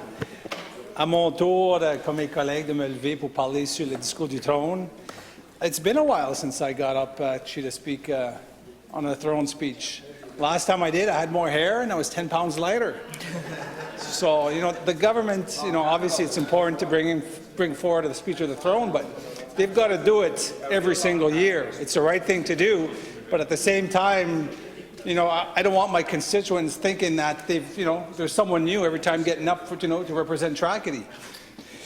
So, Monsieur le Président, il y a tellement de choses à dire. Je sais que je n'ai pas mon 40 minutes au complet pour parler sur le discours du trône, mais il y a quelques points que j'aimerais justement toucher, qui est important pour moi, mais aussi pour les gens de ma région. Tu sais, c'est pas évident le travail qu'on fait parce qu'à la fois, on est demandé d'être la voix des gens qui votent pour nous autres. On est demandé de défendre aussi les lignes du parti. Puis en même temps, on a aussi nos opinions personnelles sur certains sujets. Donc, le défi pour les élus, c'est de trouver cet équilibre-là. Mais aujourd'hui, ça va être un peu facile parce que les points que je vais toucher sont les points qui sont importants pour moi, personnellement, qui sont importants aussi pour les électeurs de ma région, puis touchent aussi aux valeurs de notre parti, Monsieur le Président. Avant que je commence, j'aimerais tout d'abord, comme mes autres collègues ont fait, remercier les gens de ma circonscription. C'est mon deuxième mandat. Ça fait depuis 2018 que j'ai été élu. Je ne suis pas natif de Tracadie. Je ne suis pas natif de Tracadie. Je suis comme un enfant adopté. Mais je peux dire que je suis extrêmement fier et honoré qu'ils m'ont choisi ou qu'ils ont voté pour moi pour justement être le représentant ici à Fredericton. C'est particulier un peu mon histoire parce que moi, c'est ça, moi j'ai grandi ailleurs. Mes parents viennent de la péninsule acadienne. Mais comme plusieurs de cette génération-là, ils ont dû quitter la région pour justement gagner leur vie. Moi, j'ai toujours dit que Sudbury, à ce moment-là, c'était comme le Fort McMurray des années 60, sauf qu'ils ne payaient pas de billets d'avion à tous les 3 semaines. Donc, tu n'avais comme pas le choix de gagner ta vie, de faire ta vie là. Mais on descendait les étés. Puis, je suis le seul de ma famille qui est revenu s'établir ici d'une façon permanente. Puis, je pense que la raison, c'est que les expériences que j'ai connues pendant l'été m'ont vraiment marqué. Moi, je descendais, puis c'était comme le paradis de la péninsule acadienne. Là. Les gens étaient joyeux, c'était la mer, c'était la forêt, tu avais un peu de tout. Donc, je me sentais chez nous. Donc, quand est venu le temps de mettre des racines, bien, il n'y avait aucun doute pour moi, c'était la péninsule acadienne, puis c'était Tracadie. Donc, je suis fier de dire que mes enfants ont grandi à Tracadie. Puis, je me considère maintenant un natif de la région et un fier représentant de cette beau coin de la péninsule. Comme mes collègues ont aussi mentionné, évidemment, c'est pas quelque chose qui se fait naturellement, d'une façon où on peut être tout seul à se rendre ici à Fredericton. On a besoin d'une équipe, on a besoin des gens qui nous supportent, qui nous appuient, qui nous encouragent aussi. Puis, moi, évidemment, il y a une longue liste de gens qui m'ont aidé ou qui m'ont appuyé dans mon cheminement. Puis, j'aimerais les remercier. Je ne vais pas commencer à nommer le nom parce que je sais que je vais en oublier. Mais c'est grâce à cette équipe-là qui ont dit, garde, nous, on aimerait que tu oses, tu te présentes, on va t'appuyer, on va travailler pour toi. Puis, et voilà que, 2 mandats plus tard, je suis ici encore une fois. Là, vu que le temps passe, c'est important pour moi de toucher les points qui sont importants, comme je l'ai mentionné. Je vais commencer avec l'éducation postsecondaire. Moi, mon fils vient de graduer de l'université. Il a été à Mount Allison, qui est dans la circonscription de ma collègue du Parti vert. Puis, j'ai une fille présentement à l'Université de Moncton. Puis, je me considère chanceux parce que ils ont été à l'école en français. Une fois gradués, ils avaient le choix de soit continuer leurs études postsecondaires en français ou en anglais. Je pense que c'est ça, là, une des richesses de notre province, c'est qu'on est une province officiellement bilingue et nos jeunes ont cette option-là. Donc, moi, mon fils, lui, a opté pour le chemin d'aller étudier en anglais. Il voulait se donner un défi, connaître un peu les études postsecondaires dans la région de Sackville. Mais ma fille, elle a continué à l'Université de Moncton. Mais évidemment, il y a eu des défis avec les universités, mais aussi leurs amis, le réseau qui nous entoure. On a la chance de parler avec les parents, puis j'apprends, j'ai appris que on vit tout un peu le même défi quand ça vient aux études postsecondaires. Puis évidemment, c'est le coût qui est associé aux études. Puis j'en ai parlé ici aujourd'hui, j'en ai parlé hier, puis je suis convaincu que mes autres collègues aussi vivent pas mal, ils doivent entendre la même chose dans leur circonscription. Donc, que tu aies des enfants à l'université ou non, les gens vont t'en parler parce que c'est une grosse préoccupation. Évidemment, comme parent, ton objectif, c'est de tout faire pour justement aider tes enfants à atteindre leur plein potentiel. Puis, les études postsecondaires, c'est quasiment une nécessité aujourd'hui. Quand je parle à mon père ou aux gens qui travaillent dans les mines des années 70-80, plusieurs entre eux autres avaient une 6e ou 7e année. Mais c'était l'époque où tu pouvais gagner ta vie avec peu d'études. Puis, non, je crois que vous pouvez continuer à parler, ça ne me dérange pas. Non, c'est bon, je suis dans ma... Oui, c'est ça. Ils apprenaient sur le terrain. Ils apprenaient, sur le tas, comme qu'on dit, là. Mais on est loin de ça. Avec l'arrivée de la technologie et tout ça, c'est attendu qu'on qu'on y va chercher un diplôme. Je pense même aux gens, puis je pense qu'il y a des gens qui viennent me voir au bureau, puis juste pour travailler, par exemple, soit dans les polyvalentes ou avec le ministère des Transports, mais dans le temps, un peu comme dans le temps de mes parents, tu pouvais aller avec une 9e année. Mais aujourd'hui, ils exigent un diplôme secondaire. Donc, la barre a été montée un peu. Puis ça fait en sorte que nos jeunes sont attendus de finir le secondaire, puis aussi d'aller aux études postsecondaires. Je sais que le premier ministre se lève souvent, puis il dit, dans mon temps, nous autres, on travaillait, puis on allait aux études, puis on faisait tout ça. Mais ça, encore là, ça fait 30, 40 ans de ça. La réalité, on n'est plus dans la même réalité aujourd'hui. Les coûts, le coût de la vie a augmenté énormément. Moi, je pense justement, puis je l'ai mentionné aussi ce matin dans ma période de questions, c'est rendu que le logement, la nourriture, l'habillement coûte plus cher que les frais de scolarité. Donc, le défi j'ai des collègues qui viennent du Nord ou dans les régions rurales, c'est que non seulement qu'il faut que tu mettes de l'argent de côté pour les frais de scolarité, mais il faut que tu mettes de l'argent de côté pour les dépenses qui viennent aussi avec les études pendant 8 mois de temps. Puis, avec la crise du logement, ça fait augmenter le coût du loyer. Puis aussi, ils exigent qu'on signe un bail de 1 an. Donc, c'est des dépenses qui sont là pendant toute une année de temps. Puis, ça fait en sorte que c'est dur sur les économies du jeune et aussi des familles. Donc, le jeune, lui, il doit travailler l'été, puis c'est bien, là. Puis, il gagne l'expérience et tout ça. Mais aussi, quand vient le temps d'appliquer pour un prêt étudiant, ils vont prendre en considération le revenu de l'étudiant et aussi de la famille. Puis ensuite, ils vont t'envoyer un montant par la suite. Mais ce montant-là, souvent, n'est pas suffisant pour couvrir toutes les dépenses qui sont associées aux études. Donc, le jeune, eux autres, ils doivent soit demander aux parents de peut-être contribuer un peu plus, ils doivent peut-être se tourner vers des institutions financières publiques, privées, comme les banques, les caisses et tout ça, pour aller faire un prêt personnel, pour justement les aider à compléter leur année d'études. Ce qui est plus alarmant ou ce qui est préoccupant, c'est que on a un certain pourcentage de jeunes qui ne vont pas aux études postsecondaires.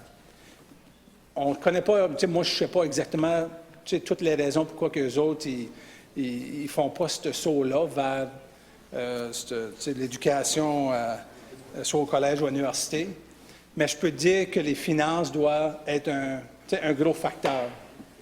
Puis, si on regarde les statistiques, puis justement, j'ai eu une belle rencontre avec la Fédération des associations des professeurs et professeurs de l'Université du Nouveau-Brunswick. Puis, ils nous ont partagé un petit peu des données, un petit peu d'informations qui justement, nous démontraient que, comme province de Nouveau-Brunswick, on tire la patte quand on se compare aux autres provinces du Canada. On a la pire fiche après la Terre-Neuve, qui veut dire que c'est nous, comme Nouveau-Brunswick, qui fait en sorte qu'il y a moins de jeunes qui continuent leurs études après la polyvalente. Ça, c'est préoccupant. C'est préoccupant, comme province, c'est préoccupant aussi comme parent, parce que tu dis, quel genre de carrière est-ce que mon jeune pourrait pratiquer plus tard dans la vie? Avec les exigences qui augmentent, avec le coût de la vie qui augmente, l'éducation est nécessaire. J'ai des statistiques ici que j'aimerais partager. Justement, c'est un tableau qu'ils ont publié, qui démontre, ou qui ont fait comme une étude comparative d'aujourd'hui et de 20 ans passés.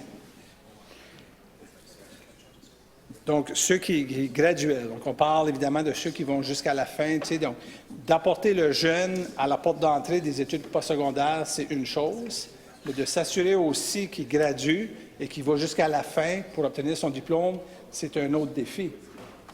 Donc, les statistiques qu'ils nous ont partagées, c'est que en 2020, en l'an 2000, excuse-moi, la moyenne nationale de détenteurs de diplômes universitaires était 15,3 %. Ça, c'est la moyenne nationale. Le Nouveau-Brunswick, eux autres, en avaient une moyenne de 12,2 %. Donc, il y avait un écart de 3,1 %. En 2021, la moyenne nationale a grimpé considérablement, donc il a monté à 28,1 %, qui est excellent, quasiment doublé. Donc, en 20 ans, on a augmenté le chiffre par quasiment 2. Mais au Nouveau-Brunswick, le chiffre a seulement augmenté à 22,8 %. Donc, l'écart qui était de 3,1 % est maintenant rendu à 5,3 %. Donc, on voit que la moyenne nationale augmente, mais nous, ici au Nouveau-Brunswick, on ne suit pas cette tendance-là. C'est comme si on avance plus lentement. Puis, la raison que je dis ça, Monsieur le Président, c'est que c'est des signes que, OK, on doit s'asseoir, est-ce qu'on doit mettre en place un comité pour des gardes? C'est quoi les obstacles qui empêchent nos jeunes d'accéder aux études postsecondaires? Est-ce qu'il y a eu une étude de fait, une analyse de des gardes? On doit cibler ou on doit identifier les obstacles. Parce que si on ne fait pas ça, bien, peut-être l'écart va continuer. Donc, quand le Canada va être rendu à 35-40 %, bien, le Nouveau-Brunswick, on va peut-être être seulement rendu à 30 %. Donc, l'écart va être de 10 %. Donc, on est parti de 3,1 %, puis on risque de peut-être, se rendre à un écart encore plus que ce que 5,3 % qui était en 2021. Quand que nous, on était au pouvoir, on disait, OK, regarde, s'il y a un obstacle, c'est les finances, bien, faisons de quoi au tout début pour justement aider nos jeunes. Faisons de quoi, si le stress financier pèse sur eux, bien, faisons de quoi au tout début. Donc, on a mis en place un programme de frais de scolarité gratuits, allègement des frais de scolarité pour la classe moyenne, qui était un succès, mais qui n'a pas eu la chance de vraiment faire une différence parce que ça a juste été en place 2 ans. Donc, oui, puis ça a été un succès en région rurale. Parce qu'il faut s'entendre, en région rurale, là, on ne peut pas tout étudier chez nous, rester à la maison, donc minimiser les coûts qui viennent avec l'université. On doit se déplacer. Donc, on n'a vraiment pas eu la chance de voir jusqu'à quel point que ce genre de programme-là pourra faire une différence dans les générations qui s'en venaient. Là. Parce que le gouvernement conservateur, eux autres, disaient, ben non, c'est de l'argent gaspillé. Si moi j'ai travaillé dans mon temps, ben, on devrait s'attendre que tous les jeunes aujourd'hui aussi travaillent. Ce qu'ils ont proposé, c'est d'éliminer les intérêts sur le prêt étudiant, qui n'est pas une mauvaise chose en soi. Là. Je sais que les différentes associations étudiantes de la province demandaient justement ça depuis plusieurs années. Puis, c'est un moyen d'alléger un petit peu la lourdeur du prêt. Mais encore une fois, c'est comme quasiment une récompense pour ceux qui vont jusqu'à la fin. Puis, on n'est pas contre ça, c'est bien qu'ils le font. Mais le problème, c'est que comment on fait pour justement s'assurer que les jeunes se rendent à l'université ou au collège. C'est là où on doit mettre notre attention. C'est là où on doit trouver des stratégies.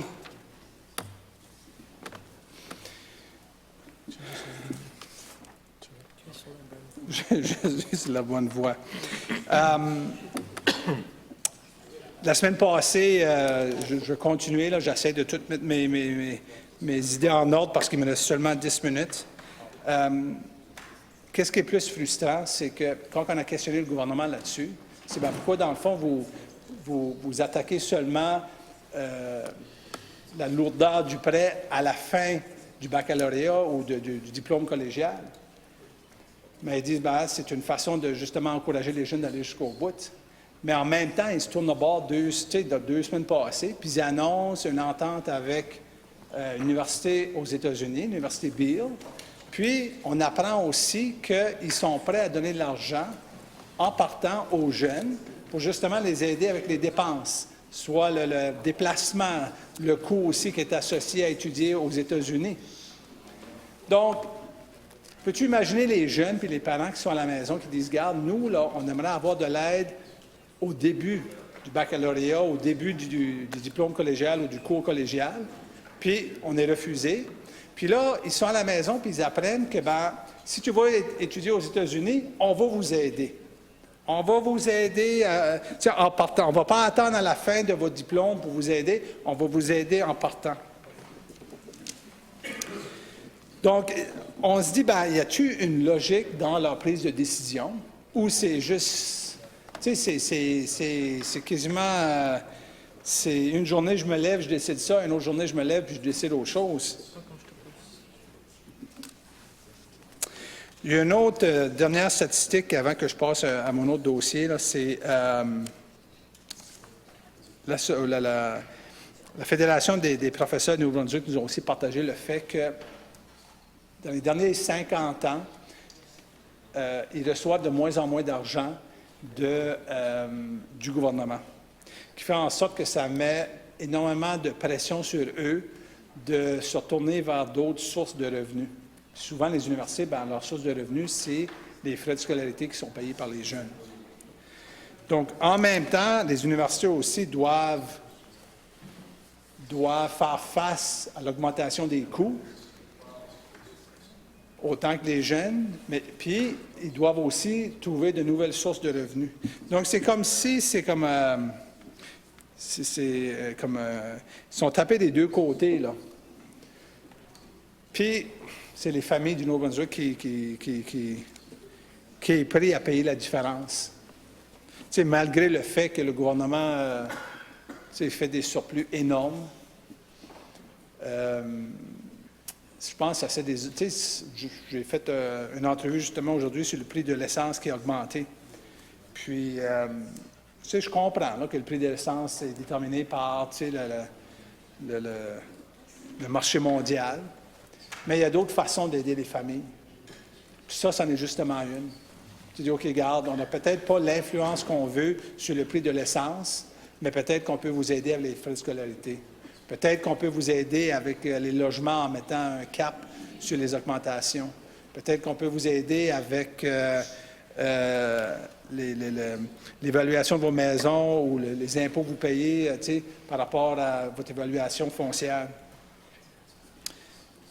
C'est ce genre d'aide-là que les gens ont besoin pour justement passer une période difficile qu'on connaît là présentement. Je vais passer à un autre point. Il me reste 10 minutes. Je ne pense pas que je vais pouvoir toutes les toucher. Mais c'est un point qui nous touche tous, surtout dans le nord de la province, dans les régions rurales.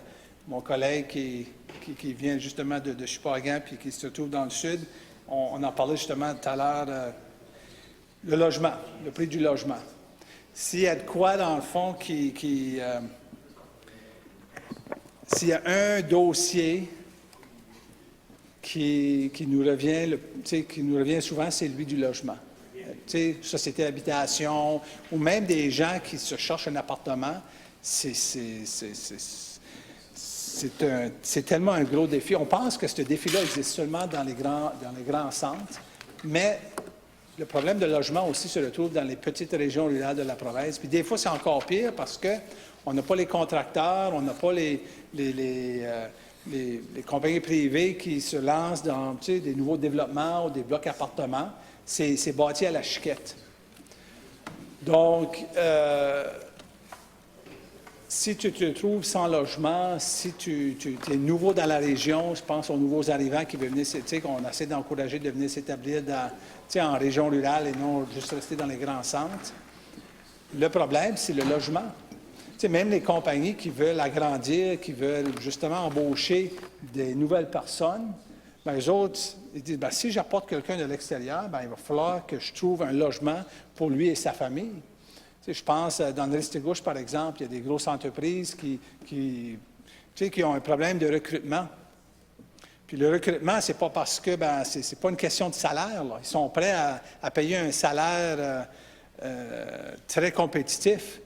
Le problème, c'est comment on va loger nos employés et leurs familles.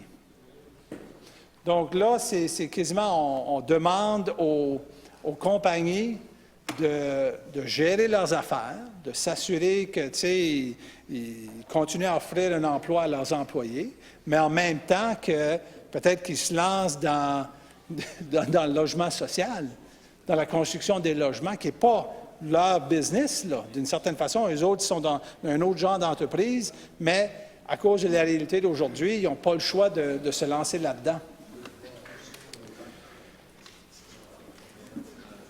On est comme un point de service, nous autres, les députés, surtout dans le nord de la province. Donc, les gens ne savent pas vers où se tourner quand il y a un problème ou quand, par exemple, ils cherchent un logement ou qu'ils sont mal pris.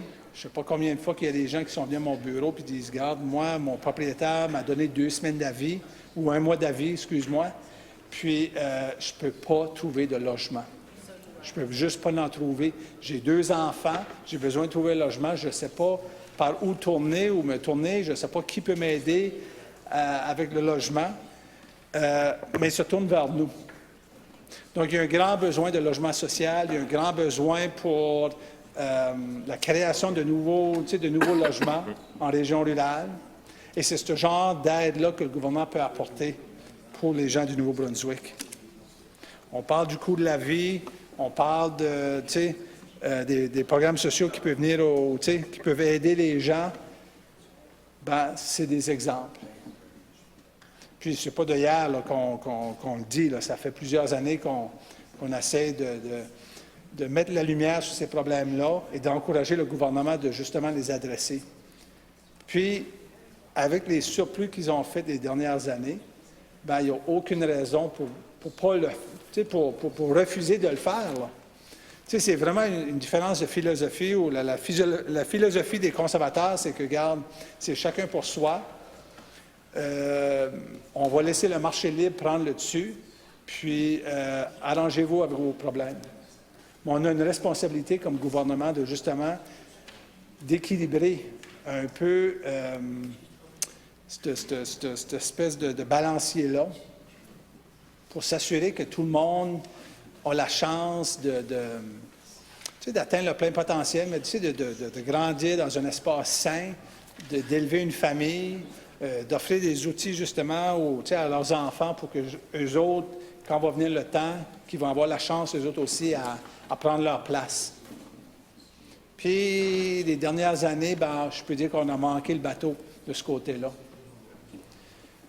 Je sais qu'il y a une tendance mondiale d'aller plus vers la droite, puis de minimiser le rôle du gouvernement. Mais on ne peut pas complètement se délaisser de toutes nos responsabilités. On ne peut pas. Je veux dire, être au gouvernement, c'est pas une science, c'est pas si complexe que ça. On récolte l'argent des citoyens à travers différentes formes de taxes, puis en échange, on leur offre des services. Donc, eux autres, puis moi, je parle à plein de monde, puis je me rappelle, je parlais avec mes parents, même chose, ça leur fait plaisir de contribuer. Mais en échange, il va y avoir une qualité de service, telle qu'une éducation qui est à la hauteur de leurs attentes, un système de santé qui va être là quand ils sont dans le besoin, des chemins, dans le fond, qui les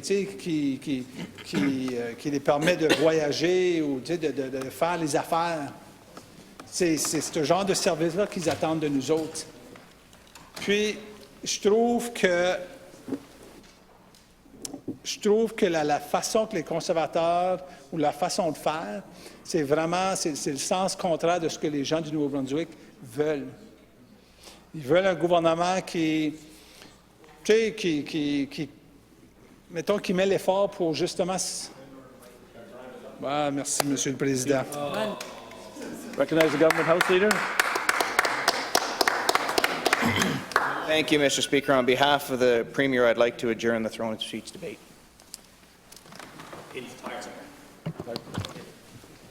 Yeah. Government House Leader moves that the... Sorry. Say that again. The debate be adjourned. All those in favour of the motion, please say yea. Yea. All those opposed, please say nay. Nay. My opinion, the yeas have it. I declare the motion carried.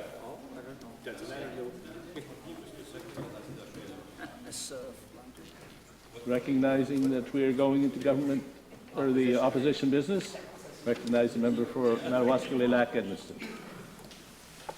Merci, Monsieur le Président. Nous allons maintenant discuter de la motion 1. Donc, j'ai donné avis de motion pour le 3 novembre aujourd'hui, appuyé de mon collègue de Kent Sud, et je propose ce qui suit.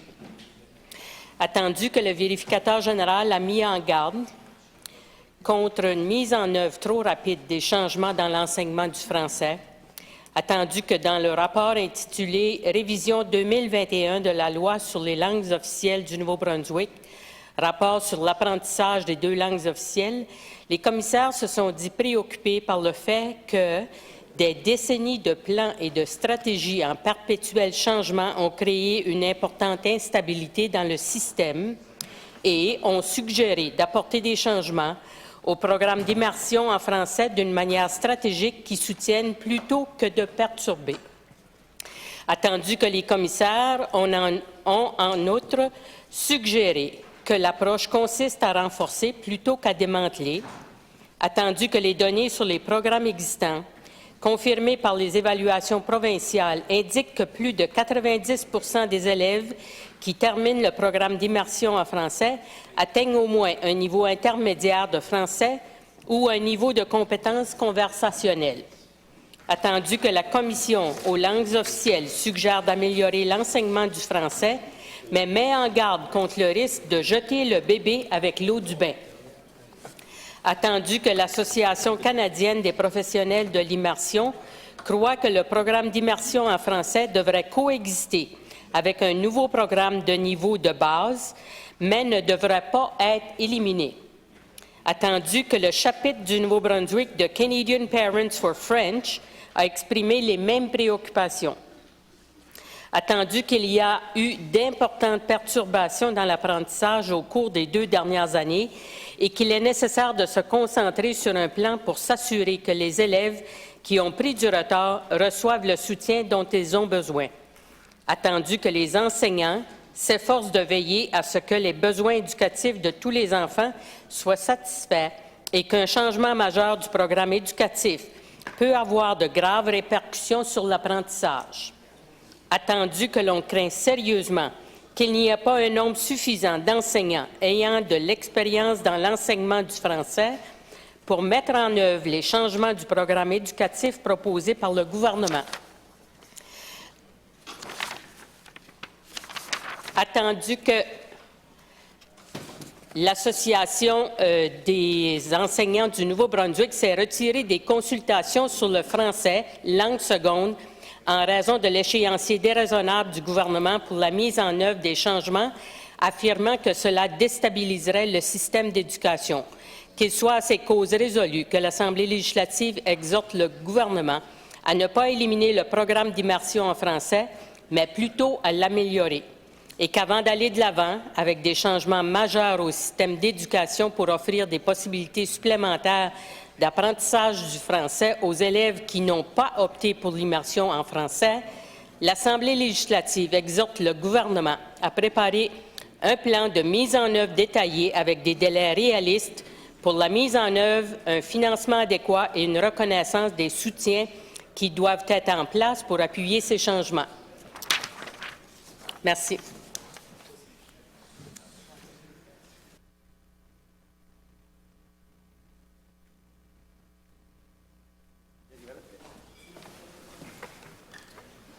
It's been moved by the member for Madawaska-Lilac-Edmundston, seconded by Mr. Bork, to propose the following resolution. Whereas the Auditor General has cautioned against moving too quickly to implement changes in French language instruction, whereas in the 2021 review of the Official Languages Act of New Brunswick, report on second language learning, the Commissioners expressed concern that decades of constantly changing plans and strategies have created significant instability in the system and suggested making changes to the French immersion program in a strategic manner that is supportive rather than disruptive. Whereas the Commissioners also suggested that the approach be strengthening rather than dismantling. Whereas data on the existing programs confirmed by provincial assessments indicate that over 90% of students who complete the French immersion program achieve at least an intermediate level of French or conversational level of proficiency. Whereas the Commissioner of Official Languages suggests enhancing French language instruction, but warns about throwing the baby out with the bathwater. Whereas the Canadian Association of Immersion Professionals believe that the French immersion program should coexist with a new base level program, but should not be eliminated. Whereas the New Brunswick chapter of Canadian Parents for French has expressed the same concerns, whereas there have been significant disruptions in learning over the past 2 years, and there is a need to focus on a plan to ensure students who have fallen behind receive the support they need. Whereas teachers are focused on trying to ensure the educational needs of all children are being met, and a major change to educational program may have serious impacts on learning. Whereas there is a grave concern that there would not be enough teachers with a background in French language instruction to implement the educational program changes proposed by government.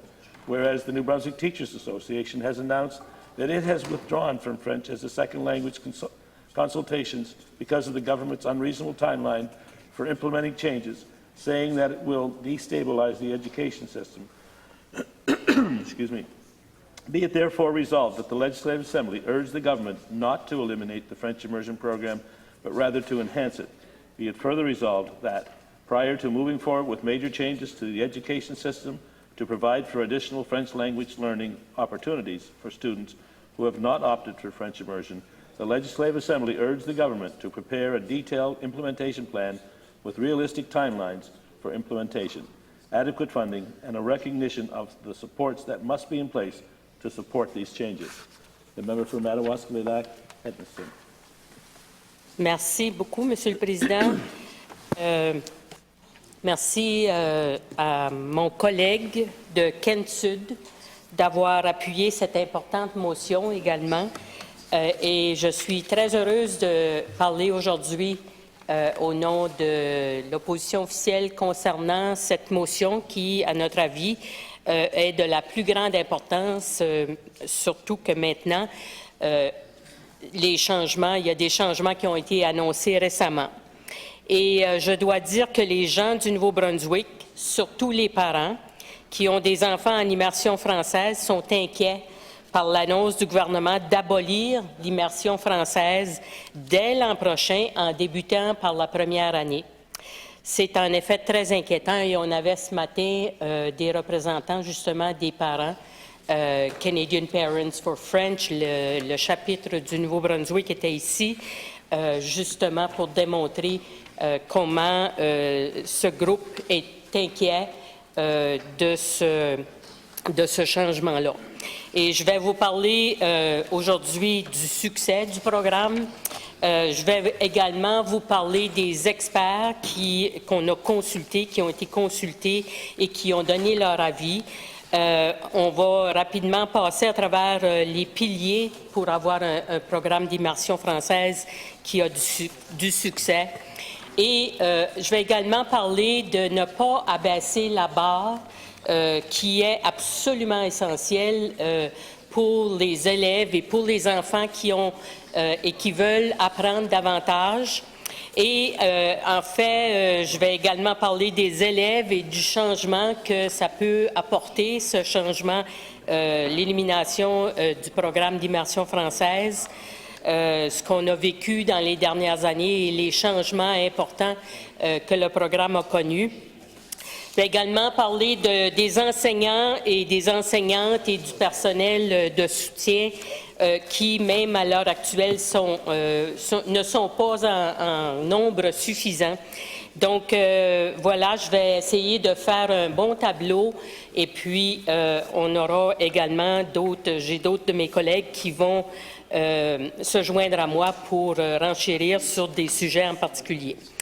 Donc, Ce que l'on a appris, c'est qu'un nouveau programme d'apprentissage du français dans les écoles anglophones s'est tiré en fait d'une des 18 recommandations du rapport Finn-McLaughlin et ça ne devait pas être déployé, ce programme-là, avant l'année scolaire 24-25.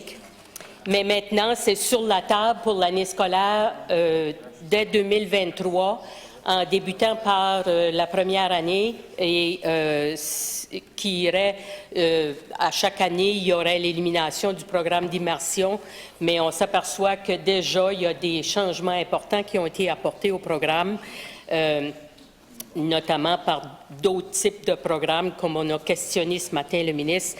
Donc, par contre, le nouveau programme qui devrait être introduit rapidement, parce que dès 2023, on parle de l'année prochaine, dans moins d'un an, on n'a aucun détail, Madame la Présidente, sur ce programme, sur son déploiement et sur les mesures de succès qui vont être l'évaluation du programme, comment ça va se faire. On n'a aucun détail à ce sujet-là.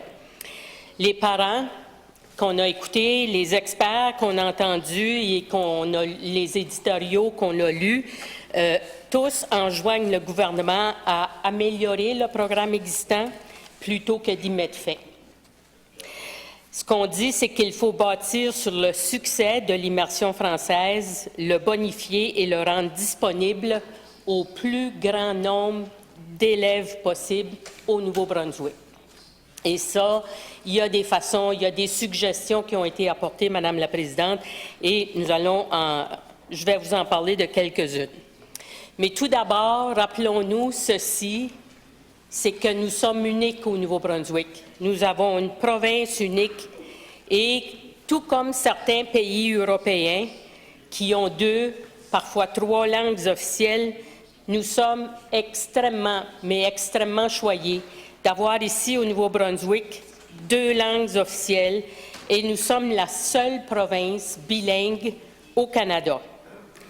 Il y a 2 communautés uniques et nos 2 communautés sont reconnues par la loi. C'est exceptionnel. Nous nous démarquons également et nous retirons énormément de bénéfices du fait d'être bilingue, tant du côté économique que social. Pendant que l'anglais s'apprend facilement, et vous en conviendrez, beaucoup de francophones apprennent l'anglais non seulement à l'école, mais dans la rue, dans les contacts avec les gens de la communauté anglophone. L'apprentissage de la langue française passe principalement par l'immersion française et la majorité des élèves qui terminent le programme d'immersion française ont au moins un niveau de français conversationnel, sinon plus élevé. In 2017, when the Liberal government reinstated the French immersion program in grade 1, 125 out of 212 schools offered at that time French immersion, providing access to French immersion to 95% of New Brunswick children, either at their school or being bused to a neighboring school. For 2021-22 school, the former minister reported in an opinion piece that 66 of the 205 schools in the Anglophone sector do not offer French immersion, which means that early French immersion grade 1 entry is even more of an option, given that it is now offered in 139 Anglophone schools in New Brunswick. That is compared to 125 in 2016. The government-owned data based on a grade 3 entry point shows that French immersion has a 98% success rate in teaching conversational French. It is the gold standard for teaching French in Canada. The gold standard for teaching French in Canada. And we have that with 98% success rate. The Minister of Education states that French immersion students choose to leave the immersion program in high schools, but the French immersion program is an option for grade 11 and 12. Teachers are telling us that the program only needs some tweaking. Regardless of the reason for which students choose to leave the program, this should not be used to determine the success of the students in a program. Simply because you no longer take piano lessons doesn't mean that you cannot play piano well. J'ai appris à me promener en vélo très jeune, Madame la Présidente, et même si je n'ai pas utilisé de vélo depuis plusieurs années, je suis certaine que je peux encore me promener à vélo. Mr. Speaker, Madam Speaker, rates of French-English bilingualism have steadily increased in teenagers in New Brunswick due to strong French immersion programs. So why eliminate a program that produces the highest number of bilingual graduates in the Anglophone sector? Why would the Premier mandate the Minister of Education to design a watered-down French second language for all program that will jeopardize the Anglophones' contribution to a required bilingual workforce in a bilingual province? That is a big question, Madame la Présidente. Nous avons les experts, ici même. En fait, j'ai appris ça dans les dernières semaines. Nous avons à quelques kilomètres de l'édifice ici de l'Assemblée législative, nous avons l'Institut de recherche en langue seconde, the Second Language Research Institute of Canada, not of New Brunswick, of Canada, and it's here, 2 kilometers from here, with experts working there. Il y a des experts là qui sont consultés par les autres provinces canadiennes sur les programmes d'immersion et par de nombreux autres pays étrangers qui offrent des programmes d'immersion en français. Ces experts ont présenté des données probantes qui confirment le succès de l'immigration française au Nouveau-Brunswick. Ces experts, je répète, ont présenté des données qui confirment le succès du programme d'immersion française au Nouveau-Brunswick. The rest of the country looks at New Brunswick research into second language training because the Second Language Research Institute of Canada is located approximately 2 kilometers from this very building at UNB. Why can't this government listen to its own researchers? Why can't this government listen to its own data? That's another important question. Research indicates that French immersion students perform as well, and in some cases, better than students who opt not to enroll in a French immersion program in reading comprehension in both languages. Interestingly, a report prepared by Statistics Canada indicates that no one factor alone explains the high performance of these French immersion students. When gender, socio-economic background, and parents' education were taken into account, French immersion students still outperform their counterparts in the non-immersion programs. Pourquoi est-ce que ce Premier ministre ne veut pas écouter les experts? Regardez les chiffres, regardez l'évidence. Why is this Premier set on making important decisions on anecdotes instead of reliable, unbiased data? Here is what the experts have said about the success of a second language learning program.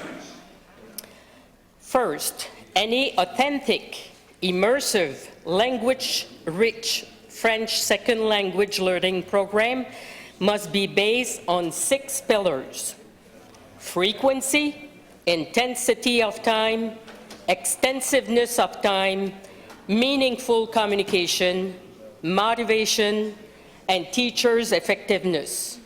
This is from a report from from 2018.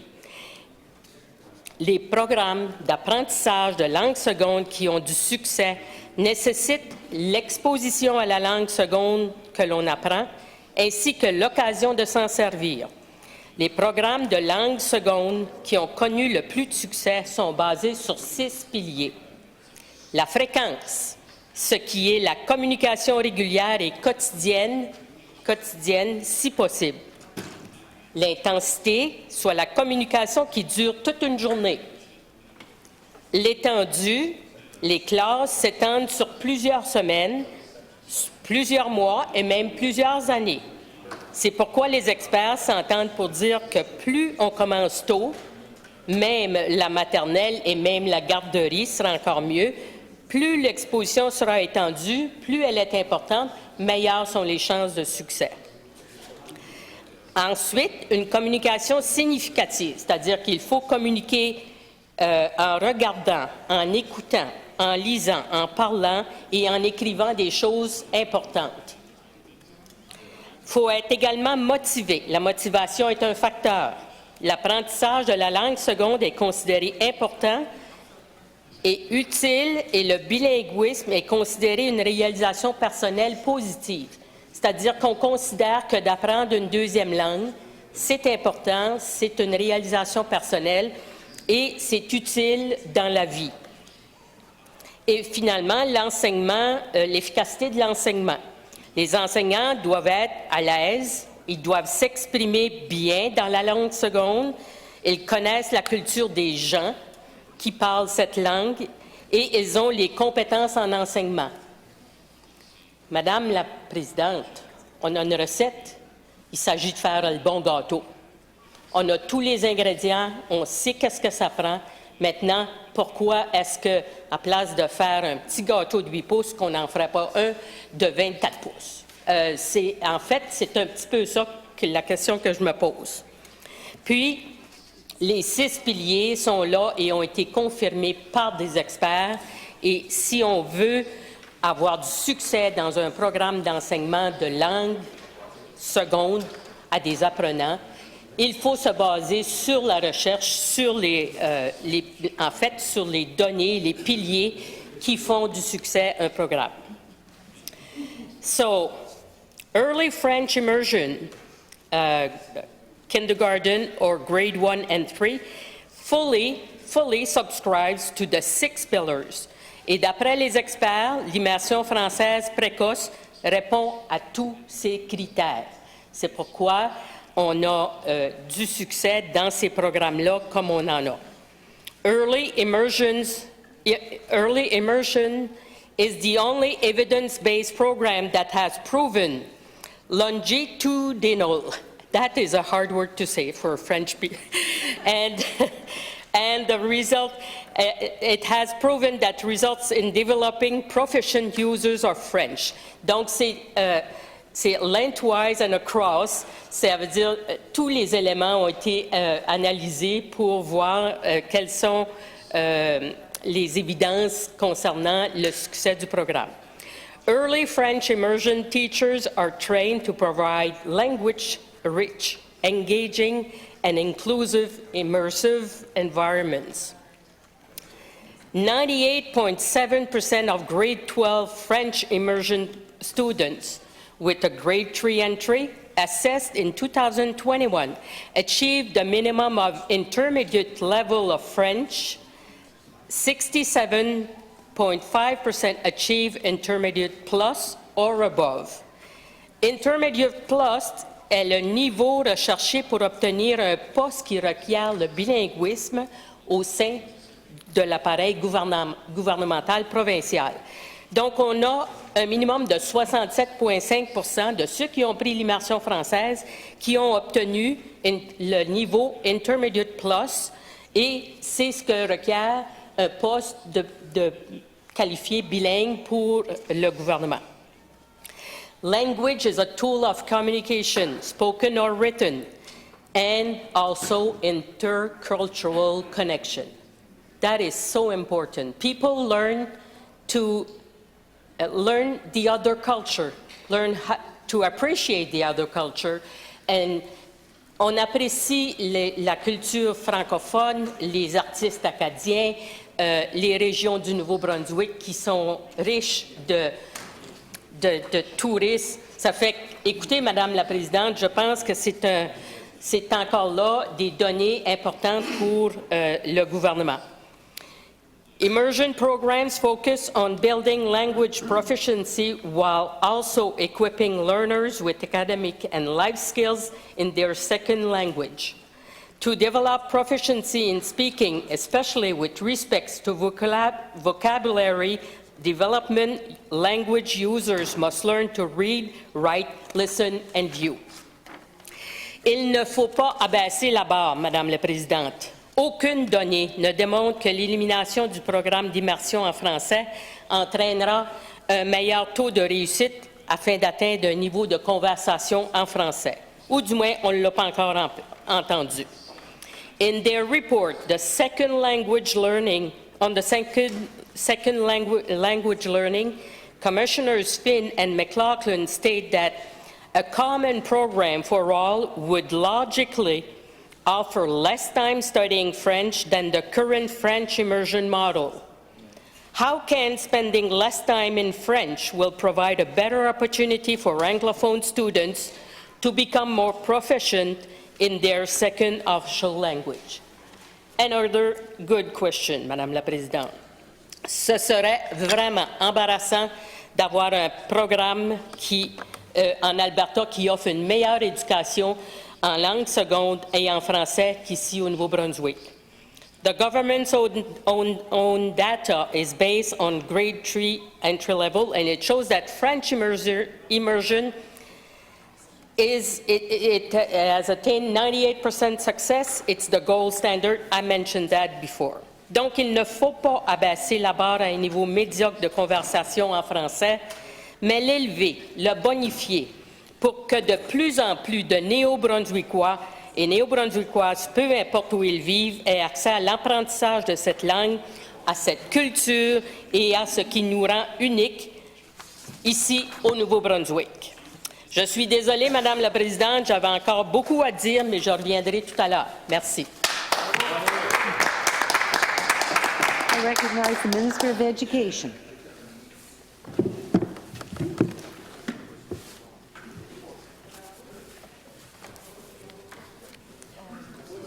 Thank you, Madam Speaker. Merci, Madame la Présidente. I do understand that this is an emotional topic for many people, and that I do, when I hear about results from the grade 3 entry point, knowing that it was changed back to the grade 1 entry point purely for political reasons, I have to ask myself many questions. Madam Speaker, the Department is moving forward with developing a framework for French language learning for Anglophone sector K-12 students. Madam Speaker, we have known about the challenges associated with delivering a French language learning program in the Anglophone sector for years. We know French immersion has caused a streaming effect in schools. Students end up in one route or the other. We know that students are not achieving the desired targets through French immersion. We also know that New Brunswick has a shortage of qualified French-speaking teachers to deliver the French immersion program. And we know French immersion is not always an option, especially in rural schools. Madam Speaker, the French language learning within New Brunswick's Anglophone school system has been evolving for more than 50 years. And we've been discussing many of these challenges for up to 2 decades now. These are not new issues. That is why last spring we accepted the 18 recommendations brought forward in the report on second language learning in a public announcement on March 30, 2022. This includes beginning to roll out a new framework for French language learning for students in kindergarten and grade 1, which will look to eliminate the need for separate English prime and French immersion classes in the future. And it's clear to me that there's a number of people that haven't spent any time in the prime classrooms in Anglophone schools. I would invite you to do that. maybe we could have a discussion on some of the facts. The last part is important. As we develop to roll out this new framework, we want to be very clear that French immersion in its current format is not being eliminated, but rather it will be phased out. What this means is that children currently enrolled in French immersion will continue in the same program they started until they graduate. However, as those students move through the system, the 4 existing programs, Intensive French, French Immersion Grade 1 Entry, Grade 3 French Immersion, and Grade 6 French Immersion, will be phased out and replaced with a new framework which we believe will better serve our students and our province.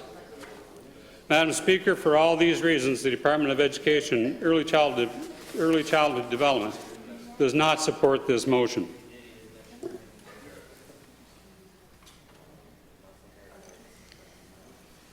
Madame la Présidente, le fait de pouvoir parler plusieurs langues offre aux élèves des avantages et des possibilités sur le plan social, culturel, scolaire et cognitif, qui les suivront au long de leur vie scolaire et bien au-delà. Une province bilingue doit offrir une éducation bilingue à leurs citoyens. Nos élèves devraient être en mesure de s'exprimer dans leur 12e langue officielle au moment où ils obtiennent leur diplôme. Nous voulons que chacun de nos élèves ait la possibilité de parler à d'autres Néo-Brunswickois, peu importe où ils vont dans notre province. Madame la Présidente, bien que nous ayons connu du succès au fil des ans de notre programme actuel d'immersion en français, il est évident que nous devons aussi relever les grands défis, surtout lorsqu'il s'agit d'offrir des possibilités équitables à tous nos élèves. We need to move away from a system that streams students into different paths to one where every student is supported, no matter where they live or what their learning style is. Madam Speaker, while some students have found success in the current French immersion program, what we are doing and what we have been doing for years is not working for the Anglophone school system. Students who live on Campobello should have access to high-quality French language programming that allows them to reach conversational levels of French at a very minimum, with opportunities to achieve more advanced levels throughout high school. Madam Speaker, the current goal of French immersion is to have students finish the program with an advanced or advanced plus level. And in its current state, our students are just not achieving that goal. Looking at 4 cohorts of grade 10 students from our early immersion program, under 11% achieved advanced and above levels on their oral proficiency interviews. Less than half of all our Anglophone students are currently reaching conversational proficiency across all programs. And the grade 10 French second language oral proficiency interview trends from the past 10 years tell us that only 4.3% of English prime students assessed achieved intermediate or higher.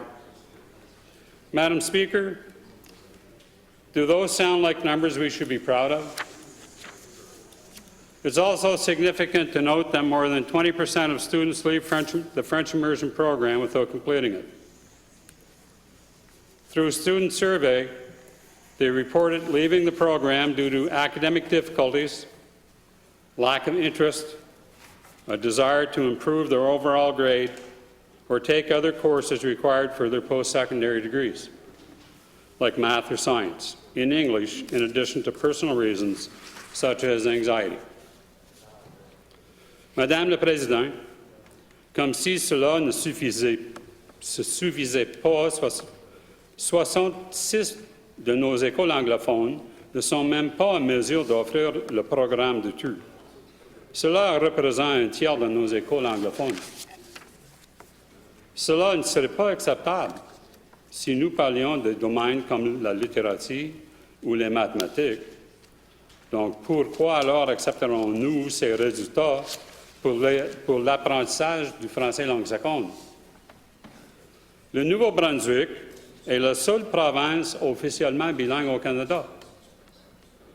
Bien qu'il y ait certainement eu des réussites dans le programme d'immersion française existant, nous ne pouvons pas minimiser le fait que la réalité est que le programme tel qu'il est aujourd'hui une réussite pour un petit groupe des élèves. Madam Speaker, in its current state, French immersion has created a significant form of streaming in our education system, as children with additional social, emotional, or behavioral needs are often placed in the English Prime program. What does that look like? Well, to begin, 90% of all individual education plans, IEPs, are in the English Prime program. If I put it another way, for every 35 IEPs in English Prime, there is one in French immersion. When it comes to interventional behavior support plans, or IBSPs, 92% are in English Prime. An IBSP is developed when a student demonstrates chronic and significant behavioral challenges that require individualized planning. So for every 12 individualized behavior support plans in English Prime, there is one in French immersion.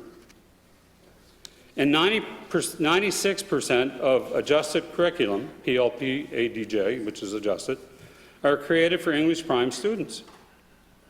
The result has been imbalances between classroom behavioral challenges and increased pressure regarding inclusive education practices and concerns about classroom composition, not to mention class size, which generally in the prime sector it's maxed, where it's not in the immersion sector.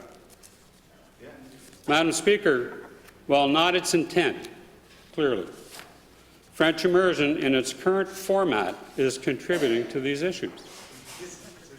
Continuing to offer it would be a disservice to both our students and the province as a whole. We need to revamp our Anglophone education system so that it works for all students and all parents and for all of us. Madame la Présidente, notre nouvelle approche d'apprentissage de français langue seconde vise à faire en sorte que chaque élève puisse atteindre un minimum un niveau de conversation en français. Nous voulons y parvenir en donnant des occasions authentiques de pratiquer la langue et de se familiariser avec la culture française.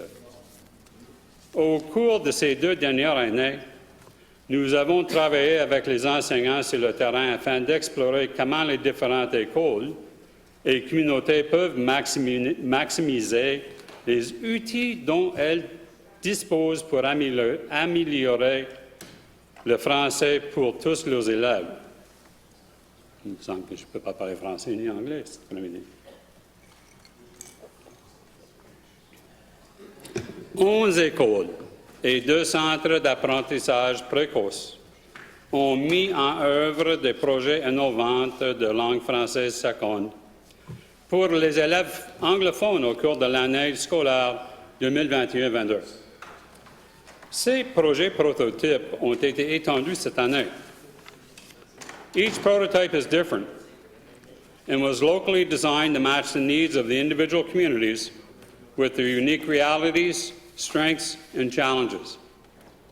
We will continue learning from the prototypes while we consult with families, educators, parents, students, and other stakeholders about the best ways to implement a new approach for all Anglophone students moving forward. While achieving a level of conversational French is a goal, it's really important to note that's the minimum. Students who wish to pursue opportunities to further enhance their skills in French can continue to do so. While conversational French is the goal, students with an interest can pursue More advanced levels of French can and will be encouraged to do so. Madam Speaker, consistency is also important. Nous avons des enseignants et enseignantes fantastiques dans la province qui se présentent au travail tous les jours et donnent leur maximum à leurs élèves. Le ministère de l'Éducation et du Développement de la petite enfance prévoit de donner le pouvoir à ses enseignants et enseignantes en travaillant avec eux à la création d'un cadre efficace qui répondra aux besoins de leurs élèves dans leur école et dans la communauté.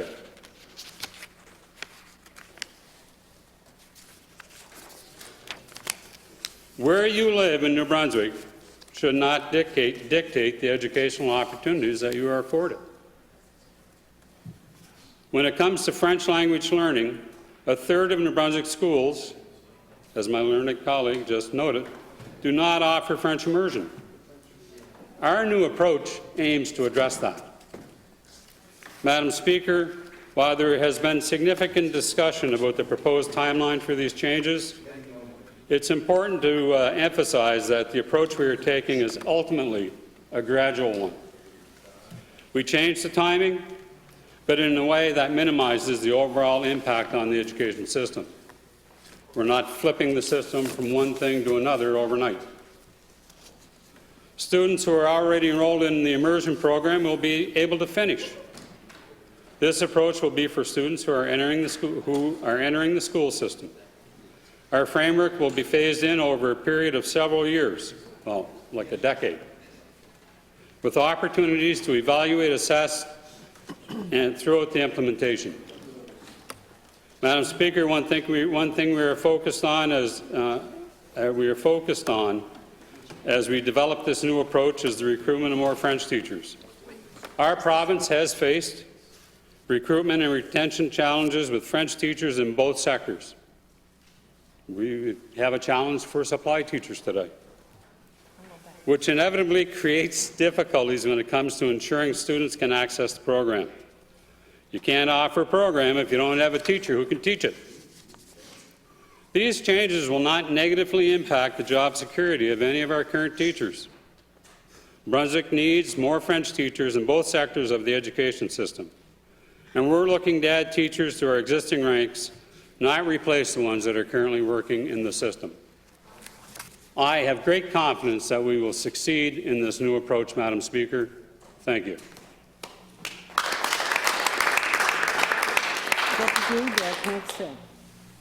Merci, Madame la Présidente. Well, it's a pleasure for me to rise on this motion, a motion that I obviously support.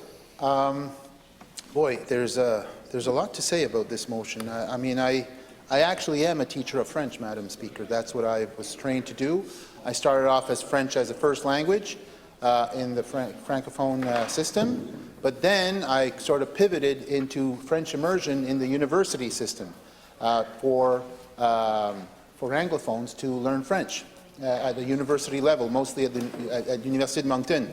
So I do have a bit of knowledge of the French immersion program, a lot less when it comes to the French immersion program in the Anglophone school sector. However, you know, I have a bit of an idea.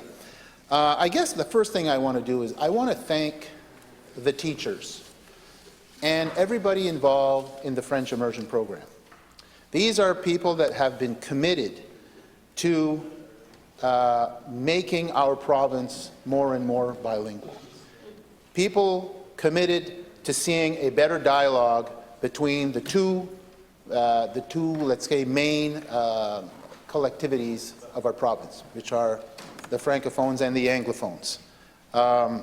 And so I want to thank them. I want to thank the teachers. I want to thank all the support staff, all the administrators, both within the department and within the districts and the schools. They've done a tremendous job, and I want to thank them for the work that they do day in and day out. I also want to thank the students that are in that program, that have been working hard to learn a new language. And I don't consider my English, even though it's clearly my second language, I sort of don't consider it sort of a foreign language or second language for me, because I remember speaking English even as a child, because we were listening to English radio and English TV and watching hockey games in English and all of that. So before we started learning it in school, we already spoke it. But like they say in French, you know, you learn French, but you catch English, which when you're raised in southeastern New Brunswick, you kind of catch English. The thing, though, is I've actually learned a foreign language as an adult. I speak Romanian, and I actually fluently speak it, oddly enough. I know it might be hard to believe. So I know what it is to learn a language as an adult, which is very different. I mean, I look at my niece, who's just turned 2 years old a month ago. Her father is Acadian like me. Her mother is Japanese, and they live in Mexico. Now she's speaking Japanese with her mom.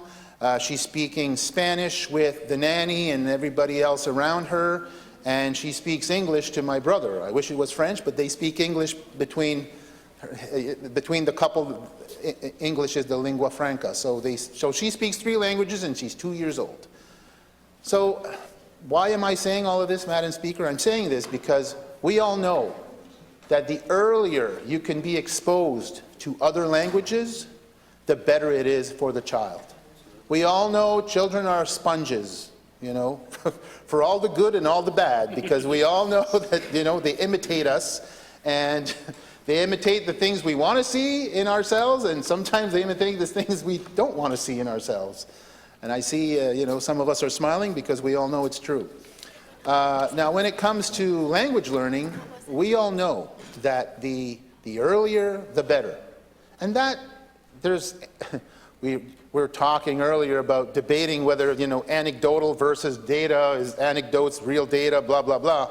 But I think on this side, when it comes to this, Madam Speaker, I think we're quite clear that both anecdotally and scientifically, it's very clear that the earlier you are exposed to a foreign language, the easier it is to learn and to acquire. And it's not just the words, but it's also the accent. It's also the tone. It's all of that.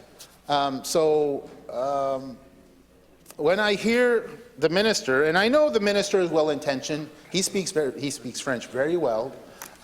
He's, you know, hey, he has a cottage in my part of the world, so how can he be that bad? You know, no, but I know he's trying, and I know he's in a pickle because I think he's being directed to go along with this program, and he'll do his best. But with all due respect to that, and I truly have that respect to the minister, I cannot agree with this approach. I cannot agree when the minister says we are not eliminating the program, we are phasing it out. Well, I know English is my second language, but when I hear something being phased out, I automatically assume it's being eliminated. But hey, what do I know? Maybe I have to look up. I have to brush up my English. But so when I hear that, I'm confused, or actually I'm much more disappointed, because the reality is, and the minister doesn't want to say it. He clearly says they're not eliminating it, but yes, they are. When you phase out something, you eliminate it. You might not eliminate it all the time, but you are starting the elimination. So the way I see it, and I pretty much, most of my colleagues and a lot of New Brunswickers are saying, this program is being eliminated. So, and the other thing that comes to mind when I hear the arguments of the minister about the French immersion program not working for everybody, I know that the minister has a point. We know that not all people coming out of immersion are fully bilingual, are fully highly advanced, but one thing's for certain, and studies have shown that as well, the French immersion program, at the earliest point possible, earliest point of entry, and actually if there should be any, well, I'll get back to that, but it shows that the more successful people will be in developing the second language, in this case French. So when we think about eliminating it, then what we're doing is we're pushing it later. So people will have an entry point later, and when you do that, you're not saying that those people will not learn French. Absolutely, you know, many of them will. The problem is, statistically speaking, there is less probability to have success. Those are the numbers. You know, the famous thing to say, earlier the better. This fully applies to French immersion.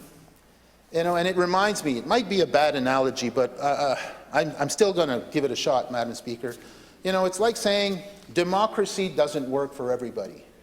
And you know what, Madam Speaker? Sometimes democracy doesn't work for everybody. There are some people that are left behind. There's some people that, you know, it's basically democracy is the rule of the majority.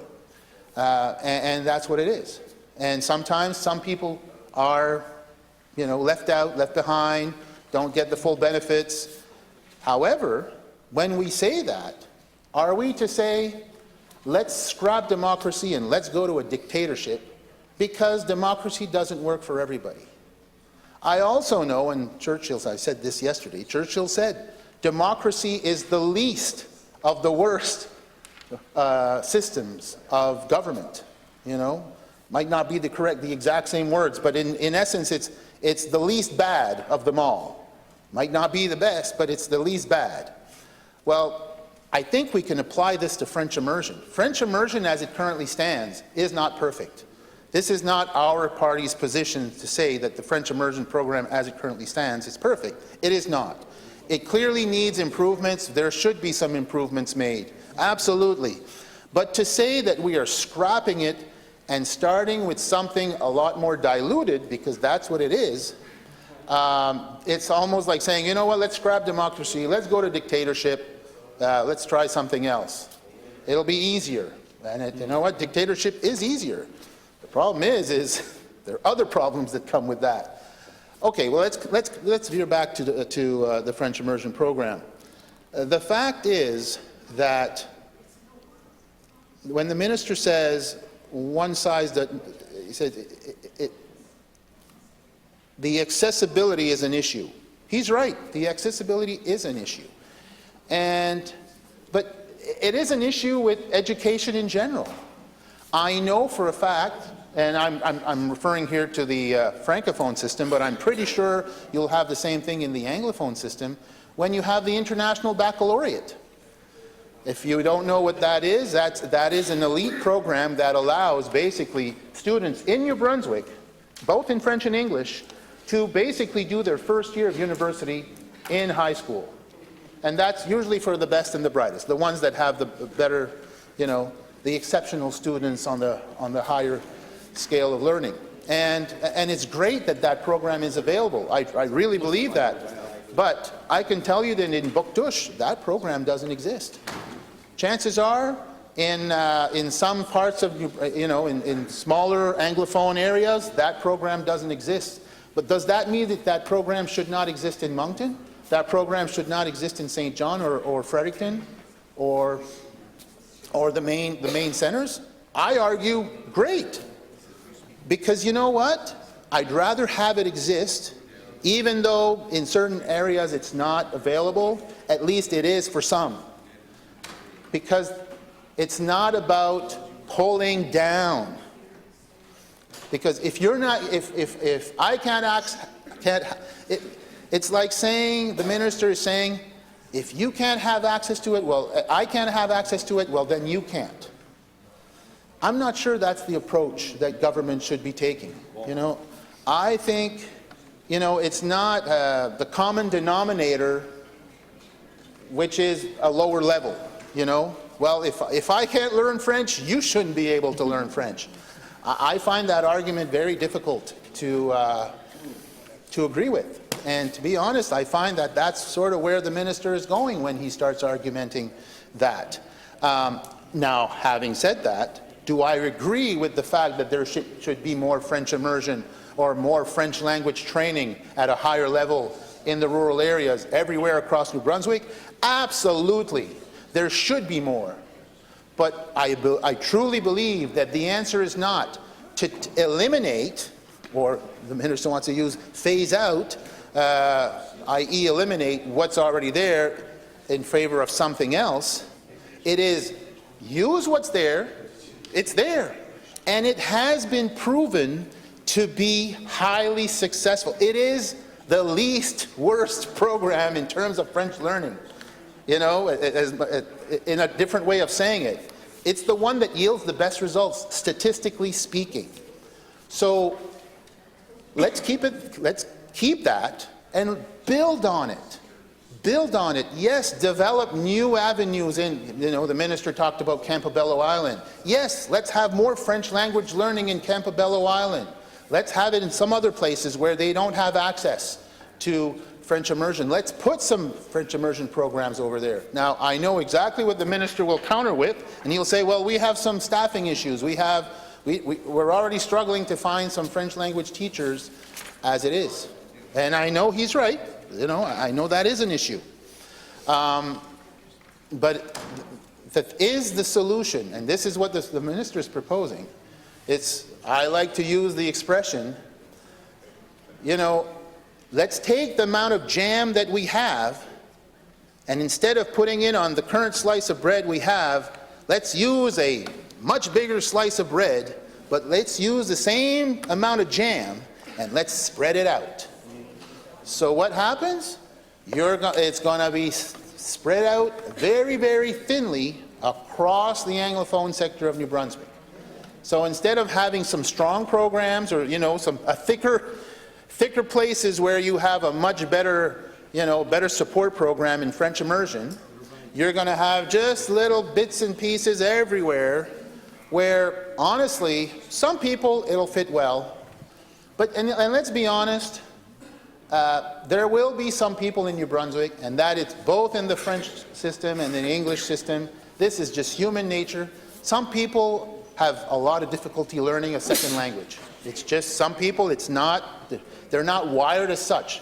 They're good at doing a lot of other things, but for various reasons, you know, they're not necessarily wired or, you know, apt to learn a second language. So let's give the opportunity to the ones that are wired to have the opportunity to fully learn and to fully contribute and to fully be immersed. Because that's what the French immersion program is to be immersed in that program. And there is nothing like being immersed in another language and in another culture, because that's what happened. It's more than a language, it's the culture. And when you get that, and I've had the opportunity to do that with some other people, it's absolutely fantastic. So I am absolutely for this motion, Madam Speaker. Thank you very much. I recognize the Minister for Agriculture, Aquaculture. I'm right here. Just make sure I've got the right one here, sir. Madam Speaker, the people of New Brunswick need to know that the Minister of Education is not working in isolation on this file.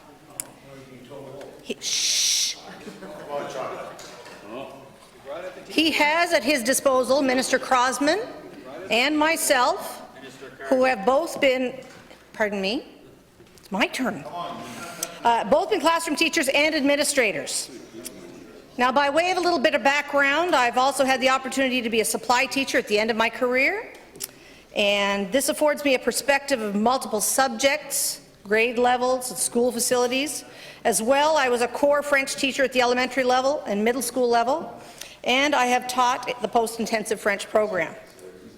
I taught at Woodstock Middle School when French immersion first came into being.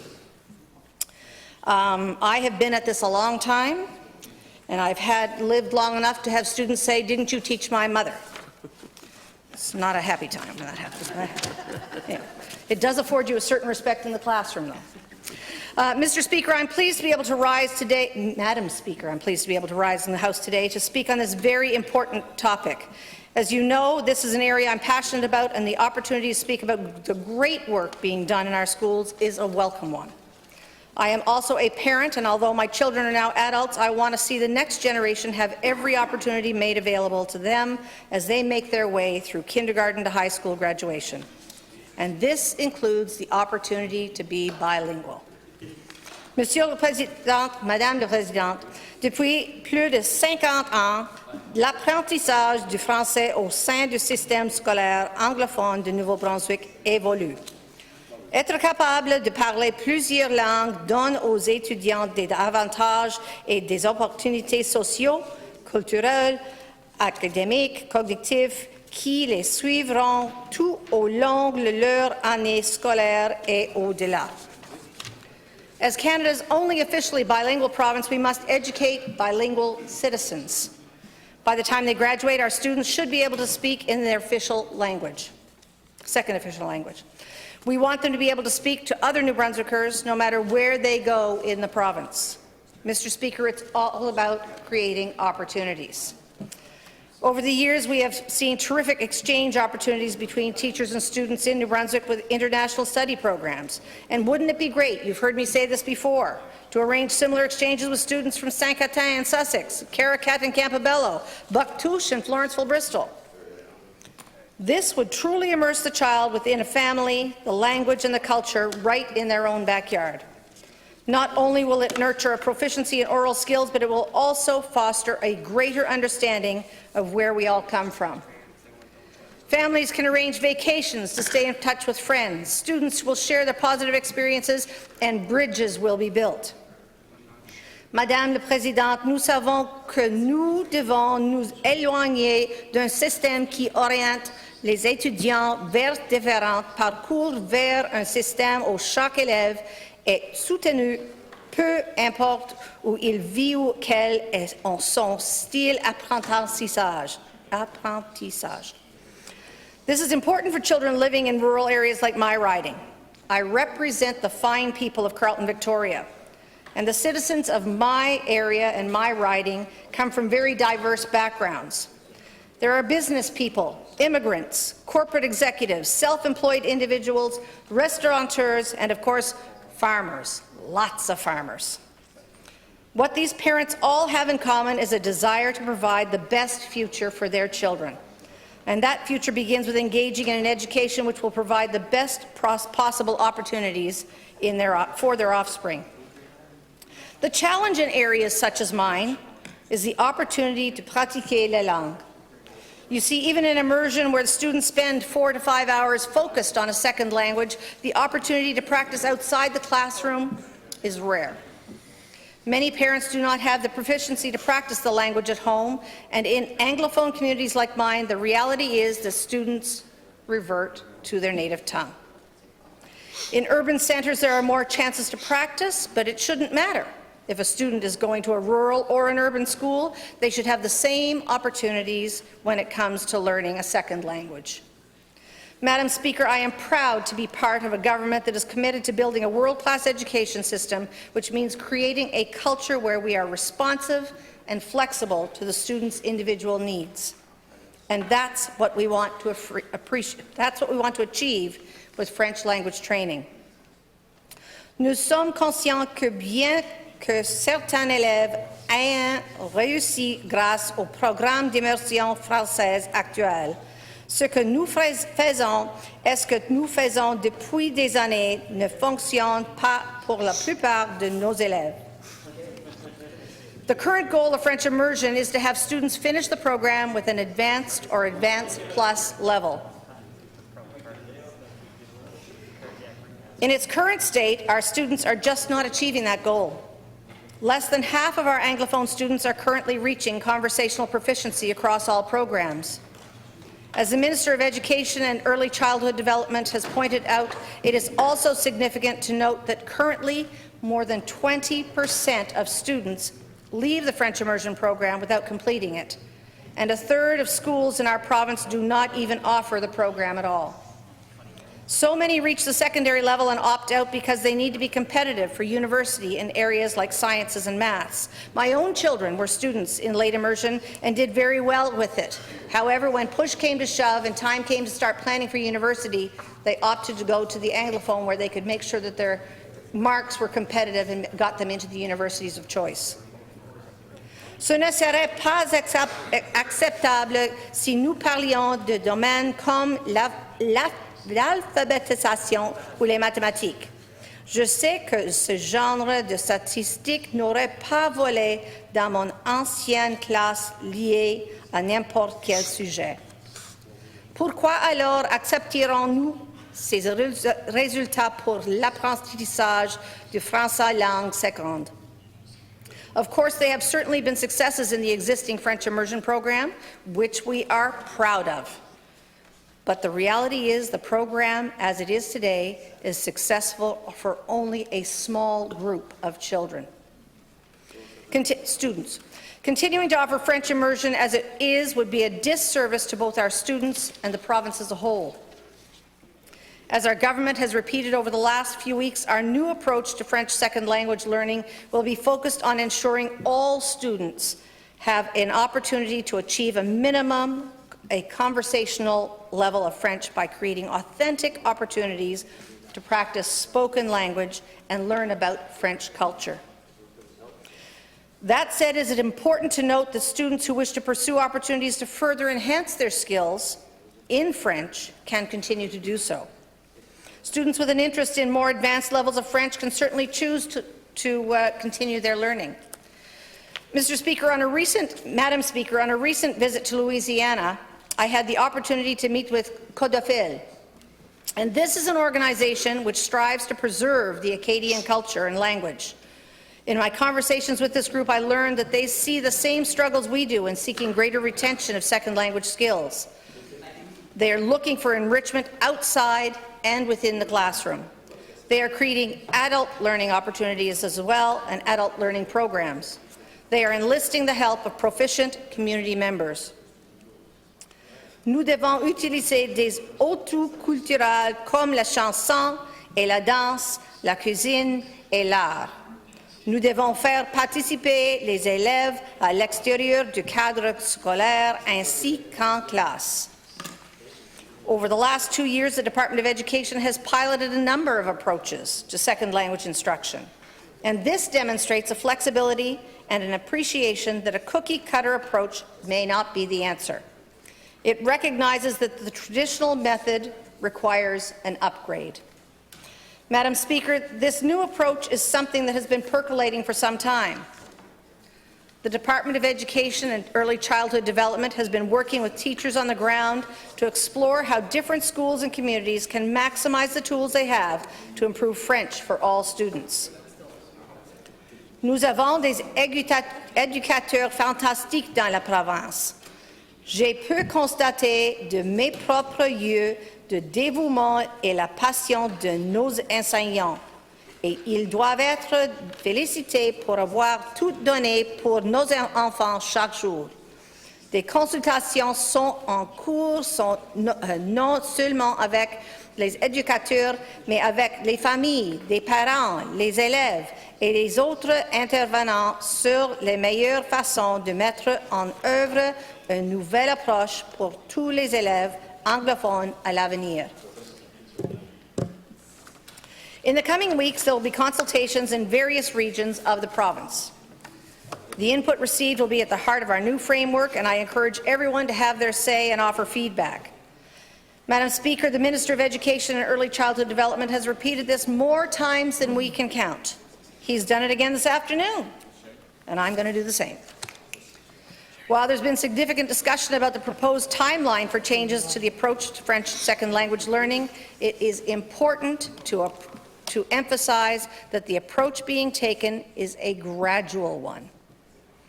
Students who are already enrolled in immersion will be able to finish the program. This approach will be for students entering the school system. Our government is focusing on building a new approach for students who are entering kindergarten and grade 1 and maintaining stability for those already in immersion. I can assure you that Minister Hogan will never do anything to jeopardize the learning of his own grandchildren. Monsieur le Président, nous voulons travailler ensemble pour offrir à tous les élèves des occasions de l'apprendre le français. Peu importe où ils vivent ou quel est leur style d'apprentissage, afin qu'ils puissent tout atteindre leur plein potentiel. We know that when we work together with communities and local educators, we can achieve our goal of giving every individual student the tools they need to succeed and help nurture bilingualism in our beautiful province. Thank you, Mr. Speaker. Merci. Le député de Memon-Cook-Tintamarre. Merci, Monsieur le Président. Merci pour l'opportunité de parler aujourd'hui à motion 1.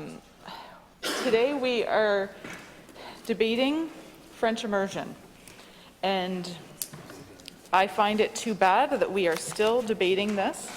I know that earlier the Minister of Education said, oh, this is an emotional topic. It is for the Premier. He's not been able to let it go since his core days. And unfortunately, we are still discussing it. And of course, there are problems in the school system that can be fixed. But getting rid of French immersion will not fix these problems. And Mr. Speaker, many statistics have been shared today. The case for French immersion has been made. It is an effective program. It shows success. Over 90% of those going through finish with at least an intermediate level of French. And what's unfortunate, Mr. Speaker, is that there are people who aren't able to finish the French immersion program. It doesn't mean that they didn't learn French. It doesn't mean that at all, Mr. Speaker. What it means is that the program can be improved. I'm an example of this, Mr. Speaker. Statistically, I'd be a failure out of the program, but I took French from kindergarten to grade 10, Mr. Speaker. So I learned to speak French and read and write all the way through till grade 10. And then after that, there was only one French course option each year that I could have taken, and it did compete with prerequisites I wanted to study at university. And if those had been offered in French, I would have taken them. I would have loved to keep studying in French. And then I was not able to do the oral proficiency test, but I would have been happy to. And so, Mr. Speaker, some of the reasons that were even mentioned for dropping out, some of them were what happened to me. It doesn't mean that French immersion didn't work for me. In fact, je parle français presque tous les jours. Et je suis très fière d'avoir appris à parler en français. But, Mr. Speaker, one of the issues mentioned was anxiety. That is a mental health issue. We know that we need to invest and support students when it comes to mental health. That is not a reason to get rid of French immersion. And we simply just shouldn't be debating this anymore, Mr. Speaker. Et comme j'ai dit, je suis fière du fait que notre province est bilingue. Je suis fière que je parle les deux langues officielles. Et je pense qu'on devrait améliorer l'accès au programme d'immersion, pas l'éliminer. Et on peut dire, oh, on ne va pas l'éliminer, on ne va pas l'abolir, on ne le termine pas, mais c'est tout la même chose. We're getting rid of this government, the Higgs government is getting rid of the French immersion program.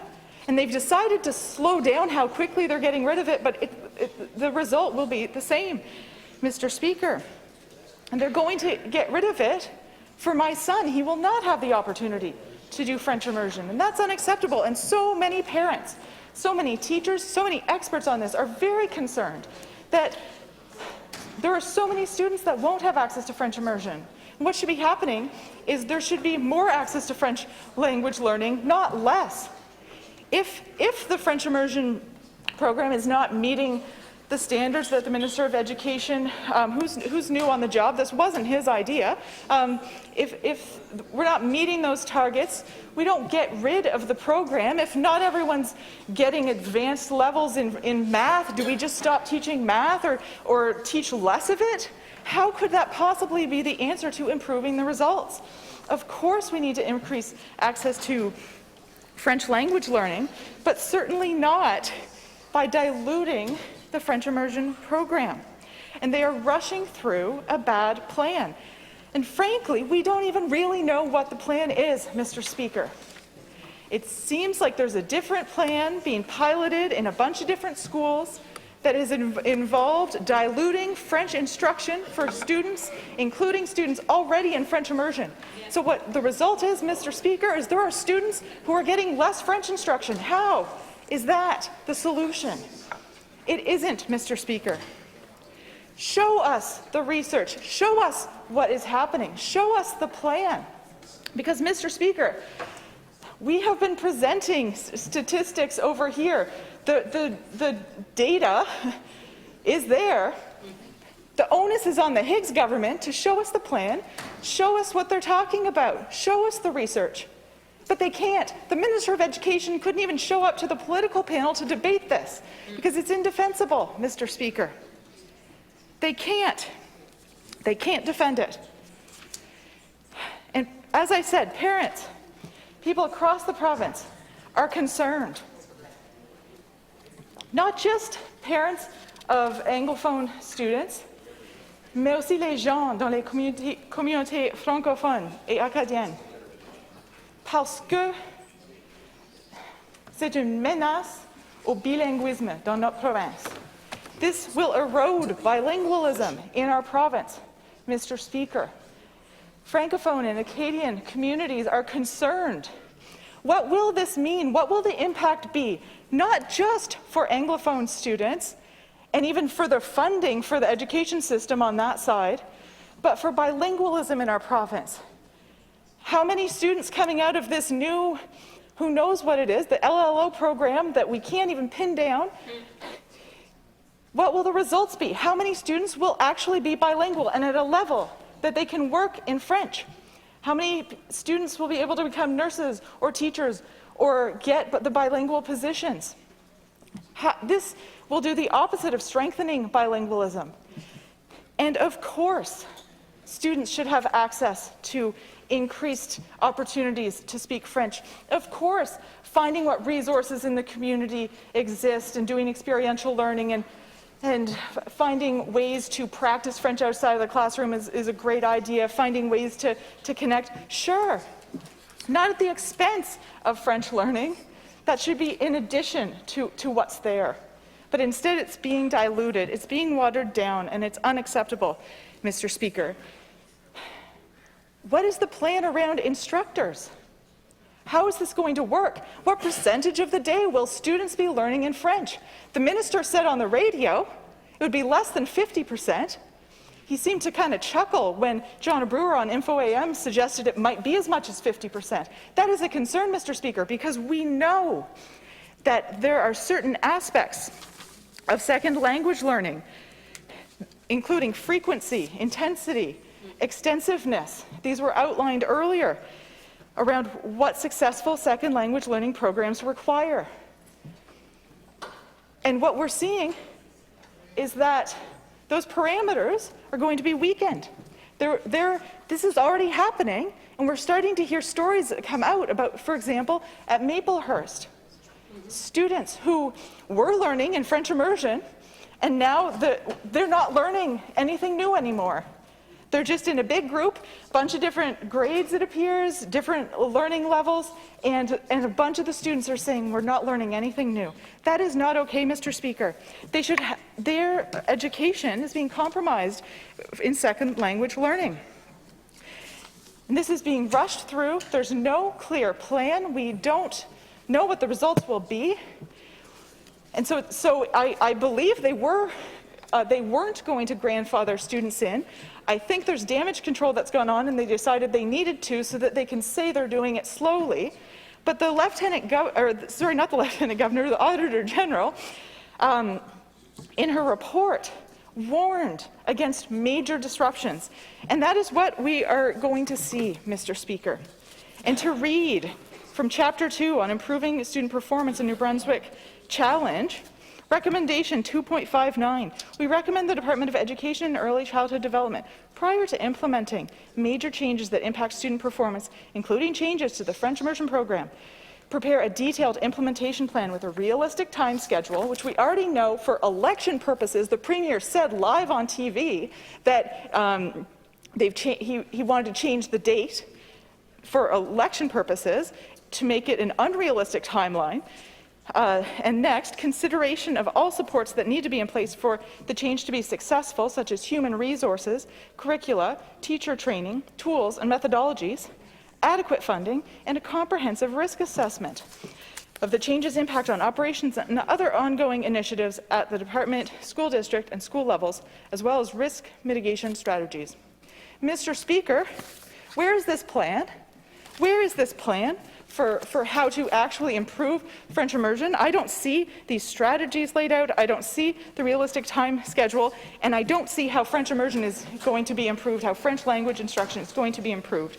That is not what we are seeing. We are seeing that there are issues in the school system, and the solutions aren't really being discussed. Are we talking about investing in ensuring there are enough EAs and enough mental health professionals, enough school guidance counselors? Are we talking about addressing mental health, addressing students who don't have their psych ed evaluations and are struggling with possibly learning disability, but they don't have the supports that they need? Are we talking about students who don't have breakfast or lunch? No, Mr. Speaker, because addressing those things would make a really big difference. When I talk to teachers, that's one of the main things I hear. They are so busy trying to make sure the students they're taking care of are fed, making sure they deal with the trauma that some students have experienced, trying to take care of them and protect them, trying to deal with mental health issues in their classroom. And obviously, the curricula, they do that too. They do the teaching. But Mr. Speaker, what about all that other stuff? These teachers are wearing so many hats. And they have said, stop changing things every couple years. And we see again in the Auditor General's report, there's a whole list of how many different cohorts there are when it comes to French language learning. Can't even track the results, the data, very, very easily, Mr. Speaker. This is unacceptable, and the teachers are saying, please stop. They've just helped us get through a pandemic, and to be fair, we're not out of it yet, but they've helped to take care of the students, to help with learning. There's still some catching up to do, which we'll be debating later. And Mr. Speaker, they've said their trust has been broken with this government. They've said, stop. Mr. Speaker, this is unacceptable. This cannot go forward. And there are so many questions that need to be answered, Mr. Speaker. Again, one, if, as the minister says, we're not achieving the target, how does teaching less French result in achieving the target? That makes absolutely no sense. The minister says, oh, well, I'm not debating the merits of French immersion. Okay, so French immersion works and it's great. So why would we be getting rid of it?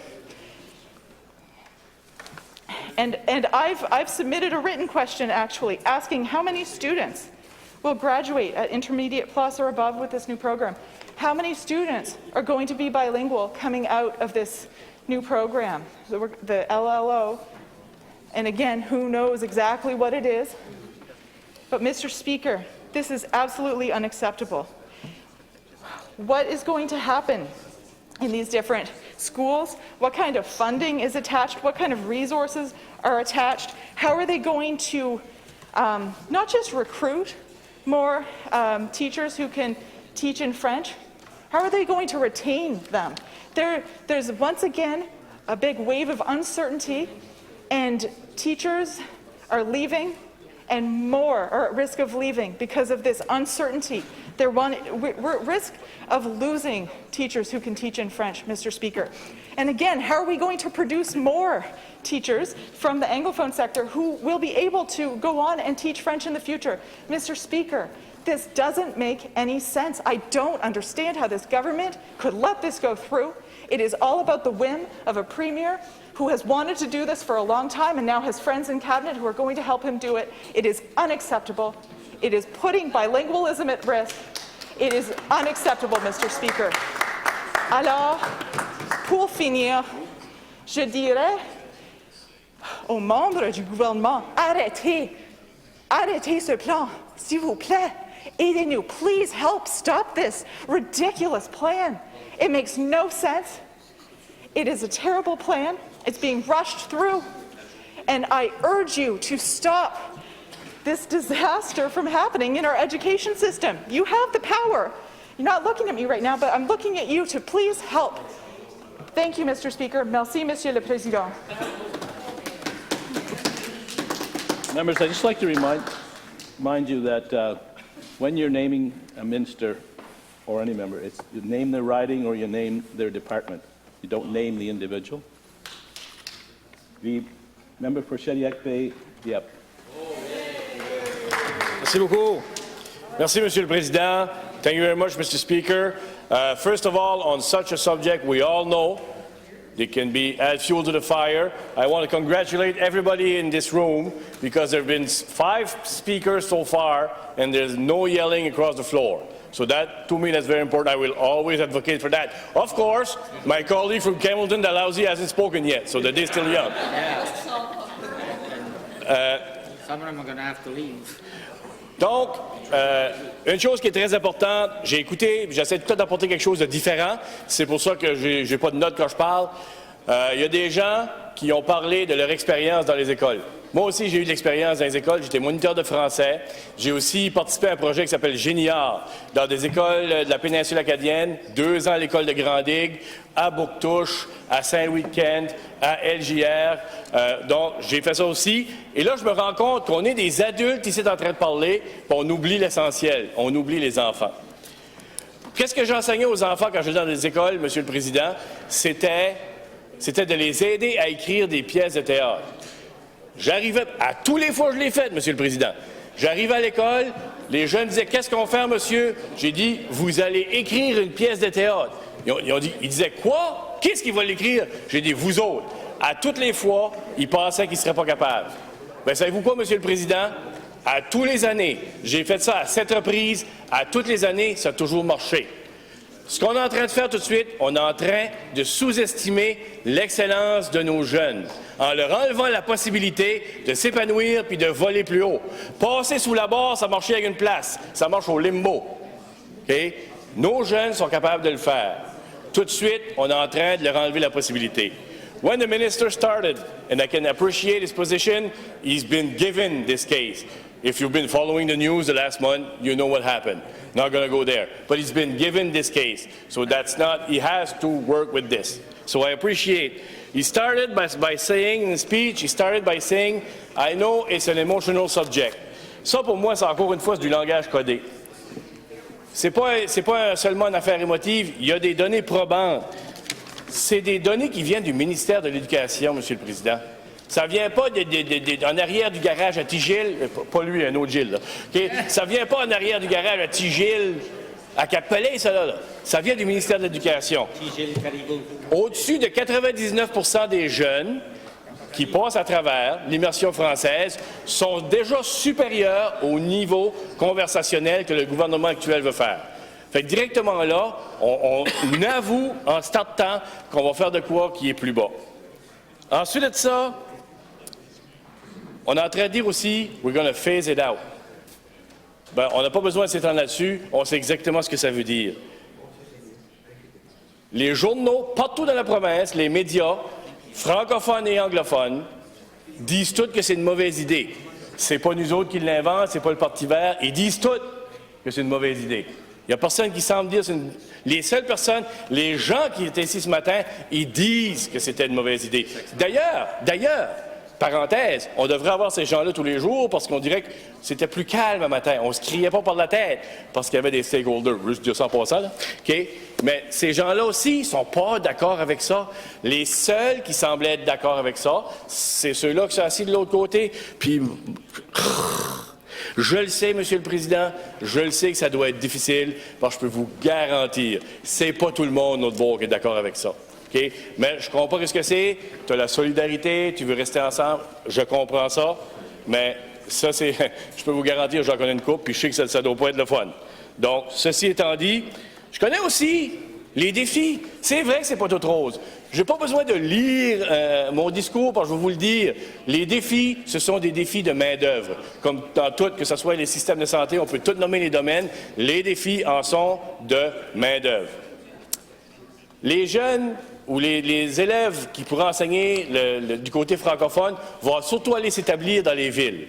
Ils vont s'établir dans les villes, ils n'iront pas dans les milieux ruraux. Donc, ça peut causer certains problèmes de main-d'œuvre dans les milieux ruraux.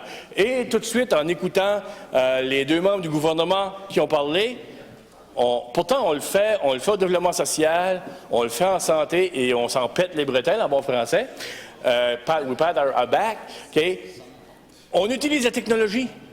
Ben pourquoi, si on a des professeurs qualifiés, parce qu'il y en a dans la province qui enseignent l'immersion française, si on a des professeurs qualifiés, pourquoi on ne se sert pas de la technologie pour essayer de multiplier leurs talents dans plusieurs écoles, dont dans certaines régions de la province, qui n'ont pas la chance d'avoir la main-d'œuvre, et c'est vrai que ça existe.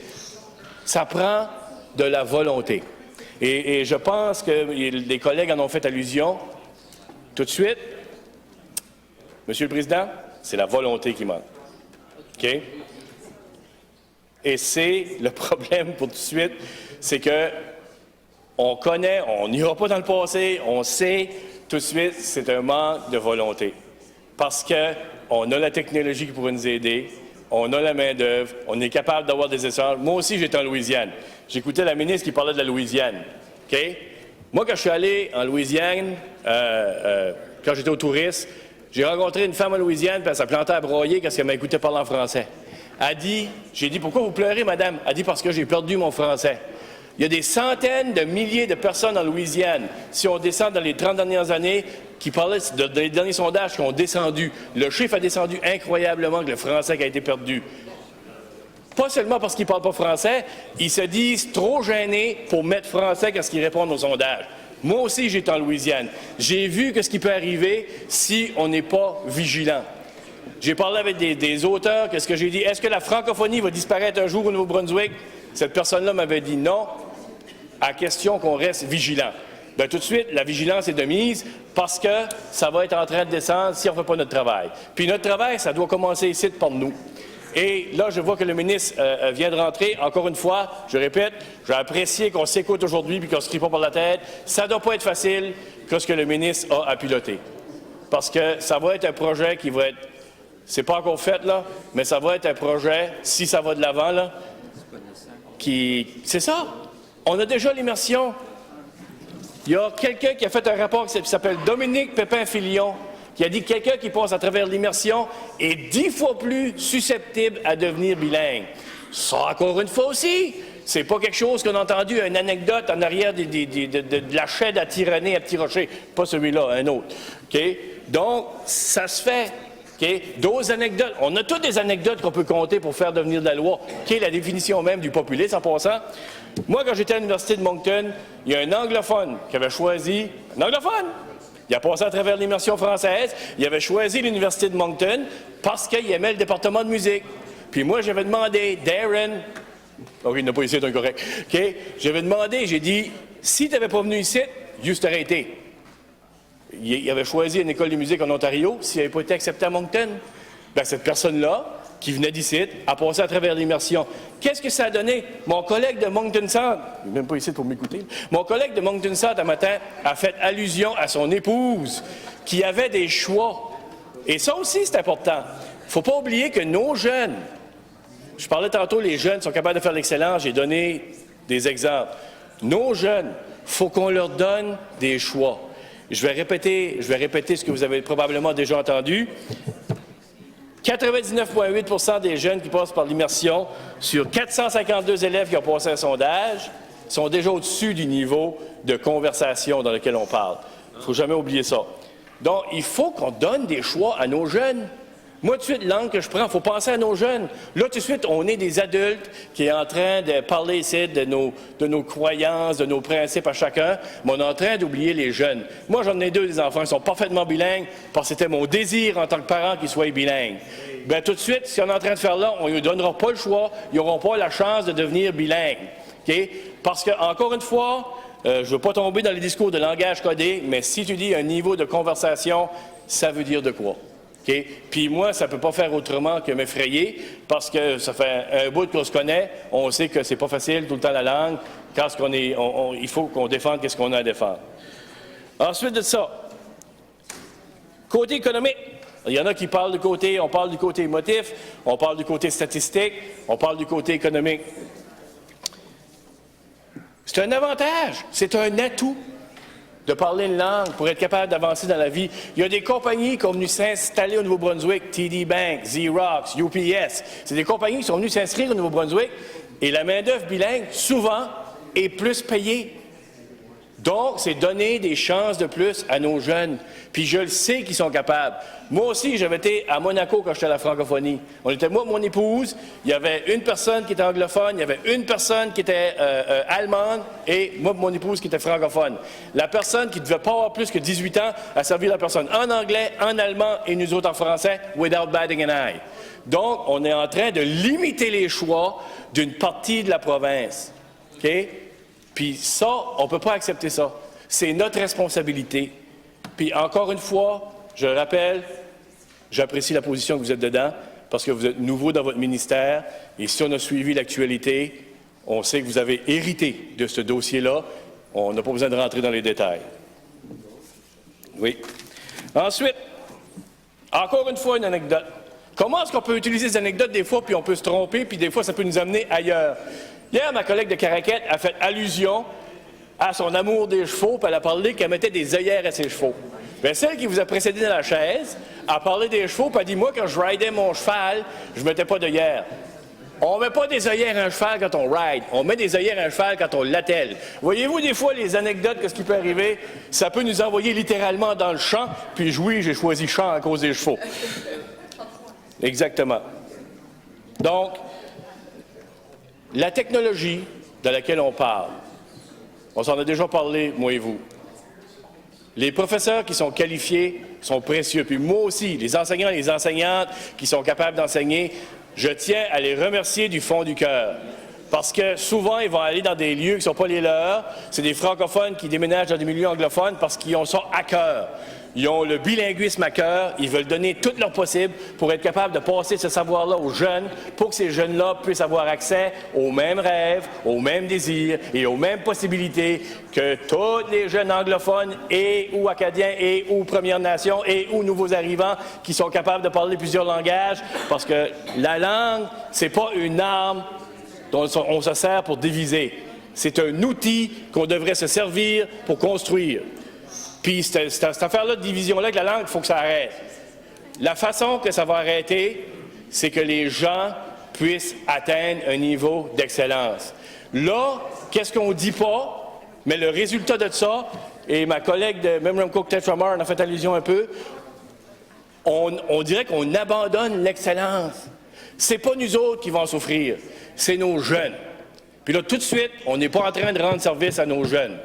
Donc, moi, j'urge tout le monde de voter en faveur de cette motion-là pour donner une chance à tous les jeunes de la province du Nouveau-Brunswick, que tu viennes de Miscou, Granby, Westfield ou d'Edmundston ou petit garage à Tigé, la Capelée, que tout le monde, pas celui-là, un autre, okay, que tout le monde ait la chance, Monsieur le Président.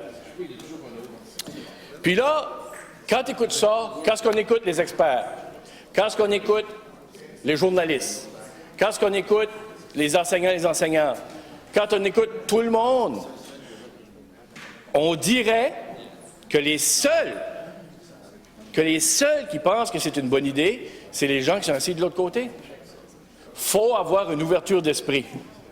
Je sais que la dernière chose, Monsieur le Président, que vous aimeriez que votre parti soit appelé, c'est un parti qui n'a pas une ouverture d'esprit. Bien, démontrez une ouverture d'esprit, votez pour l'excellence de nos jeunes qui peuvent aller plus haut, plus loin qu'eux autres mêmes peuvent l'imaginer. Comme quand je rentrais dans ces classes-là, puis ils ne croyaient pas qu'ils pouvaient écrire une pièce de théâtre, ils ont toujours réussi. Puis à chaque fois, il y avait un jeune qui disait « c'est la plus belle journée de ma vie ». Parce que la personne avait fait de quoi qu'elle ne pensait pas qu'elle était capable de faire. Mais là, si on va de l'avant avec ce projet de loi-là, on est en train de dire aux jeunes « voici, vous pouvez monter Sodo ». Je sais qu'il y a beaucoup d'espace qui reste, mais vous pouvez seulement monter Sodo. Encore une fois, c'est une responsabilité très importante que vous avez, Monsieur le ministre. C'est une responsabilité très grave, c'est une responsabilité, et je sais, vous devez être un fan de l'histoire si vous êtes un enseignant, je sais que vous connaissez l'ampleur que les décisions qui vont être prises par votre gouvernement, l'ampleur que ça va avoir sur des générations futures. Donc, en terminant, votons pour l'excellence. Moi, je vais voter pour ce projet de loi-là. Merci, Monsieur le Président. The Minister of Environment and Climate Change.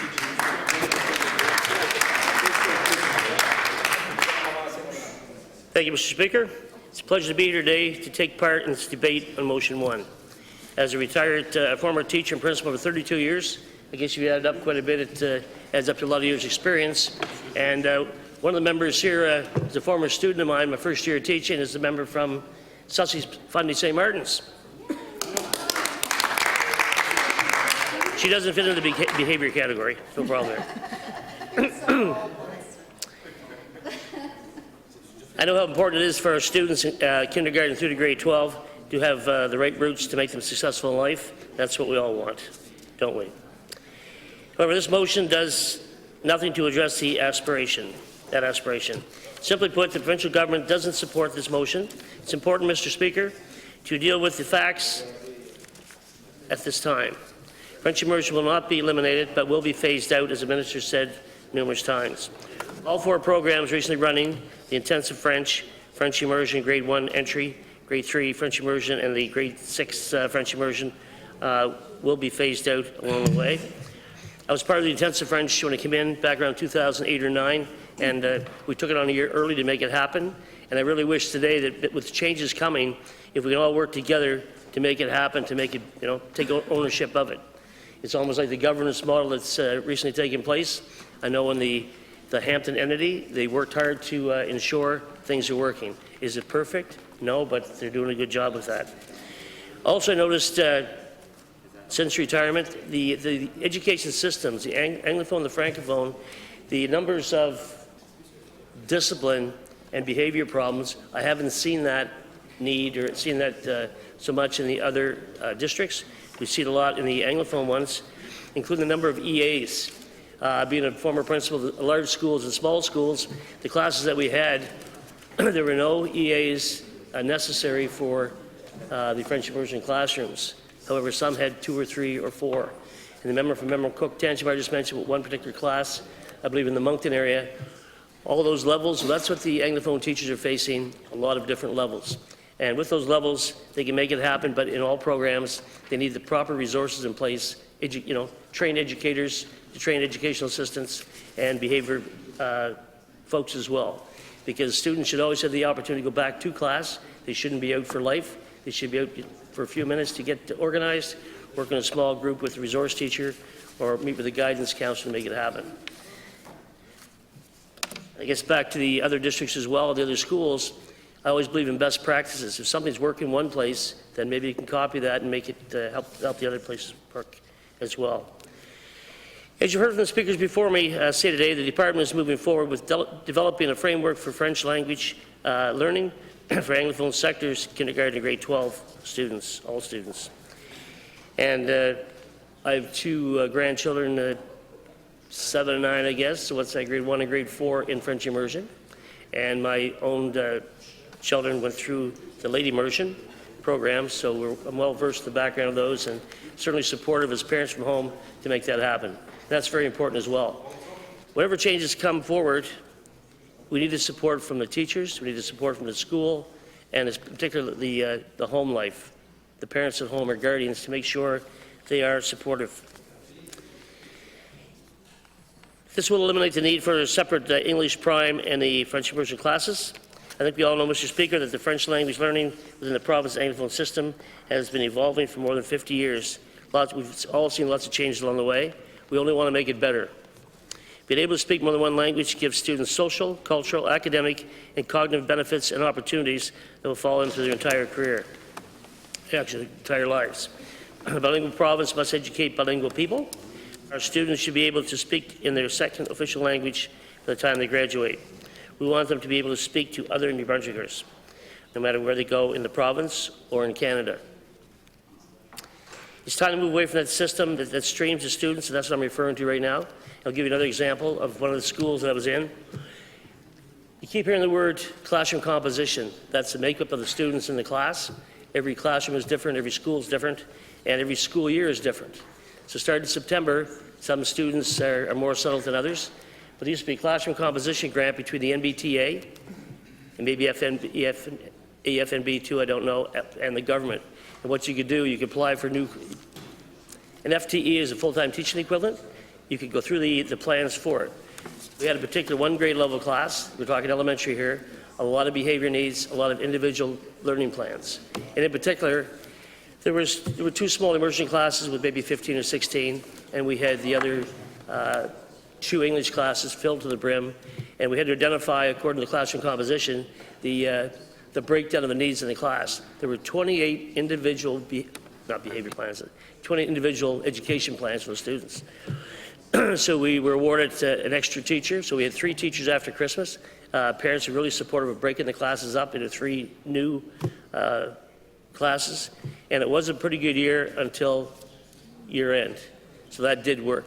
So my point again is classroom composition grants are a way to help those classes in need, but you don't know until September when they walk through the door what needs are there, unless you have intake meetings back in June. Some places do.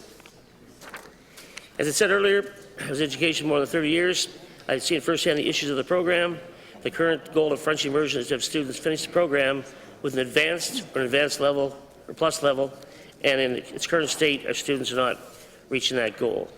And one of my children as well was in high school. He called home one day, said, "Dad, I want to take a different course, but I have to leave the French immersion to take this particular course."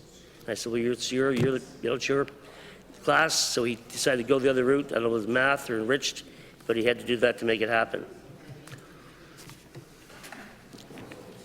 Fewer than half of our Anglophone students are currently reaching conversational proficiency across all programs.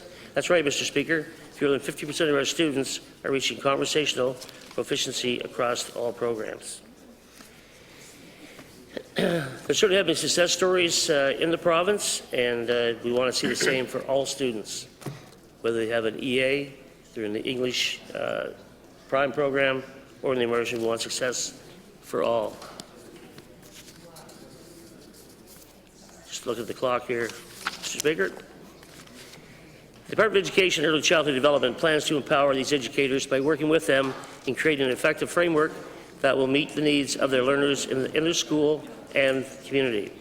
It's important that where you live doesn't determine educational opportunities, because as the Minister mentioned before and others, it's not offered in all schools across the province.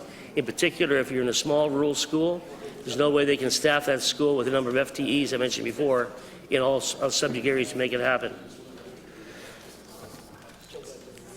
So we are exploring how we can make the most of the resources in rural communities and help leverage existing French teachers as well. I sat in the District Education Council for Anglophone South before I came here, and a lot of online courses with Campobello, Deer Island, other parts of the province too. Some of these are probably in French as well. I can't give you the breakdown of what the courses they're taking, but the students themselves said they didn't mind taking online courses, but they didn't want to take all courses online. Mr. Speaker, I know there's been a lot of debate in the Legislative Assembly and in the media about French immersion. In the coming weeks, there will be consultations in various regions of the province. I encourage people to take part in those. Your voices and input for these engagement sessions will be at the heart of our new framework. But go with an open mind. Pick up those best practices. How can we make this happen in your area of the province? Mr. Speaker, let's put political posturing aside and think about our students and what's best for them. We need to work together to provide all students with opportunities to learn French, no matter where they live and what their learning style is, so they can all reach their full potential. So thank you for the opportunity to speak on this today. I spent most of my adult life in the educational system, and it's certainly an issue I hold dear. And Mr. Speaker, how much time is left on the clock, please? 1 minute and 40 seconds. 1 minute 40. 1:40, okay, just trying to judge the time there. It is a very important topic for sure, and share a couple of little stories as well. I tried really hard to be fair as an Anglophone school principal. We'd bring in cultural events of the year. There would be some French culture, there was everything from the Snake Man to the comedian to French songs at Christmas. But what I really found difficult was if I brought in a French cultural presentation, only the immersion classes could take part in that program. I tried to get all classes to take part to integrate them into some French activities, but we weren't allowed to do that. So any opportunity to include all students in all aspects of the education would certainly be greatly appreciated. And certainly support your teachers as well. Those teachers doing a bang-up job before, during, and after COVID. I have a daughter that teaches as well. My wife's a retired teacher and school principal, so we do have an understanding of the needs of each school, the needs of the children. And I can tell you, in my few years as quite a few years as school principal, most of my day was spent with people that didn't want to be there. And we're talking students that had a tough start before they came to school in the morning to throughout the day. They just didn't fit into a full classroom setting with one teacher without extra support and encouragement. And they weren't out of the classroom at all, whether with myself or the behavior intervention person. It was always the idea of going back to class, never out for life, I mentioned earlier. We've had students on half days that we'd bus home. Thank you. Thank you, Minister. Thank you.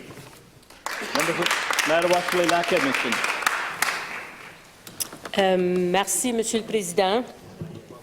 Et merci à tous qui ont collaboré et travaillé à donner leur opinion.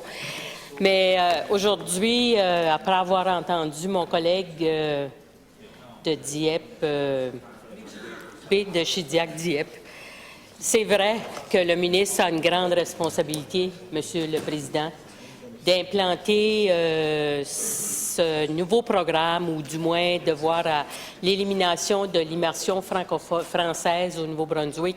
Ça va être un sans précédent, quelque chose que les gens vont se souvenir pour plusieurs années, parce que ça va apporter des changements importants, ça va perturber tout le système scolaire, du côté anglophone surtout. Donc, je voudrais juste mentionner que ce changement-là doit être bien planifié et justement, la vérificatrice générale a mis en garde le gouvernement concernant les changements brusques au système d'éducation. Elle mentionne que les changements fréquents dans les stratégies éducatives créent de l'instabilité et détournent l'attention de l'éducation des élèves. Et on a connu dans les dernières 2 années beaucoup de perturbations. La vérificatrice générale a noté qu'en 2018, 3 changements structurels importants avaient été apportés au programme d'immersion française au cours des années précédentes. Donc, 3 changements importants dans les 10 années précédentes. Et la province avait mis en œuvre 5 plans d'éducation provinciaux en 15 ans. Monsieur le Président, je vous dis, je demande à ce gouvernement d'opter pour la stabilité, d'opter pour le rehaussement d'un programme qui fonctionne, qui a été prouvé de fonctionner. Et essayons de mettre de l'avant des propositions qui vont répondre aux besoins des élèves et non pas aux besoins du premier ministre, Monsieur le Président. Donc, il faudrait définitivement préparer un plan détaillé. C'est un peu ce qu'on demande, c'est vraiment ce qu'on demande aussi, de ne pas éliminer le programme d'immersion française et de proposer un plan détaillé, d'aborder la question des mesures et de la stratégie. Et j'aimerais également avoir une pensée spéciale, non seulement pour le ministre, mais pour les enseignants qui sont déjà très surchargés, si je peux dire. Puis, ça nous amène plus tard dans plusieurs années d'ici, avec possiblement qu'on ne pourrait plus former au Nouveau-Brunswick suffisamment d'enseignants bilingues pour enseigner le français. Moi, je vois ça comme une menace. Donc, si on ne forme pas suffisamment d'enseignants avec les compétences linguistiques nécessaires pour enseigner le français, à ce moment-là, on va former moins d'élèves avec des compétences même pour le programme universel que le premier ministre propose. Et on a entendu le groupe Canadian Parents for French et la Société de l'Acadie soutiennent que les élèves qui ont des difficultés dans les classes d'immersion française pourraient réussir avec de l'aide et du soutien. Il faut tout simplement donner à ces élèves la chance de réussir, tout comme on offre la chance de réussir aux élèves qui ont des troubles d'apprentissage, de comportement, de santé physique ou mentale. Le Nouveau-Brunswick est le champion canadien de l'immersion et nous avons démontré notre savoir-faire dans ce domaine depuis de nombreuses années. Monsieur le Président, le rapport Finn-McLaughlin sur l'apprentissage des 2 langues officielles, dans ce rapport, de nombreux enseignants et administrateurs scolaires ont souligné qu'il n'y a tout simplement pas suffisamment de personnel de soutien en mesure d'offrir un appui dans le domaine de l'éducation du comportement, de la santé mentale et de la santé physique pour aider en plus les élèves d'immersion française en difficulté. Donc, please, we are asking this government to stop using French immersion program as a scapegoat for an underfunded public school system. This government should start listening to experts and improve what does not work instead of dismantling a program that is producing the highest number of bilingual graduates in the Anglophone sector. Mr. Speaker, the parents of students put their children in French immersion so they can function, contribute to the economy, understand their Franco friends and colleagues through both languages and stay and contribute to the growth of this province. Voici un témoignage très important, presque un cri du cœur d'une maman qui nous a écrit. Lorsque l'on choisit de vivre et d'élever des enfants au Nouveau-Brunswick, la capacité d'avoir accès au programme d'immersion française est un très grand avantage. Les enfants pourront grandir avec les outils requis pour se démarquer, se développer, progresser et prospérer ici même au Nouveau-Brunswick. Ils pourront choisir un emploi gratifiant et une carrière valorisante parce qu'ils seront capables de communiquer avec confiance avec tous les citoyens qui vivent ici au Nouveau-Brunswick et dans plusieurs autres pays du monde. Je le répète en anglais. One of the amazing things about raising a family here and living in New Brunswick is the fact that I would have access to the French immersion program for my kids so that they could grow up with the tools required to thrive them within their home province and whatever job or career they wanted and feel confident to communicate with everyone who lives here. Monsieur le Président, c'est un cri du cœur qu'on lance à nos collègues, nous aussi, pour qu'on arrête et qu'on mette un stop et qu'on améliore le programme d'immersion française et que les meilleures pratiques soient plus accessibles au plus grand nombre d'enfants du Nouveau-Brunswick possible, et ça dans toutes les régions et dans tous les, que ce soit Campobello ou Woodstock. Donc, qu'on ait accès à ces meilleures pratiques-là qui ont été démontrées, que les experts ont prouvé, que les chiffres ont prouvé et qui fonctionnent, Monsieur le Président. Donc, je vous demande, Monsieur le Président, je demande à cette Assemblée de considérer favorablement, appuyer cette motion. Merci.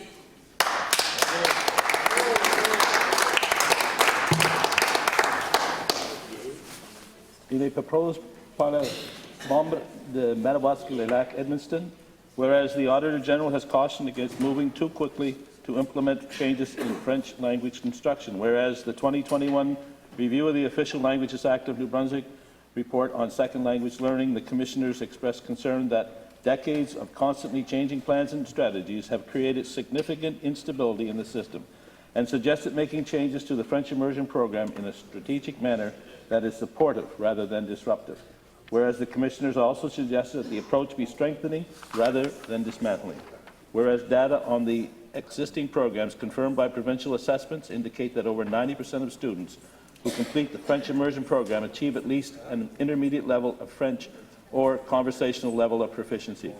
Whereas the Commissioner of Official Languages suggests enhancing French language instruction, but warns about throwing the baby out with the bathwater. Whereas the Canadian Association of Immersion Professionals believes that the French immersion program should coexist with a new base-level program, but should not be eliminated.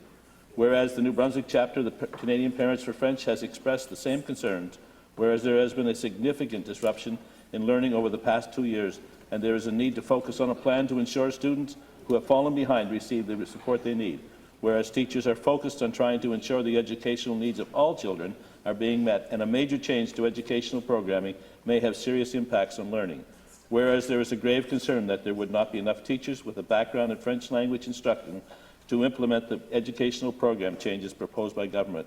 Whereas the New Brunswick Teachers Association has announced that it has withdrawn from French as a second language consultations because of the government's unreasonable timeline for implementing changes, saying that it will destabilize the education system.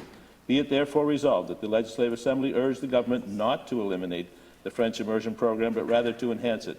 Be it further resolved that, prior to moving forward with major changes to the education system, to provide for additional French language learning opportunities for students who have not opted for French immersion, the Legislative Assembly urged the government to prepare a detailed implementation plan with realistic timelines for implementation, adequate funding, and a recognition of the supports that must be in place to support these changes. All those in favour of the motion, please say yea. Yea! All those opposed, please say nay. Nay! Sergeant, ring the bells.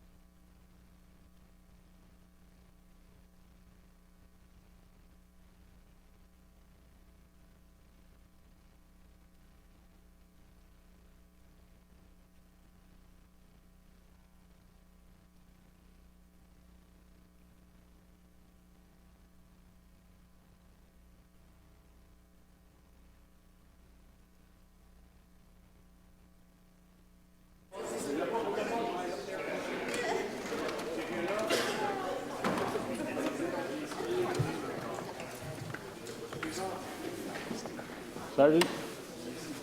Secure the doors.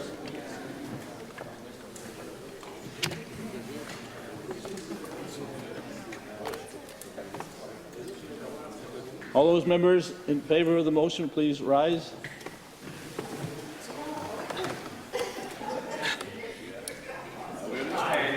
Séance, Penalty Dalhousie, Mr. Gauvin, Mr. McKee, Mr. Legacy, Madame Tahio, Mr. Chesson, Directly Charlotte, Mr. Chesson, Victoria Lavallee, Mr. Coo, Ms. Mitten, Mr. Guital, Mr. LeBlanc, Mr. Lepage, Mr. Bourque, Mr. Millet, Mr. Demore, Madame Bandry, Mr. Arsenault Kenno, Mr. Landry. All those members opposed, please rise.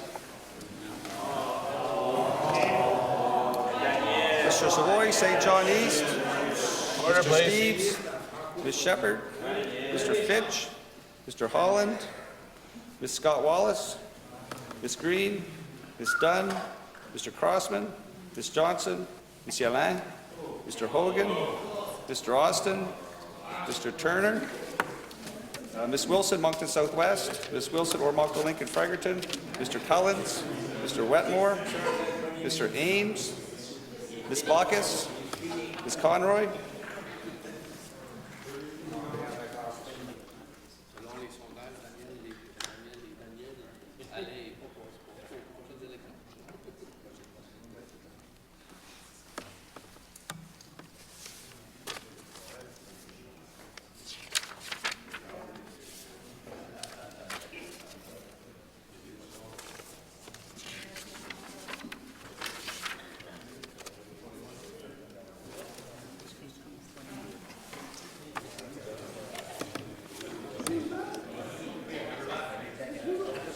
total yeas, 4, 18, 18.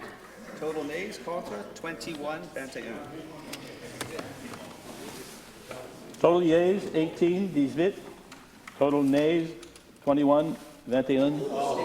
I declare the motion defeated.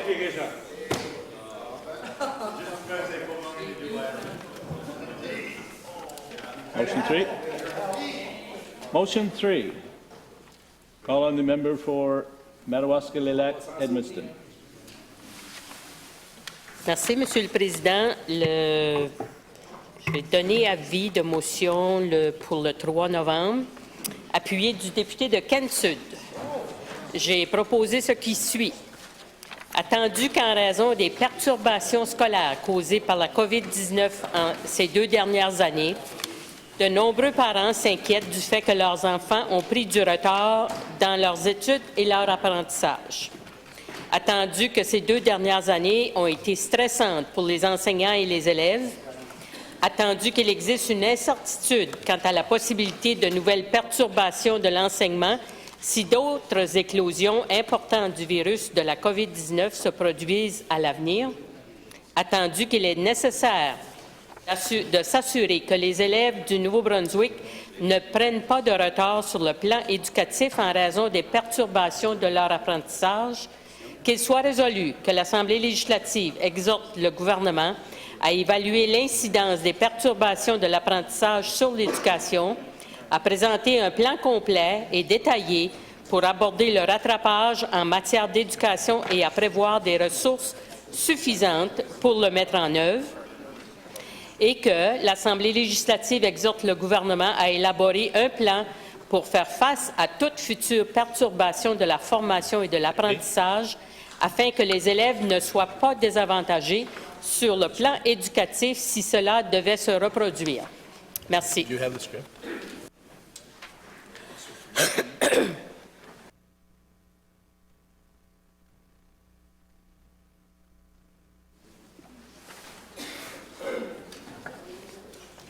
Been moved by the member for Madawaska-Lilac, Edmundston, seconded by the deputy to Kent-Sud.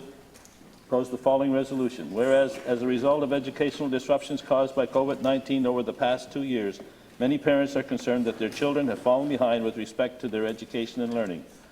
Whereas the last 2 years have been stressful for teachers and students alike, whereas there is uncertainty as to whether there may be new instructional disruptions if there are further significant outbreaks of COVID-19 in the future, Whereas there is a need to ensure that New Brunswick school children do not fall behind educationally as a result of learning disruptions. Be it therefore resolved that the Legislative Assembly urge the government to assess the educational impact of learning disruption, bring forward a comprehensive and detailed plan to address educational catch-up, and provide sufficient resources to implement it.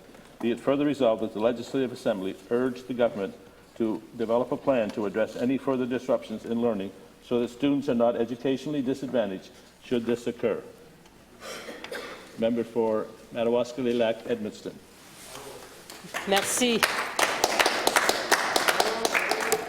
Merci, Monsieur le Président. Deux motions aujourd'hui, beaucoup d'émotions aussi. Deux motions importantes pour le système d'éducation qui, je crois, est malmené ces temps-ci. Et je suis très fière de parler sur la motion 3 qui demande au gouvernement d'élaborer un plan pour aborder le rattrapage scolaire et soutenir l'apprentissage des élèves. Encore une fois, un sujet qui inquiète beaucoup de parents du Nouveau-Brunswick et dont certains de ma circonscription m'ont fait part. Donc, Monsieur le Président, ce plan de rattrapage a été demandé à l'ex-ministre de l'Éducation et du Développement de la petite enfance. Et à ce moment-là, on avait appris qu'il était dans une forme de consultation avec les enseignants, avec les directions d'école, etc. Et que, suivant cette consultation-là, qu'il verrait à voir s'il y avait besoin. Et encore là, on est rendu en novembre. Bientôt, les vacances scolaires, les vacances de Noël vont arriver et définitivement rien à l'horizon pour l'instant concernant le plan de rattrapage.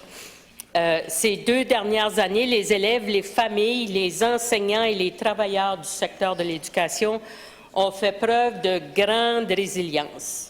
D'une très grande résilience, Monsieur le Président, face aux perturbations et aux changements brusques occasionnés par la pandémie. Et j'aimerais juste mentionner, dans ma région,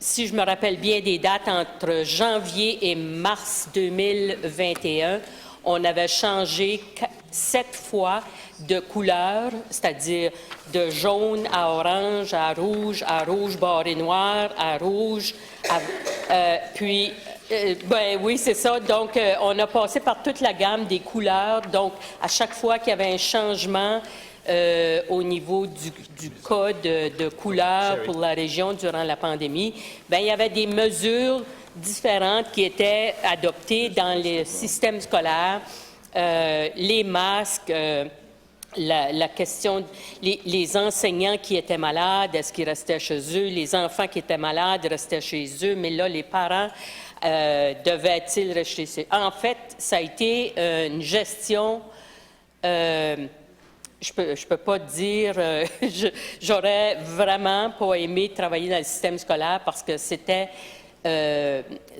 changement par-dessus changement et mesure par-dessus mesure.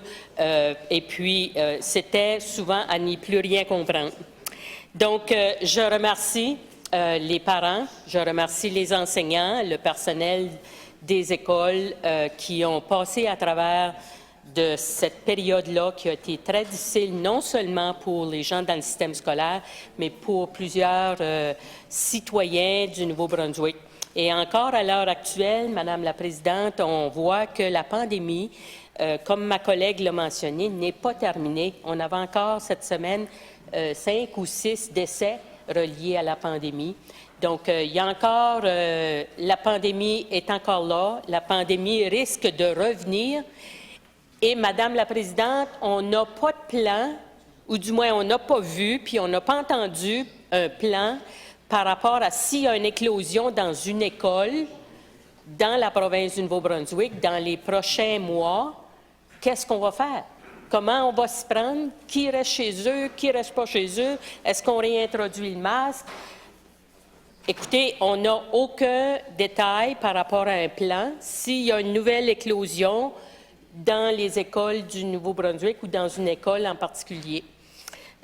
Donc ça, c'est vraiment, c'est assez inquiétant. aussi pour les parents. Donc, moi, je pense qu'il est temps de se doter d'un plan en cas d'éclosion, mais également pour essayer de voir allouer des ressources et mettre en place des programmes pour les enfants, les élèves qui ont connu des retards, afin que ces élèves-là continuent d'acquérir des nouvelles compétences et se développent et réussissent dans les emplois de demain. Parce que, Madame la Présidente, un retard actuel qui n'est pas rattrapé, c'est un retard toute sa vie. C'est quelque chose qu'on n'aura pas l'occasion de rattraper. Et ce n'est pas en 12e année que les élèves qui ont subi un retard en 4e année vont pouvoir se rattraper, et ce qui fait en sorte que lorsqu'on pense aux élèves actuellement qui éprouvent des difficultés, qui auraient besoin de soutien dans leur apprentissage et de rattraper les matières qu'ils n'ont pas apprises durant les 2 années de pandémie, si on n'accorde pas d'attention à ce retard-là, ça veut dire que les normes pour entrer, par exemple, à l'université ou dans un collège ou dans une université américaine ou canadienne ailleurs, est-ce que ça veut dire que nos enfants vont être défavorisés parce qu'ils auront une partie de leur apprentissage de base qu'ils n'auront pas reçu parce qu'on n'aura pas eu le temps de leur enseigner ou de faire le rattrapage dont ils avaient besoin.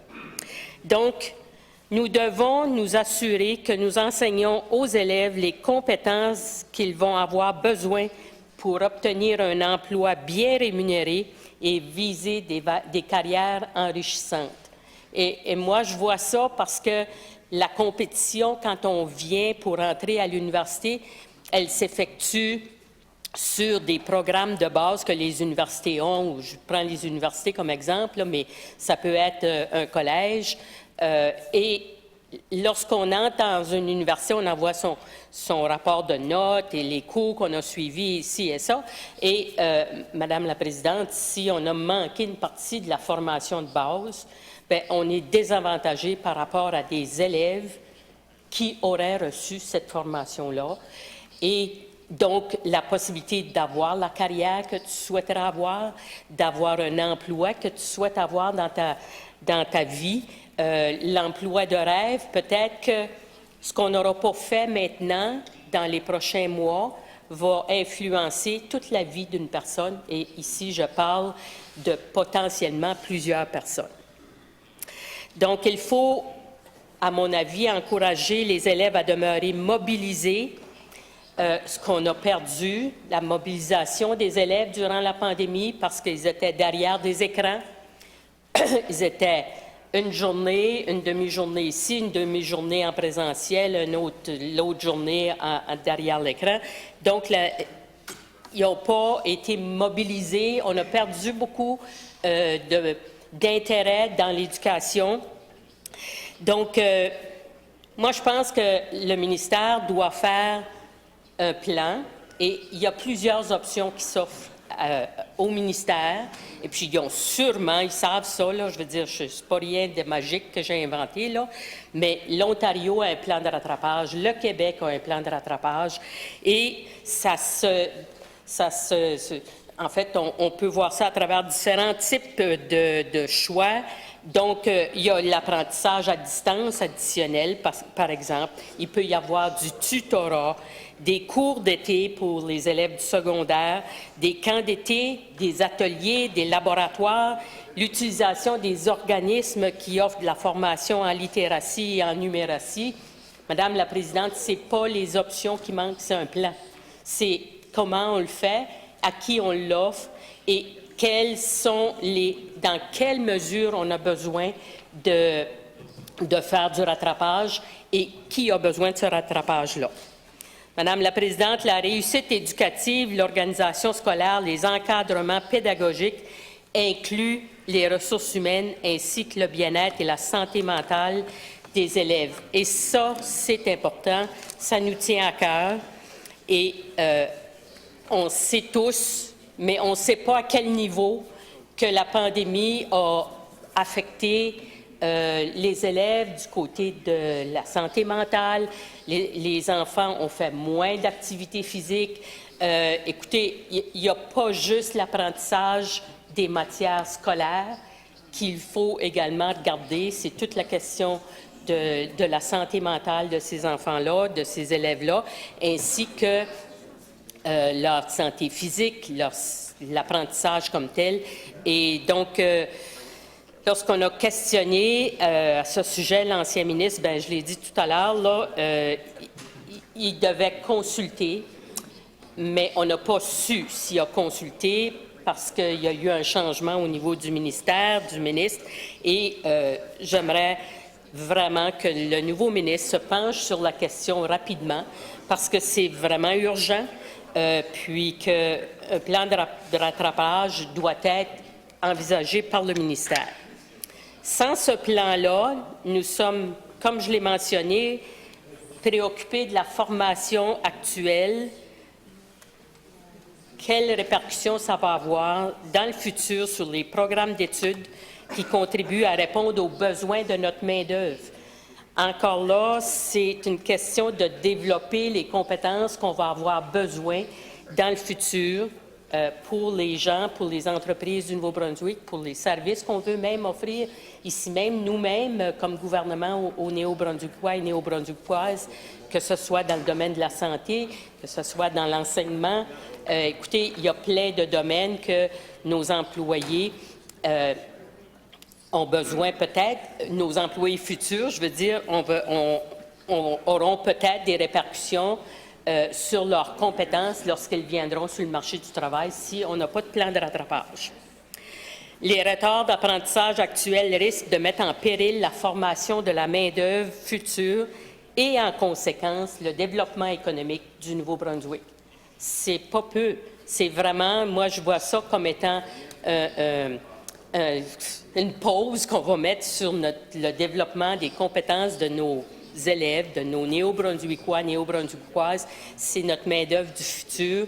Et sans ce plan de rattrapage, Madame la Présidente, on risque d'avoir des élèves qui n'auront pas une formation complète et qui ne rencontreront peut-être plus les exigences pour entrer sur le marché du travail ou pour entrer à l'université ou pour entrer dans un collège communautaire. Nous devons également répondre aux besoins des élèves en fonction des particularités du milieu. Et ici, je n'ai pas de meilleur exemple que ceux qui n'ont pas eu accès à l'Internet haute vitesse doivent cesser d'être désavantagés, Madame la Présidente. On attend toujours le détail d'un programme que le ministre des Finances a dit qui serait déployé en octobre. On est le 3 novembre. On n'a toujours pas eu et connu ou su qu'est-ce qu'était ce programme-là, qu'il avait dit qui serait mis en place avant l'Halloween. Donc, Halloween, c'était lundi, puis on n'a toujours pas aucun détail sur le programme pour les régions éloignées qui veulent avoir accès à des équipements pour pouvoir se brancher sur les satellites pour avoir accès à l'Internet haute vitesse. Donc, en plus d'avoir annoncé un programme bidon, Madame la Présidente, on continue dans plusieurs régions du Nouveau-Brunswick, dans plusieurs familles du Nouveau-Brunswick, pour plusieurs élèves du Nouveau-Brunswick, à ne pas avoir accès à Internet haute vitesse. Et on ne sait même pas, lorsqu'on faisait l'enseignement à distance, il y avait des familles qui avaient peut-être un ordinateur, mais il y avait 3 enfants ou 4 enfants. Est-ce qu'on a l'équipement nécessaire? Est-ce que les familles sont bien outillées pour offrir de l'éducation à distance? Encore là, aucune idée, puis on attend après un programme bidon. Donc, Madame la Présidente, ceci n'est pas acceptable.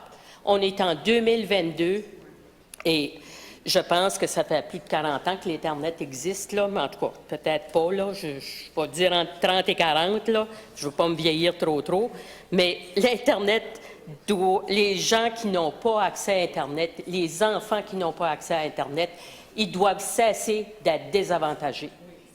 C'est primordial et, Monsieur le ministre, je pense que c'est important que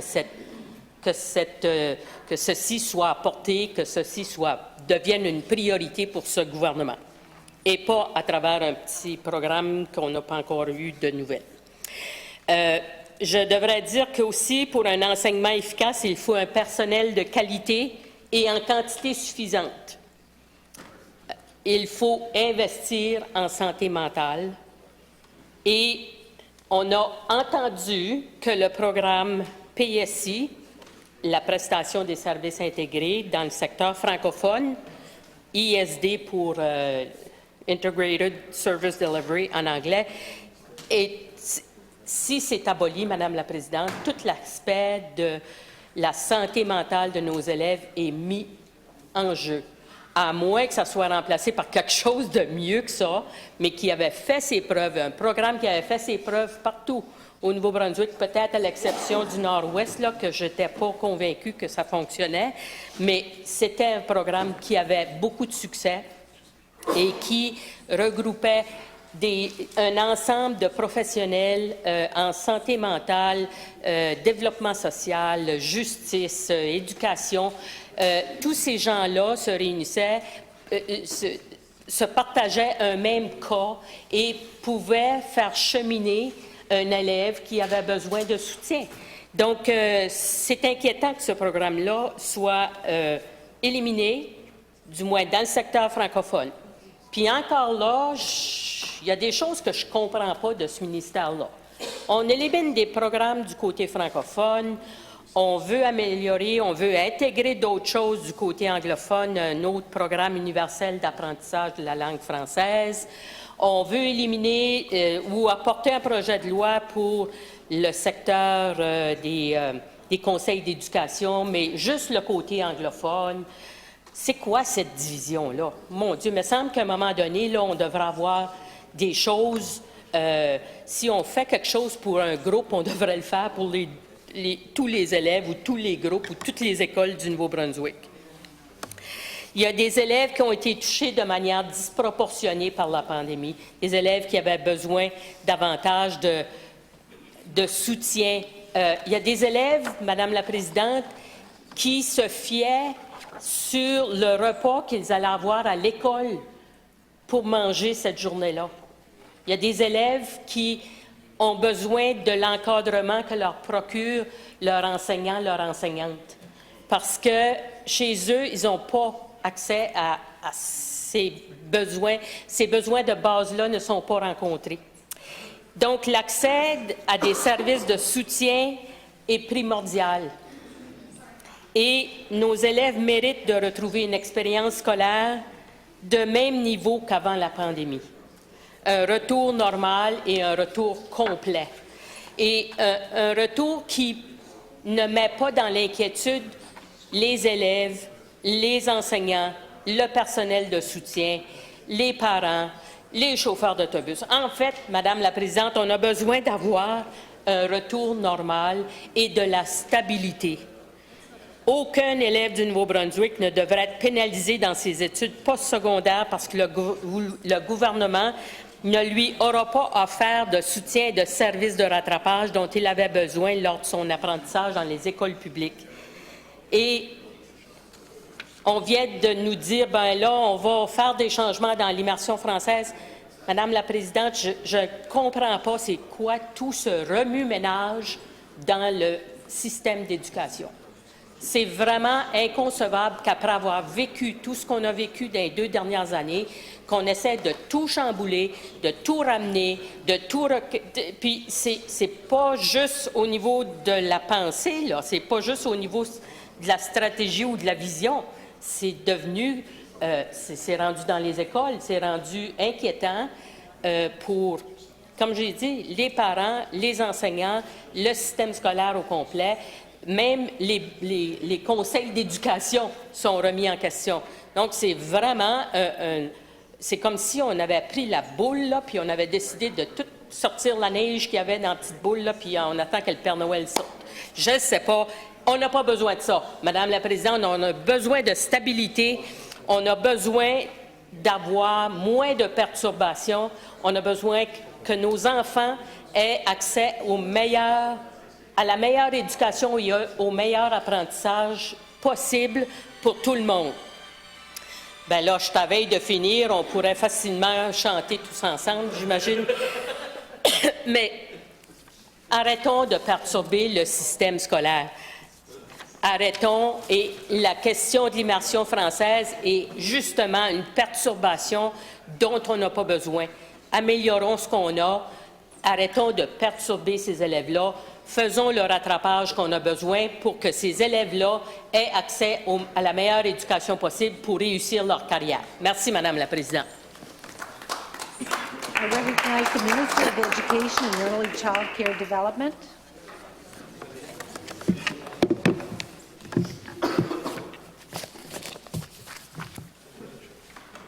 Thank you, Madam Speaker. Merci, Madame la Présidente. Because it's an education day here. Yeah. Right on.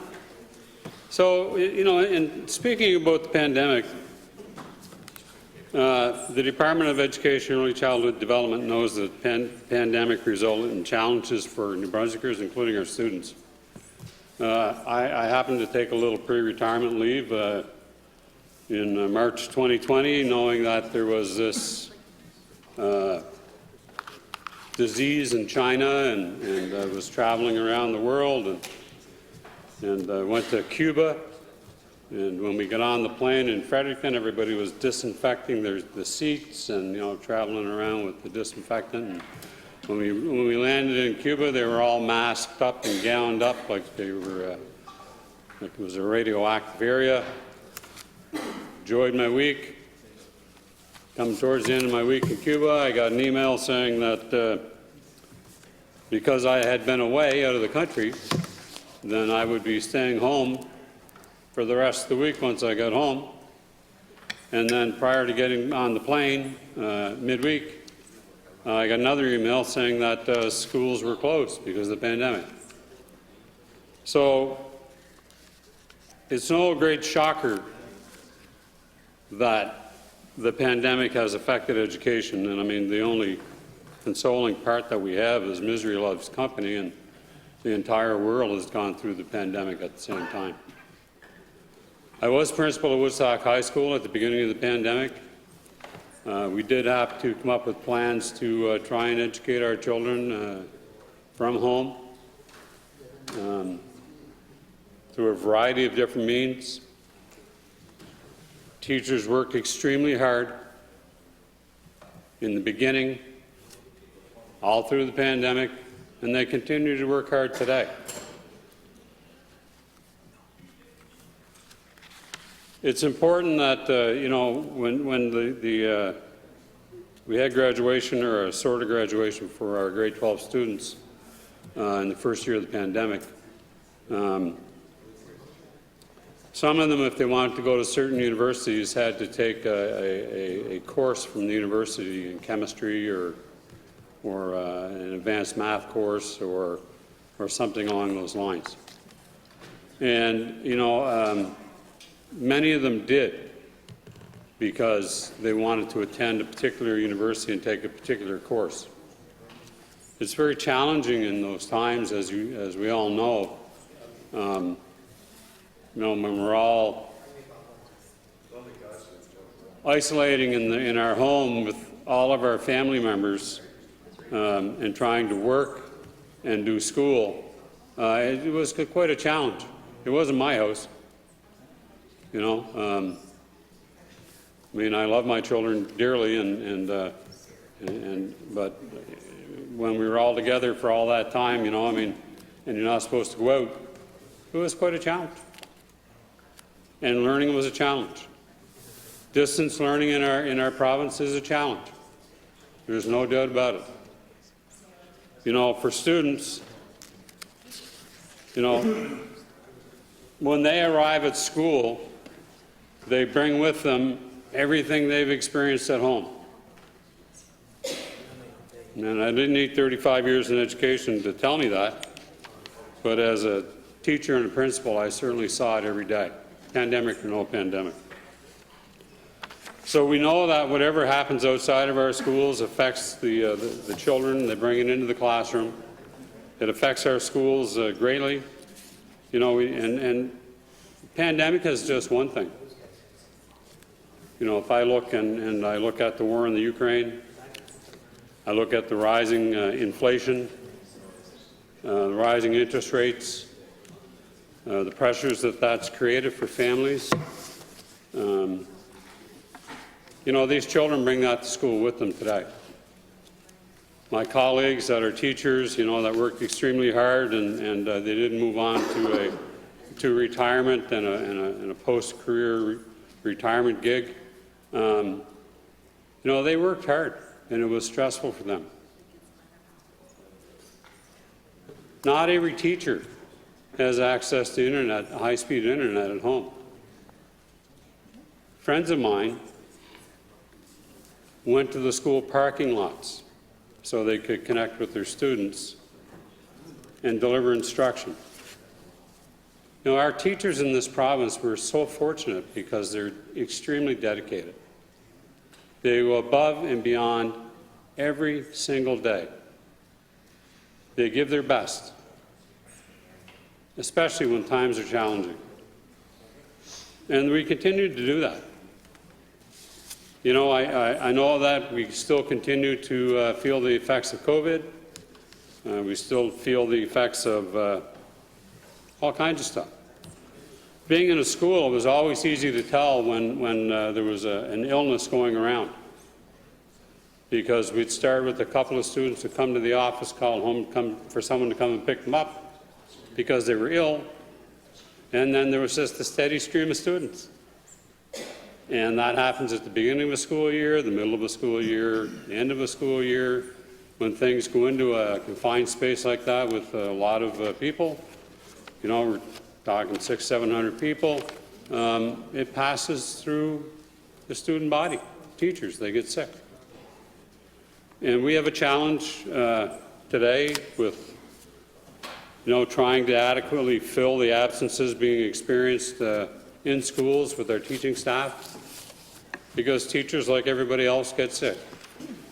And there doesn't appear to be a lot of names on the supply list to adequately fill those positions every single day. It's something that's extremely serious, and we take it serious, and we're looking to find potential solutions to that, which is just as important as helping our students catch up from the educational opportunities that they missed because of the pandemic.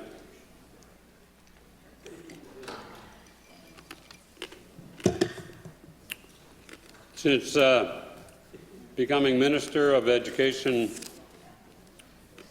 and Early Childhood Development, I received a number of emails on a variety of different topics.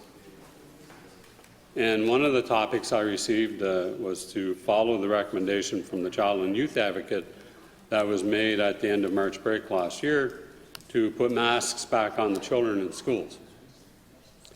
And then, you know, and then some of these come from Calgary or from someplace outside of New Brunswick. And, you know, we all have differing opinions on what's good and what would be beneficial for the students, but one thing's for sure. The experience of COVID-19, the pandemic in our education system, is significant. It has significant impact on the mental health of students, significant impact on the mental health of teachers, significant impact on the mental health of parents and on communities. You know, it turned friends against friends, family against family, because of the fear of the unknown.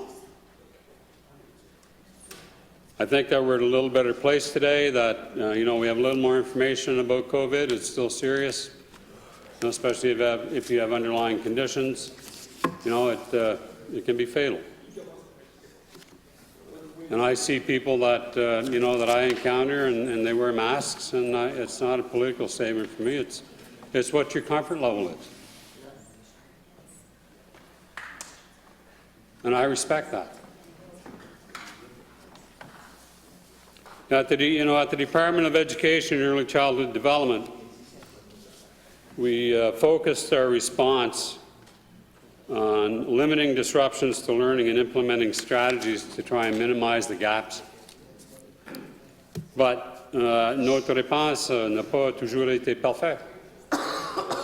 Cependant, je peux dire avec confiance que nous avons eu plus d'apprentissage en personne à travers le système que la plupart des autres juridictions canadiennes pendant notre intervention en cas de pandémie. Ça, c'est quelque chose qui est vraiment important pour nous autres, mais quand même, on a manqué de temps dans les salles de classe.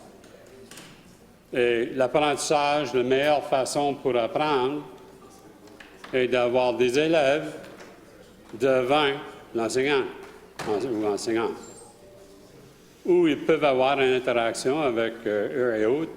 Et ils apprennent. Le système d'apprentissage, ce n'est pas tout le monde qui peut être un enseignant.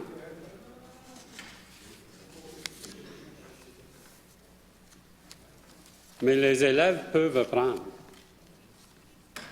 Madame la Présidente, alors que nous poursuivons notre travail de stabiliser le système d'éducation, après 2 années de problèmes, le ministère de l'Éducation et du Développement de la petite enfance se concentre sur le soutien du bien-être et de la santé mentale des élèves et du personnel scolaire. Donc, il faut qu'on choisisse une place à commencer. And as we were told early on in the pandemic that when we came to the end of it, I'm not going to be Joe Biden and say it's over, but, we're coming back to normalizing society and normalizing schools, and that's where we'll see the effect of the stress that the pandemic had on the system. And I know in talking to my colleagues at the beginning of last school year, when the students came back together, albeit part-time, there was some significant challenges for students that had been away from each other for that period of time, living their lives virtually on their phones or on their iPads or on their computers when they got back together face-to-face. I know in the high school I was principal of, there were incidents that, hadn't happened in years, just because of having to normalize. And we're still not at a place where the people still aren't comfortable leaving their homes. Like, there's a lot of people that don't like to be in crowds. Some of our parents are nervous. Some of our students are nervous. We still have to provide the opportunity for a good education. And that's what we continue to do. And we meet the students on their level and where they're at, because students progress at different levels, at different speeds, and catch-up required is different for each student. And the needs of each student is significantly different. Some have, social, emotional needs that need to be met before we can even start to talk about educational assistance. It's important to feed students. In the North also. My school, we had a breakfast program. We had a lunch that was sponsored, and it continues to be by the food bank. We had a lunch program that was sponsored by donations. And we had a food fridge where students can take food home for the weekend, which I suspect, given today's times, is a little more well used than it was 2 years ago. So there's a lot of challenges facing our students, not just the 2.5 years of upheaval caused by the pandemic. And I understand that, we want to see one plan. which is a challenge to say one plan. But we're not, I mean, the plan is to help the students catch up to where they need to be. Our testing, showing us that we're not as far behind as one might have thought we would be after having this much disruption in the system. So we're fortunate that way. We started investing in the mental health of our students to help them maneuver the return to school, to help them with the challenges that they experience. Not every child comes from a happy home. And when you're isolated and told you can't leave your home, the incidents of violence, they went up. And I think that's pretty well documented. So when we're talking about a student, we get the whole package when they come to school. The parents send us their best children. They don't keep them at home. And they come with all the baggage that's associated with whatever's going on at home. They bring it to school with them that day. Thank you, Madam President. Je reconnais le député de Kansas. Merci. Merci, Madame la Présidente. Merci à mes collègues pour cet encouragement. Écoutez, ça me fait plaisir de me lever pour discuter de cette motion également. Je remercie encore la députée de Madawaska-les-Lacs, Edmundston, excusez, je vais finir par la voir, qui fait un excellent travail dans son portfolio. Puis, écoutez, encore une fois, Madame la Présidente, je me lève pour parler en faveur de cette motion parce que, j'étais avant elle le critique en matière d'éducation avec le ministre précédent. Et puis, maintenant, il y a eu un changement de ministre.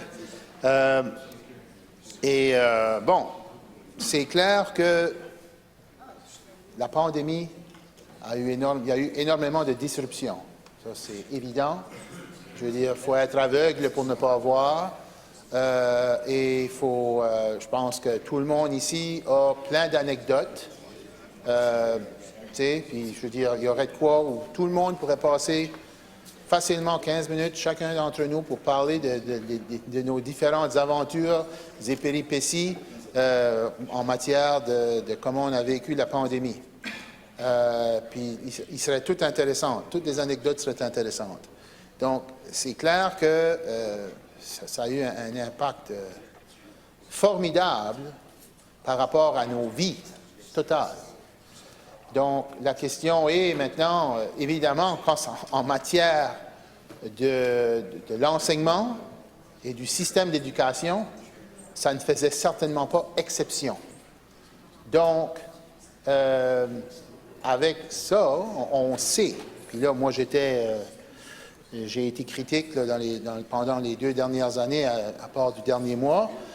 C'est clair qu'il y avait plein d'éléments qui nous a permis où j'ai posé plein de questions au ministre à l'époque, des questions par rapport à l'accès Internet, avoir des plans d'intervention, avoir le testing fait dans les écoles, avoir les vaccins accessibles aux élèves, des cliniques de vaccination.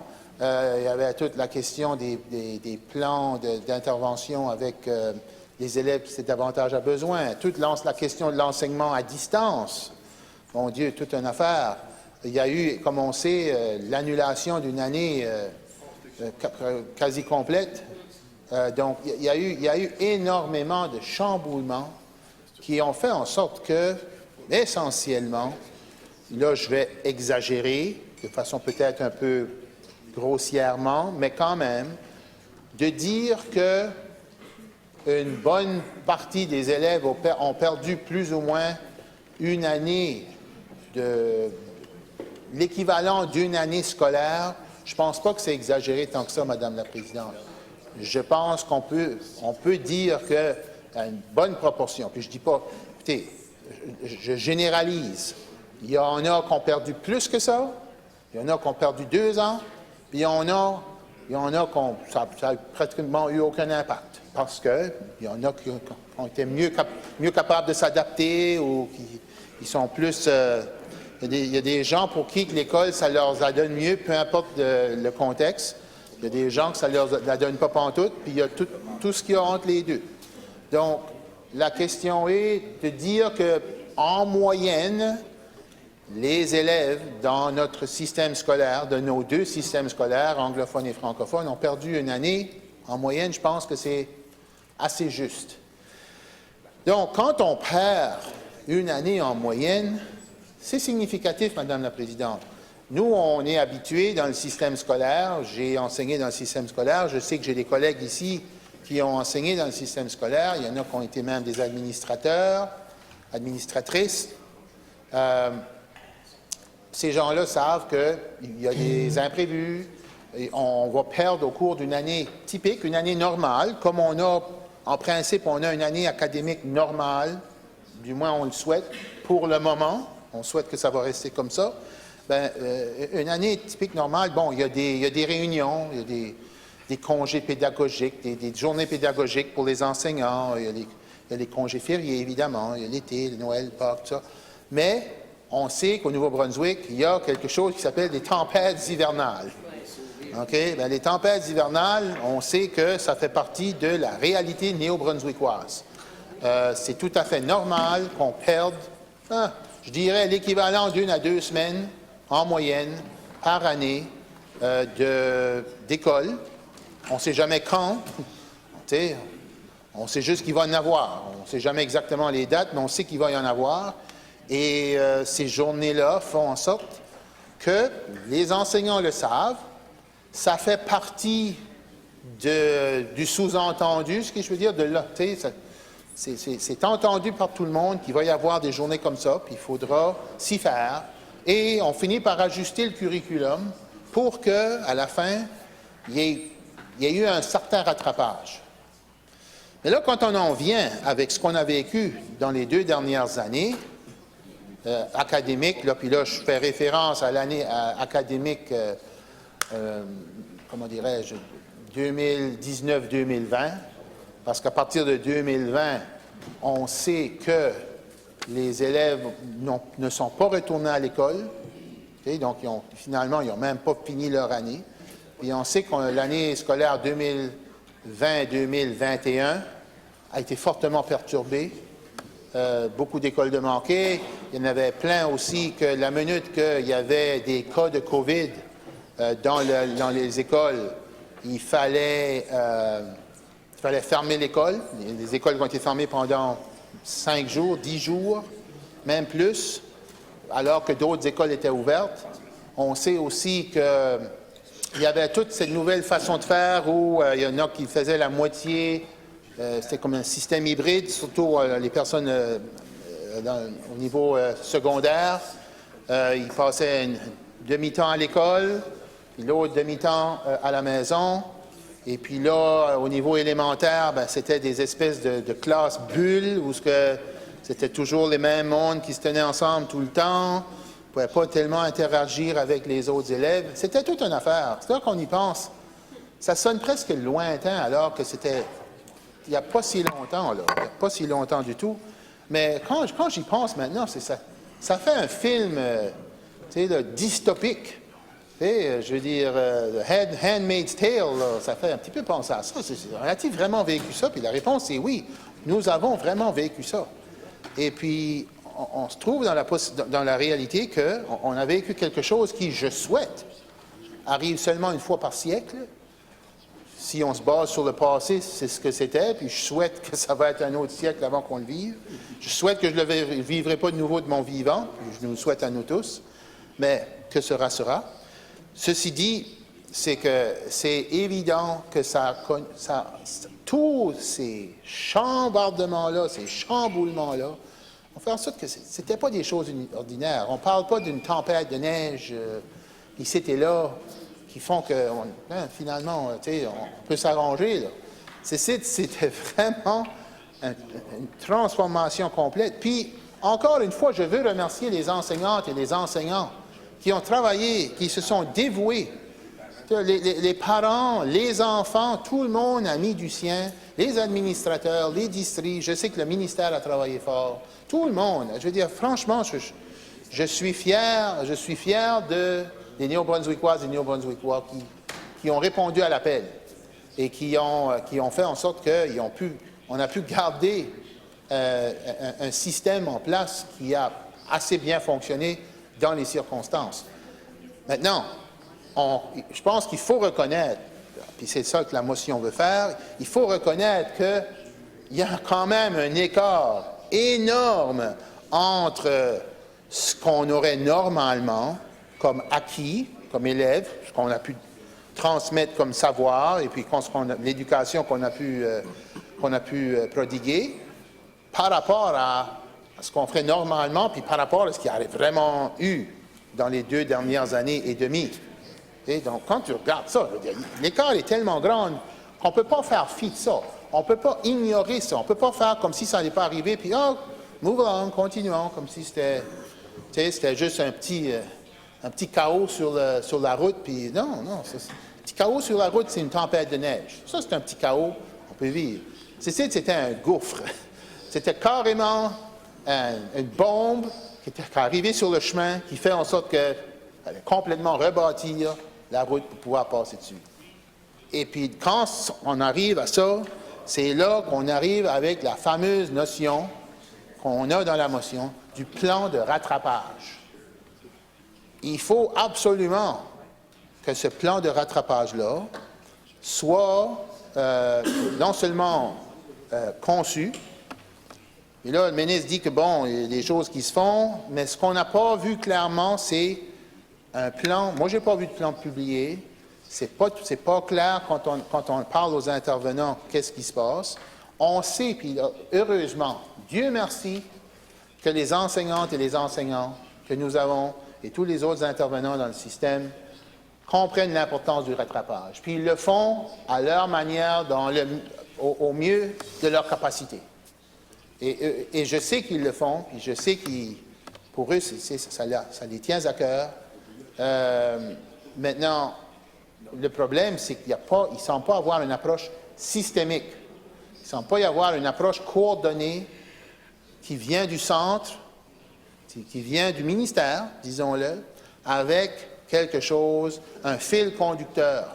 Un fil conducteur qui donne un cadre qui permet à tous ces gens-là de pouvoir intervenir d'une façon beaucoup plus efficace. Je comprends que parfois, on ne peut pas faire un one-size-fits-all.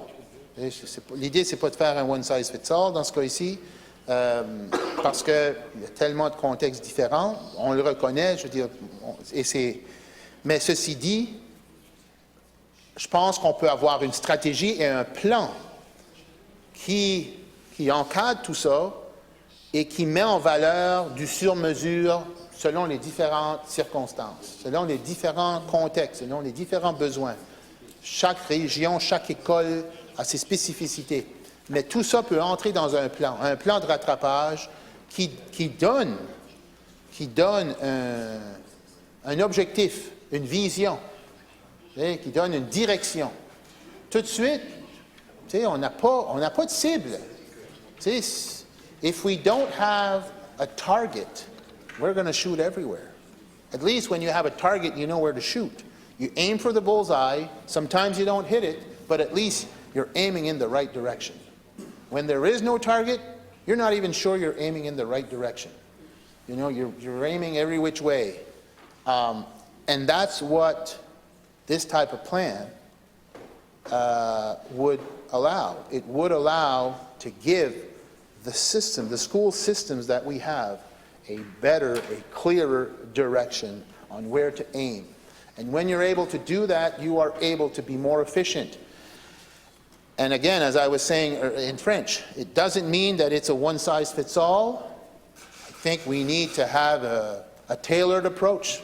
You know, whether we're talking about, elementary, high school, middle school, urban, rural, French, English, all different contexts.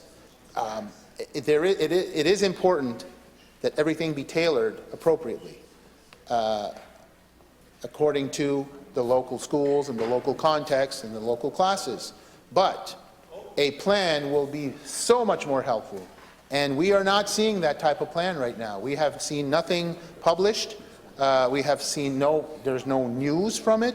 We haven't heard anything public about it. It's like if it's not a priority. That's certainly the impression that is given from this government. And I find that very unfortunate. I find that this government could be a bit more proactive and show leadership. There is an opportunity here to show leadership and to bring forth a plan that would help the students, because we are talking about our future here, our children's future, where, let's be honest, and again, this is an average, I'm generalizing here, but I am guessing that there's on average a year that has been lost of teaching. So that's a lot, Madam Speaker. So I'm really hoping that this government will accept this motion or support it, or at least, if they don't support it, let's hope that it made them a bit more aware of the importance of this issue and will allow them to think about some more and say, you know what, maybe we should do a bit more when it comes to this plan and be a bit more proactive and go a bit further. That's the hope that I have. I am supporting this motion. I hope the government will as well, but let's just hoping we'll move the needle forward. Thank you, Madam Speaker. I recognize the Minister of Agriculture, Aquaculture and Fisheries. That would be me again. Madam Speaker, how lucky am I to be able to speak twice in one day about education in the House of the People? I am pleased to be able to rise in the House for a second time to speak about yet another important topic related to education. The COVID-19 pandemic is still something we are dealing with today and has impacted every one of us in one way or another. We all continue to worry about the what-ifs. None of us wants to return to shields and masks. We are continuing to face challenges as we try to regain a sense of normal, or whatever normal is, and this, of course, includes our student. Madame Présidente, l'école est une constante dans la vie de nos enfants. Et cela a malheureusement été perturbé. Tout le monde n'est pas content d'un changement de routine. Mais au moins pendant cette pandémie, nos enfants nous ont montré à quel point les humains peuvent être résilients. I've seen preschoolers automatically reach for hand sanitizer. Shh. I've seen elementary-age school children routinely manage their masks in common areas, chat with their friends, goof around, and then eat, replacing their masks and resuming their activities. I've known middle schoolers and high schoolers who've had to cope with not having friends attend to school on the same day. I've spoken with former students who, when I asked how school was going, they replied, "It is what it is." These young people are not little automatons. They personify resilience. They have learned quickly what to do to protect themselves and those around them. Did they enjoy it? No. Did any of us enjoy the restrictions? No. But we did it, and we are still mindful because it is the right thing to do. Humans are the greatest adapters on the planet. New Brunswick children are no different than Alberta children, who are no different than children from Newfoundland. The pandemic experience has been globally unifying. Peu importe où vous vous trouviez dans le monde, les élèves ont partagé l'expérience de l'école à la maison à un moment donné au cours des 2 dernières années et plus.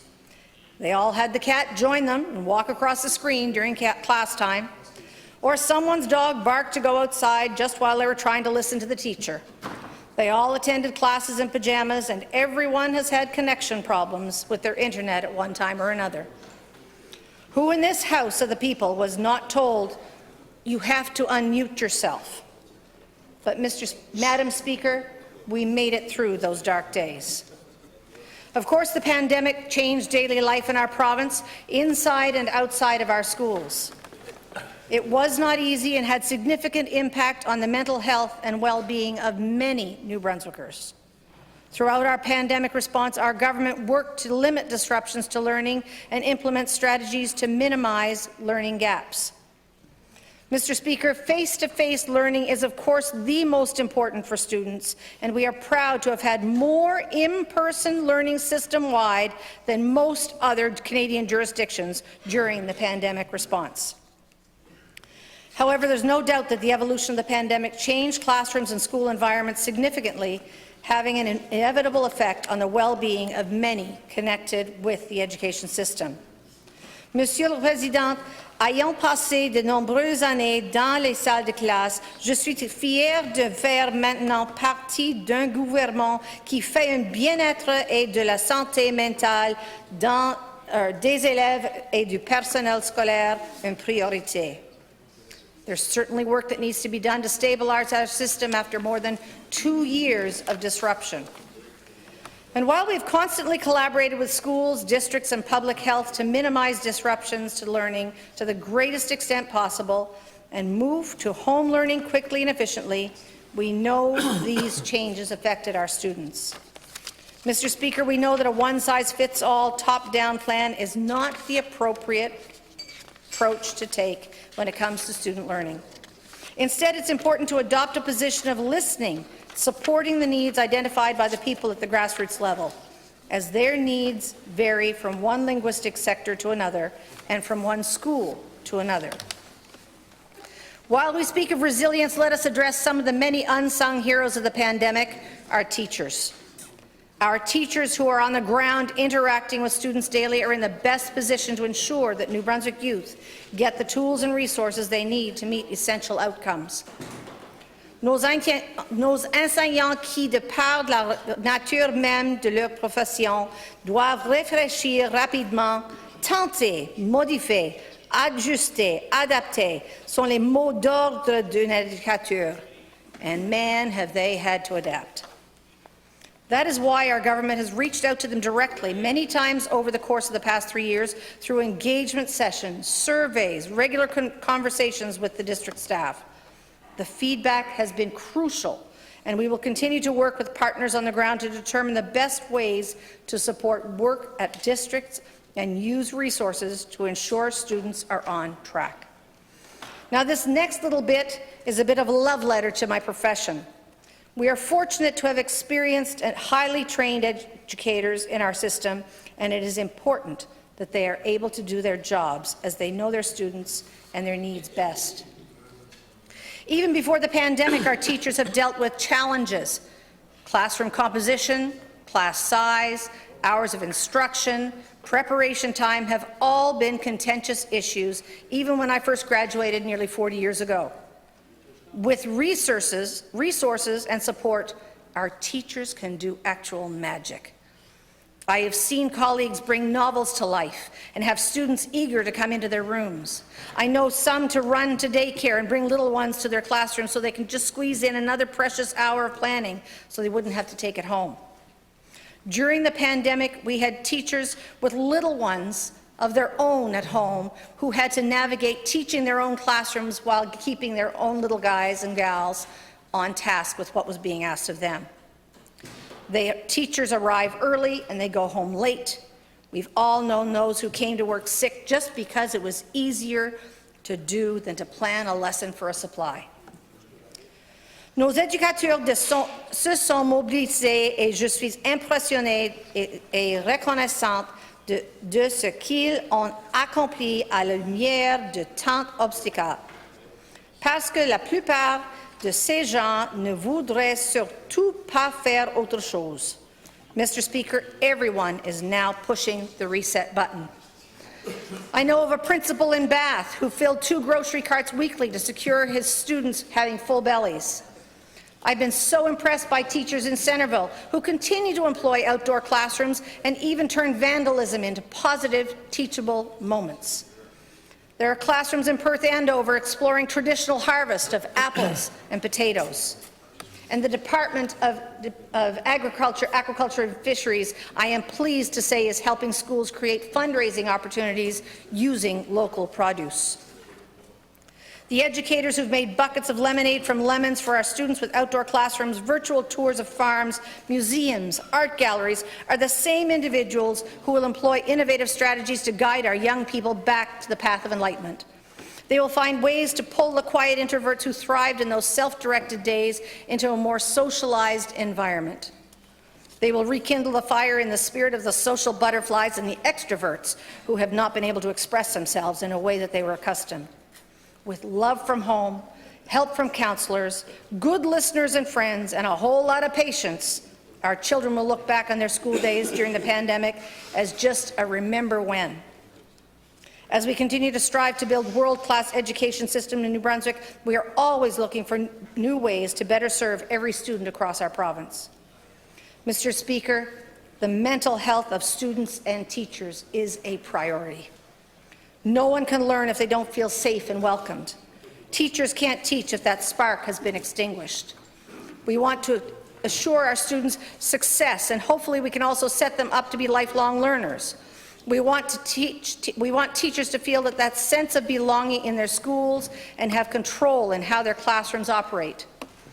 Un jour, j'espère que nous pourrons tous considérer la pandémie de COVID-19 comme un obstacle sur la route de l'apprentissage et être fiers de la façon dont nous avons préservé et surmonté l'aide et les outils dont nous avions besoin quand nous en avions besoin. Mr. Speaker, I also want to thank the class that I'm speaking to live in this room today for their lovely care and attention, and I thank you for yours. Merci. The Deputy to Kent North. Bonjour, Monsieur le Président. Merci beaucoup. C'est un plaisir et un honneur pour moi de se lever sur la question de l'éducation, qui est un nouveau dossier que j'ai hérité.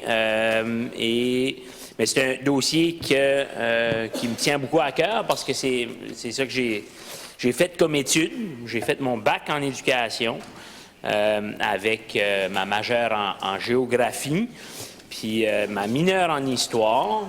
Et puis, mon premier contrat D en enseignement était drôlement... c'est un métier qui donne bien avec l'agriculture, parce que tu peux enseigner en hiver. Puis, j'avais un contrat D à temps partiel, fait que j'enseignais pas une pleine charge.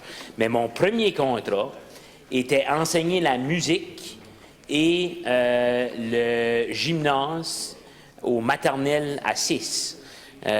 Pour un enseignant du secondaire, géographie et histoire, ça a été toute une belle année, un bel apprentissage, un moment rempli de défis, mais un beau moment quand même. Donc, en regardant la motion, Monsieur le Président, avoir un plan, peu importe ce que tu fais, ça te prend un plan. Et puis, fait que dans ce sens-là, je pense, on sait qu'il y a des retards, on sait qu'il y a eu des problèmes au niveau du rattrapage, et d'avoir un plan, c'est extrêmement important d'avoir un plan. C'est bon d'avoir une vision et de savoir où est-ce qu'on va. Il y a la santé mentale de nos élèves et le personnel enseignant et du personnel de soutien est d'une importance primordiale. Ce que j'entends du gouvernement, c'est dire c'est notre priorité numéro 1, ce qui fait du sens. Mais c'est correct d'avoir d'autres priorités et de savoir comment on travaille sur plus qu'une priorité à la fois, si c'est bien fait. Et donc, mais j'ai pas entendu le gouvernement aborder les autres défis qui ont été peut-être, comment je pourrais dire, c'est pas comme si les problèmes n'existaient pas avant la pandémie. Je pense que c'est ça qui est important à ce qu'on réalise, c'est que les problèmes dans notre système scolaire et dans nos écoles existaient bien avant la pandémie. La pandémie les a exposés d'une différente façon, les a amplifiés, nous les a mis en plein visage. Le manque criant de ressources dans nos écoles. De plus en plus, avec la pénurie, de la main-d'œuvre, le manque de ressources est criant, de personnel de soutien. Parce qu'on le sait tous, les études nous démontrent que quand on a des problèmes, que ce soit de comportement, des problèmes développementaux, la meilleure approche est souvent une approche multidisciplinaire. Et donc, de demander à des enseignants d'être des experts multidisciplinaires, les enseignants sont des pédagogues.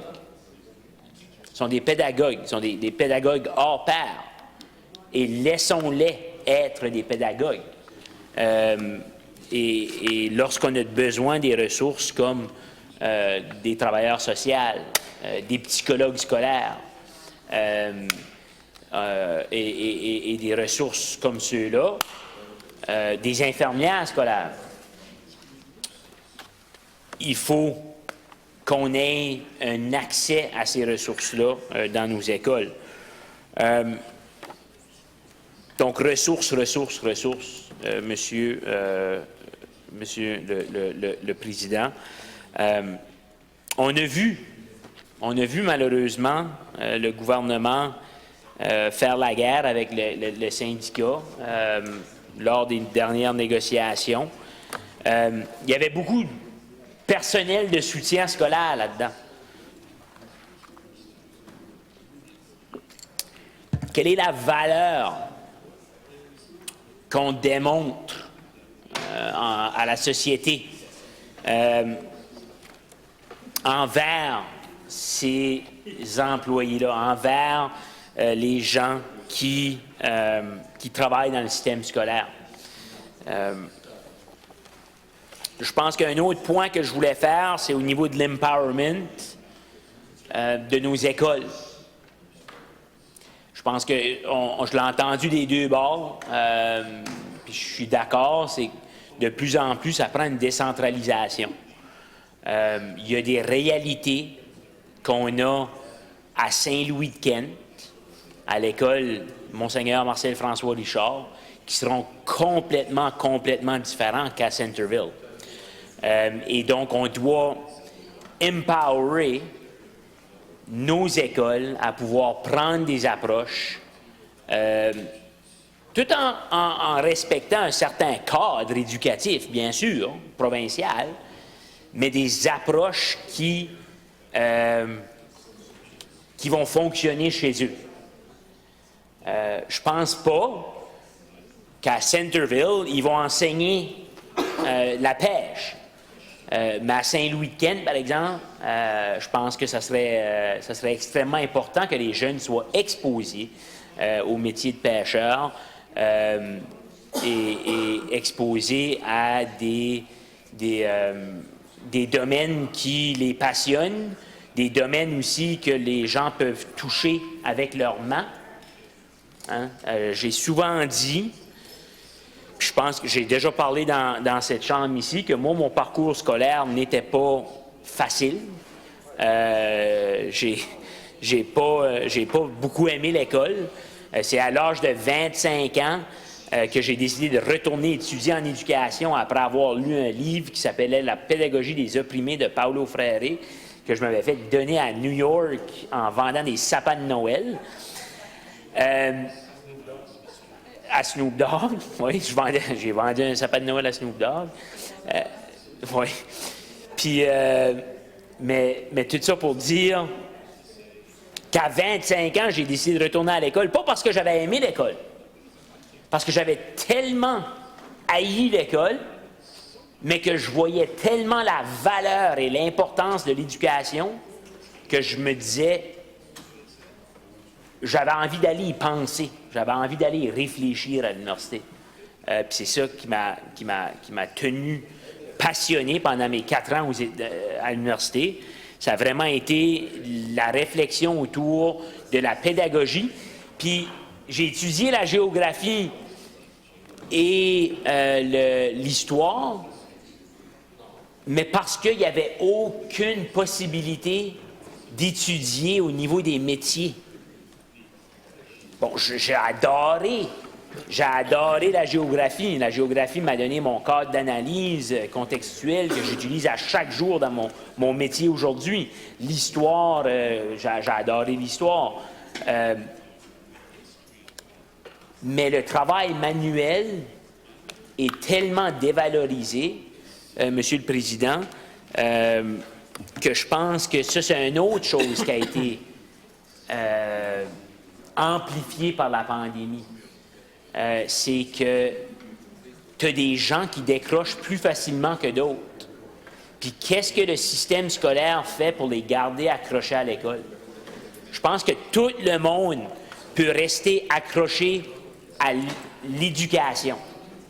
C'est pas tout le monde qui peut rester accroché à l'école, parce que l'école, c'est quand même une institution. C'est quand même une structure. C'est à cause qu'il y a un grand nombre de gens, faut qu'il y ait des limites, puis il y a des gens qui vont vouloir sortir de ces limites-là, c'est normal. Mais d'être attaché à l'acte pédagogique, d'être attaché à être un apprenant toute sa vie, ça, je pense que n'importe qui peut l'apprendre. Je pense aussi aux infrastructures scolaires, Monsieur le Président, parce qu'on a vu aussi, lorsqu'on est retourné de la pandémie, moi, dans ma circonscription, j'ai des enseignants qui ont acheté leur propre peinture pour peinturer leur propre classe. On est rendu là dans nos écoles, Monsieur le Président, où tu as des enseignants qui doivent créer un environnement qui ressemble à une salle de classe ouverte, inclusive et tout, en pigeant dans leurs propres ressources personnelles. Je pense que la ministre de l'Agriculture a fait le point de dire qu'il y avait un enseignant ou un directeur qui arrivait à l'école avec de l'épicerie. C'est louable, c'est beau, c'est incroyable, c'est la nature humaine, c'est l'amour de l'humain. Mais c'est un problème de société que ça doit être fait. Et donc, pour régler des problèmes de société, il faut réfléchir, il faut analyser des données, il faut arriver avec des plans stratégiques, des plans d'action, parce que les problèmes sont systémiques et donc si on n'y réfléchit pas, on laisse le système être brisé, ben les problèmes vont continuer de revenir. Donc, Monsieur le Président, je ne sais pas si il me reste beaucoup de temps. Je sais qu'on arrive proche de 6 heures. Je vois que ça grouille. C'est comme dans une salle de classe. Aussitôt qu'il restait 1 minute, tout le monde commençait à grouiller. Ça voulait décoller, les pépites formaient. Puis c'est normal. Moi, ça commençait 10 minutes avant la fin du cours. Mais merci, Monsieur le Président. Merci. Ouais. Government House Leader. Thank you, Mr. Speaker. I move the adjournment of the House. Le leader parlementaire du gouvernement propose que la Chambre s'ajourne maintenant. All those in favor of the motion, please say yea. All those opposed, please say nay. You can stay after school. I declare the House be now adjourned.